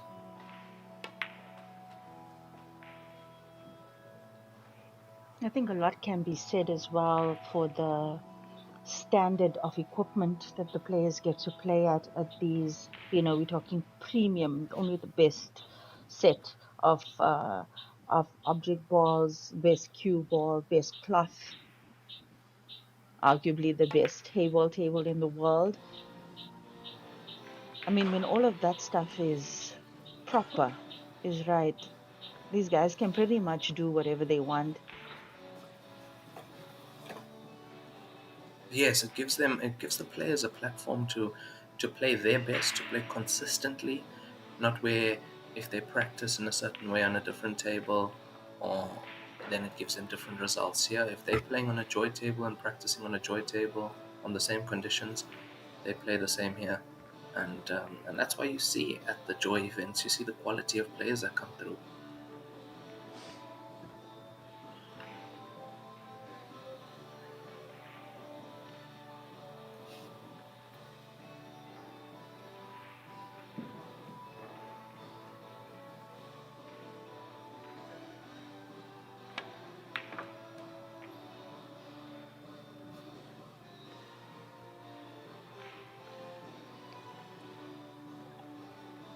It's a lovely shot from Gareth Potts there. Sorry, Lenny, what you were saying? No, you took the words out of my mouth. Yeah, lovely cue ball control from Gareth Potts. Very positive cue action.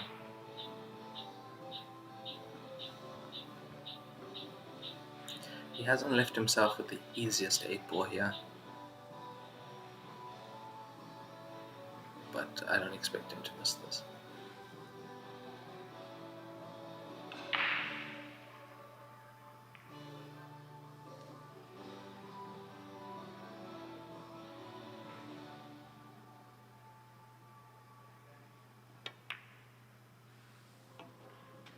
Beautiful.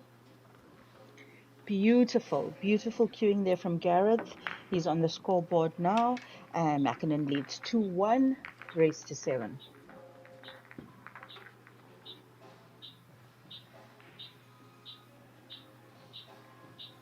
Yes, very good run out from Gareth Potts. They're all starting with that break, as we say. Excellent break from him, break of shot. Gives him the opportunity to make the finish that he made, but it was that shot from 3-1 that made his finish as easy as he made it.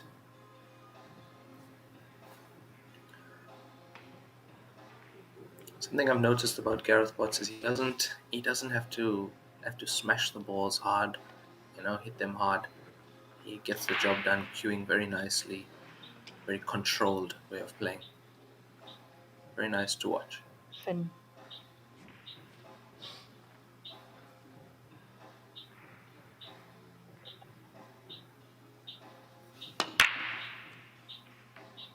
Frame 4 underway. We have Mackinnon to break. Mackinnon also making a ball again in the center pocket. It appears that the top Heyball players in the world have all realized, outside of China anyway, that that's the break, that center ball in the pocket. Yes, definitely, they've realized that center ball and the cut, it's like a slight cut break on the first ball with the white running across table, trying to keep it out of the center pockets and usually coming to rest somewhere in the center of the table, getting that ball in the center, and most times if they hit it with control, there's not even a ball on the cushion, as you can see. So, and I mean, usually giving ideally, themselves the best chance. Ideally, you want that Yes. center ball. I mean, the cue ball on the center of the table as well. So really a great break there from Petri Mäkinen once again. We also saw that with in the match earlier with the lady from Thailand, Warathan. Warathanan. Oof, oof, oof, oof, oof, oof. Oh, what an unlucky miss. After all of the time he spent thinking on his run out, because that's definitely what he was going to go for, and then he misses that relatively easy three. Probably the Yeah, sides got he the better of him there. Hey, Raymond. yeah he decided to take that shot on because that was a shot that he had up table. He wanted to get rid of the ball up table so he can just focus on moving the cue ball less down table. So I'd say that's why he decided to take that ball first. Risky shot, and it shows a positive way of thinking to go for that shot. Unfortunately, it didn't work in his favor. But Gareth Potts has to break the ball at the bottom here, the 5 ball, and he's most probably going to attack that right now off this 2 ball. He does so. But didn't end up on the right side of that.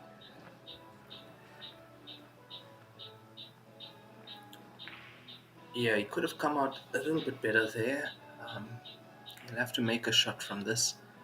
But that's why going for the cannon or the break early in the frame means that he has other balls to choose. I mean, he could play the 6 onto the 7, he could play the 3 up. You know, you've seen in certain matches and certain players, they take the break last. They go for the break last. Now, in that case, if you don't end up on the ball you were aiming to break, then you have a problem. So here he still No, gives himself absolutely. options. Absolutely. And I think with that shot that he just played to open up, if he had hit the 5 instead of the stripe, he would have been in a better position. And it might have just taken a little bit more calculation from him, to break those balls. And he just hit the wrong one. And now he's left himself with a difficult table. But it looks like he's got a shot. 5 to the 7. Oh, he's gone for 5 to the 7. He got a little bit of a kiss off the 9 there. Nice kiss. And that's beautiful because the run out is on now. The clearance is on. Yes, most definitely is. Which is why we said the scoreline didn't really matter much to him, because he knows what he's capable of. He knows that when he has the chance, he can do what he needs to do.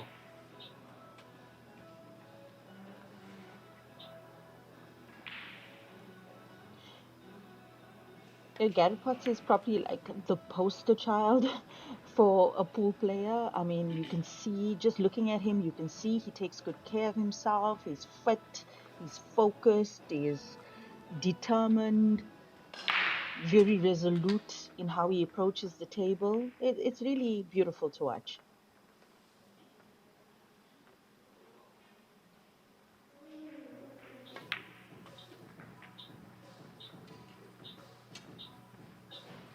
Controlling that white ball beautifully there. Making it look very easy as Gareth Potts here.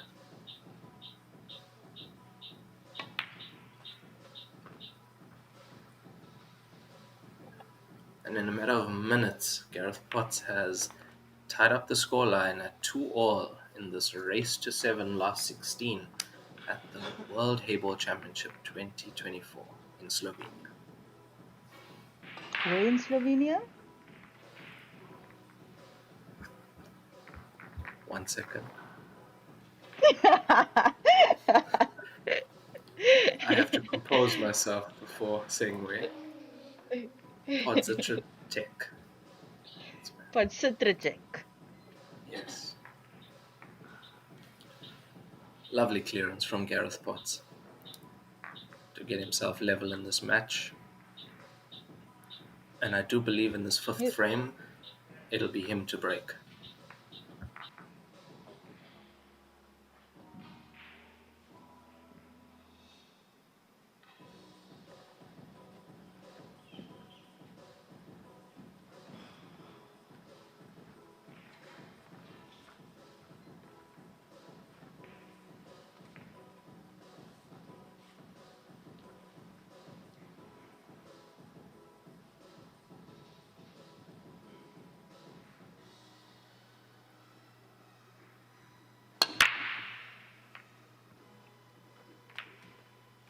There you see the 2 ball tracking towards the center pocket, nice and slowly. White ball doing exactly what he wanted it to do. However, he has 2 solid balls on the cushions. So I'm sure he'll be looking at stripes already, which he is, trying to navigate his way down table, see how he can get there.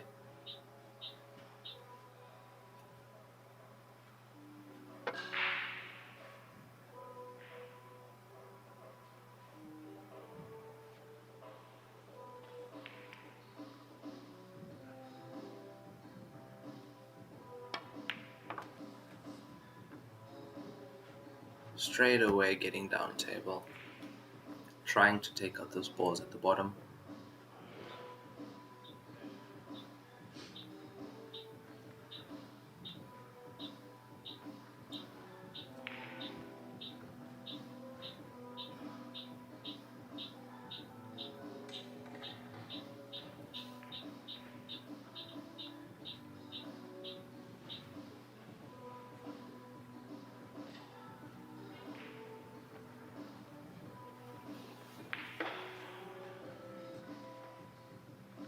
Done?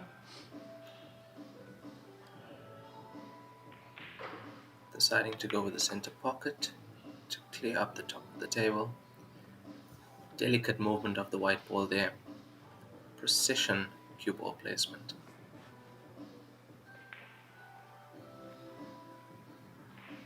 Just looking to see whether the red stripe passes and where he needs to be with the white ball to get it in this corner pocket if need be.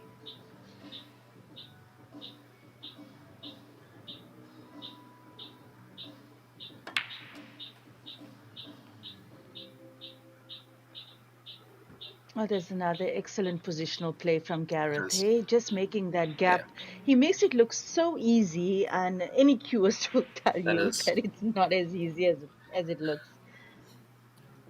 pinpoint positional play. That's the difference with certain players that play area position, and then you get players that play pinpoint position where they want that white ball to stop within a centimeter, and that's excellent positional play.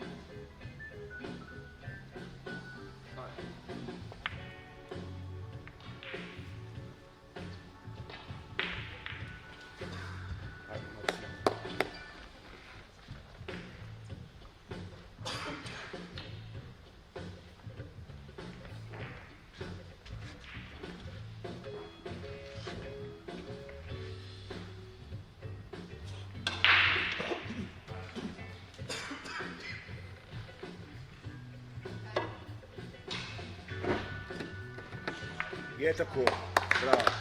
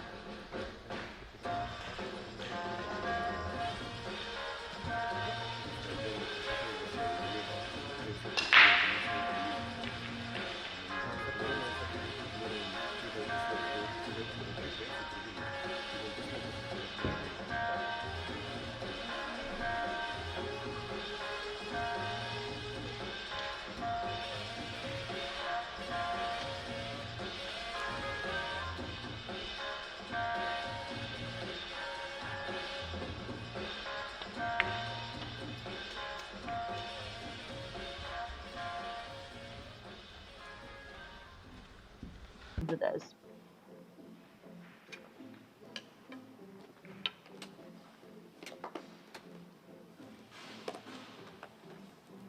Thank you, Linyukta, and that's me, Raymond Tilak, signing off.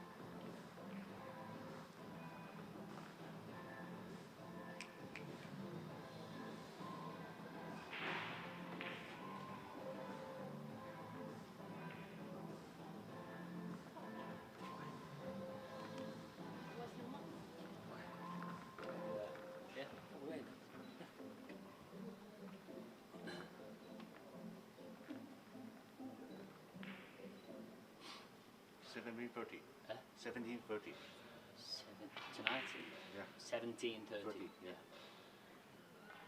然后恭喜他获得了一个胜利，然后开局拿分。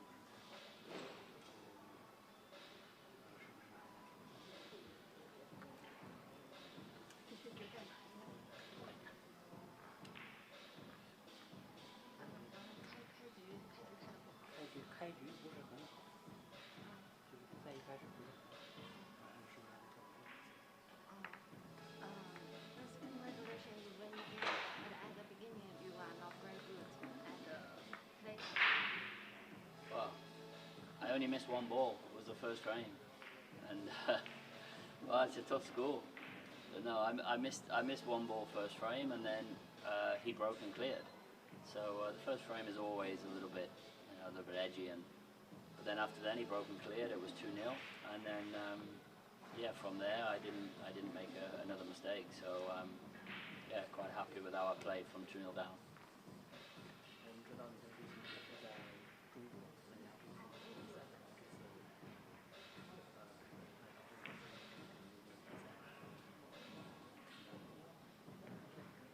Is there any difference between you come to China to join Heyball tournament and here? Yeah, obviously, to be completely honest, obviously the standard in China is, unbelievably high now. So, yeah, I mean, a lot of these guys here, it's, they haven't played Heyball many times. Some of them have never played before. So, yeah, obviously the standard is higher in China, but there's also a lot of good players here, from mainly from American pool. So yeah, it's tough, but the big thing is, the races are short. The races are shorter now, so it's only race to 7 all the way through the tournament. In China, we're used to playing race to 13. So I think that's the main difference, really. We're playing like almost half of the race here. 我们用简单话，你的问题不是两边它不一样吗？那不是。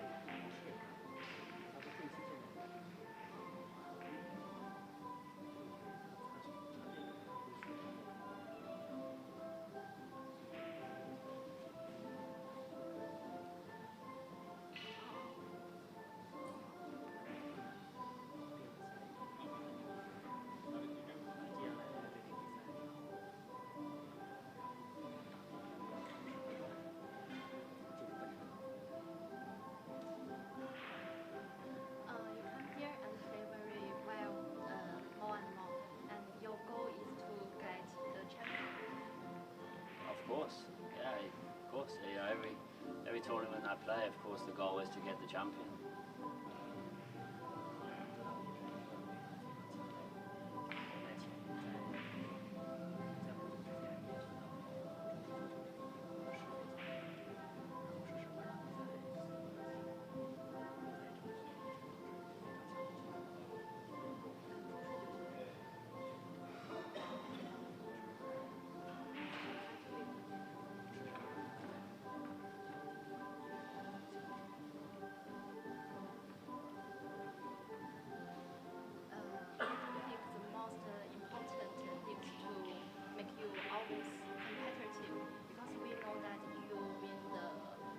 Champion in China, and we think you are very pay attention to the honor.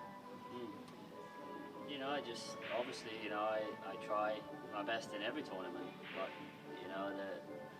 this is a smaller tournament in terms of like the prize money compared to the big tournaments in China. But I still, when I'm at the table, try the same. So, but as I said, the race to 7, it's much more difficult because the start of the match is so important. Race to 7, the first 2 or 3 frames, if you're like, maybe 2 or 3-0 behind, then it's tough. In China, we play race to 13. So if you're 2 or 3-0 behind race to 13, then it's okay. 2 or 3-0 behind race to 7, then it's not okay. So you just have to. I think the start of the match in these short races is very important. Yeah, of course, if if I can play, like I did there from 2-0 down, and I'm breaking good. That's the main thing. If I carry on breaking good, then we'll see.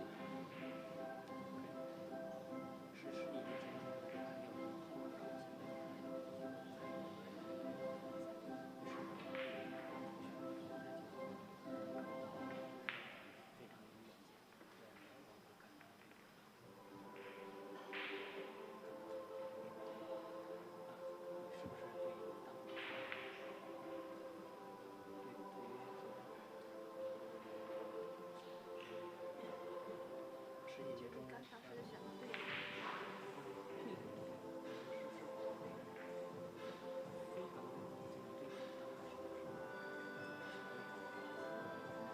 当时会选择，就是他对这一件事儿疑过一些什么，对吗？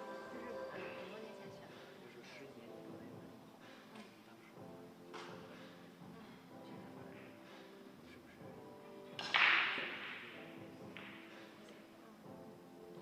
Cause many years ago, Heyball in China and in the world not very good development, but now we are more and more development in the world. And can you say something about this? Yeah, I mean, where Chinese 8-ball has come to now in, like I've been playing Chinese 8-ball now for like 12 years, and where it is at now compared to when I started is incredible. The prize money, the amount of tournaments, the arenas, the whole game is, quickly, becoming the leading cue sport in the world. The prize money, they have 2 tournaments now in China. That's the biggest prize money in the world of cue sport. Certainly, biggest prize money to the winner. More than even the World Snooker. So, if they keep going in the way they're going, then in another 10 or 12 years, I really think that Chinese 8-ball will be the leading cue sport in the world.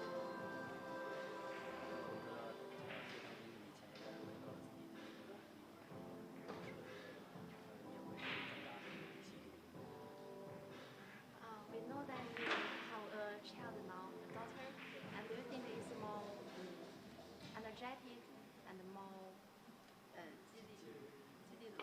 courage for you? Yeah, for sure. Obviously, it's a very different mindset for me. Now I've got a little baby daughter. Actually, she's 10 months old now, so it's gone really quick. But it's definitely more inspiring, because obviously, I want to win for her. Obviously, winning the Luya tournament, was amazing. That's the first tournament I won as a dad. So, but the downside is being away from home. It's much harder now. I've been traveling all around the world all my life, playing mainly 8-ball. And now I've got a little baby at home. It makes being away from home more difficult.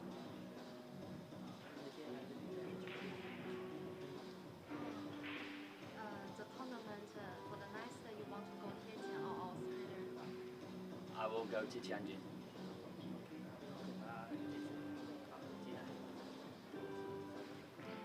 He said all the best wishes for you. Thank you. Thank you.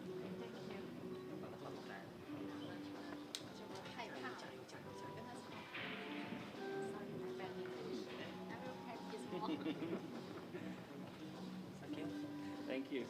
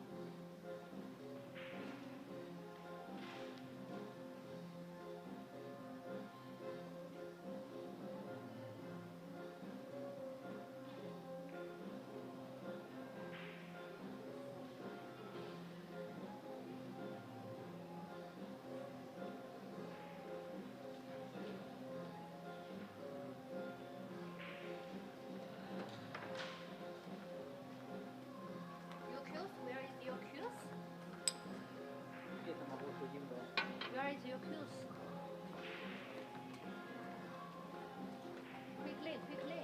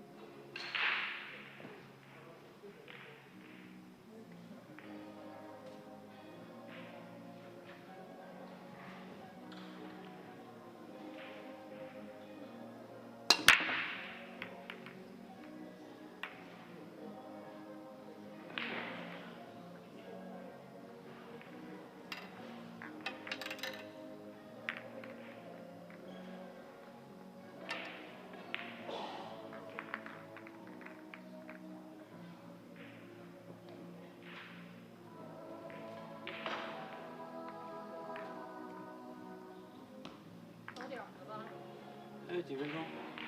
还有1分钟还是2分钟？这组织松杆球，你看一眼，你看一眼到不到点？不可能。有啥的？有啥的我都跟你赌。赌命吧，把我。啊？还有多少年2分钟。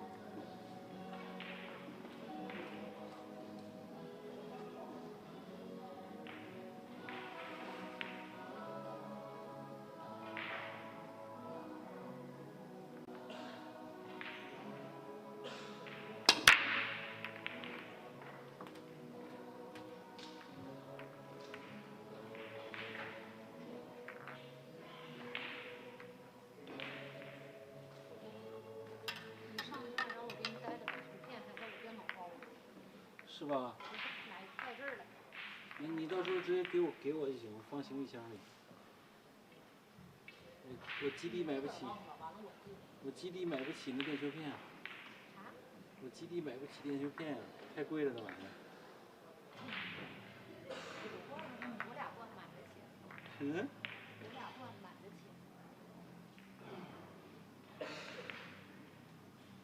一场一场打。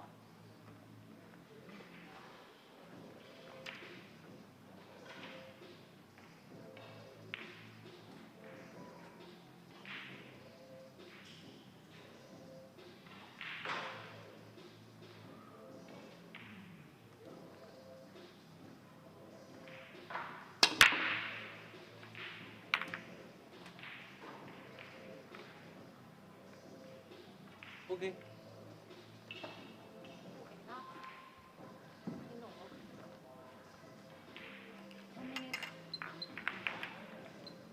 我去洗把脸。别去了，后来。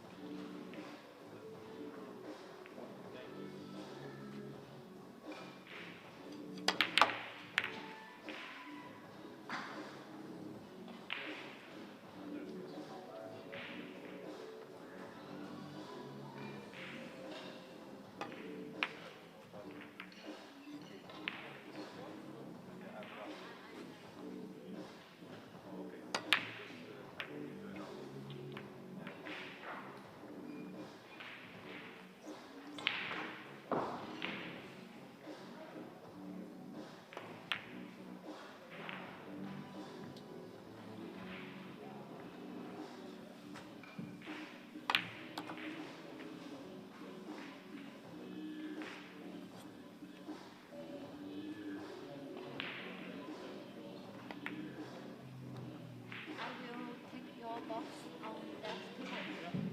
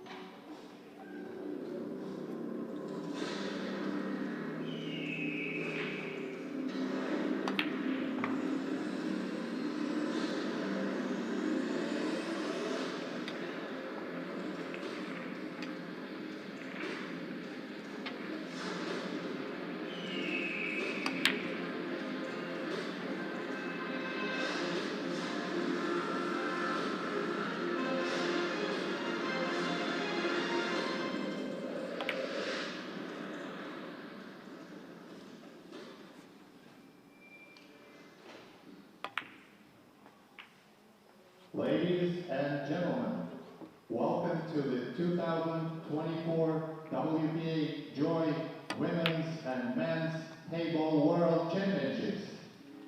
We have now reached the quarterfinals stage. Please welcome, in the women's division, on table 12, Waratmanu Sukrithanes from Thailand and Tina Fogelman from Germany. Referee Angela Williams, United States. Table 7, Ina Kaplan, Germany.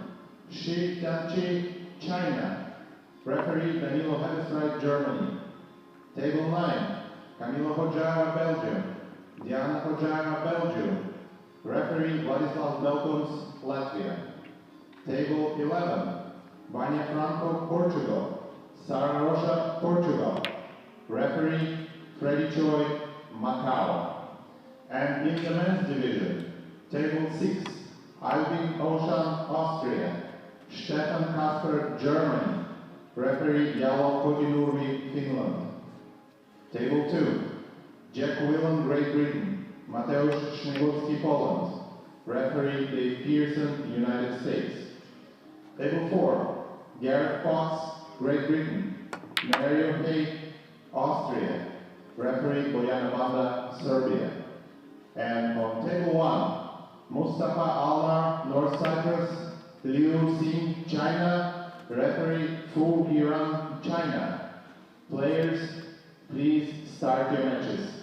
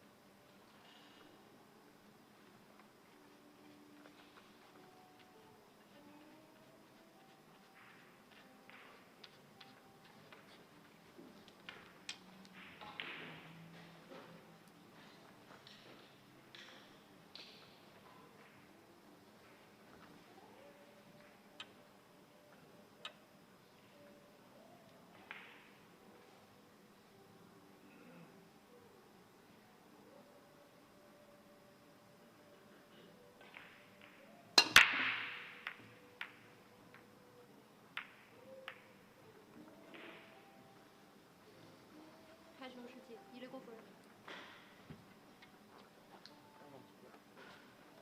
You go.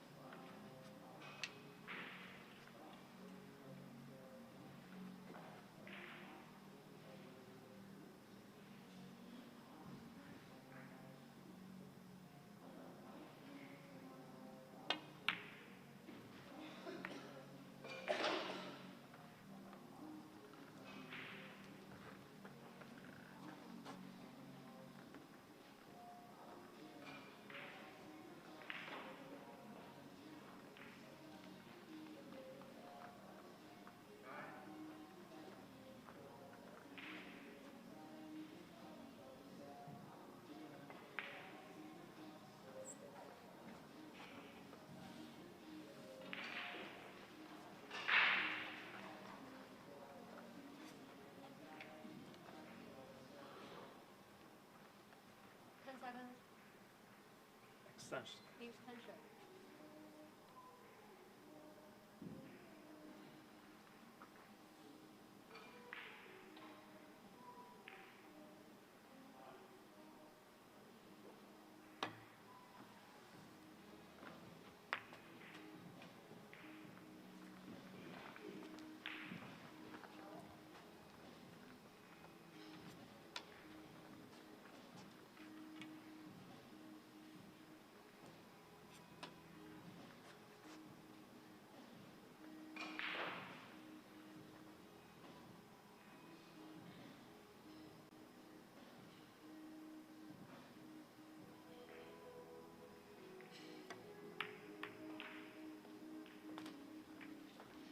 One zero.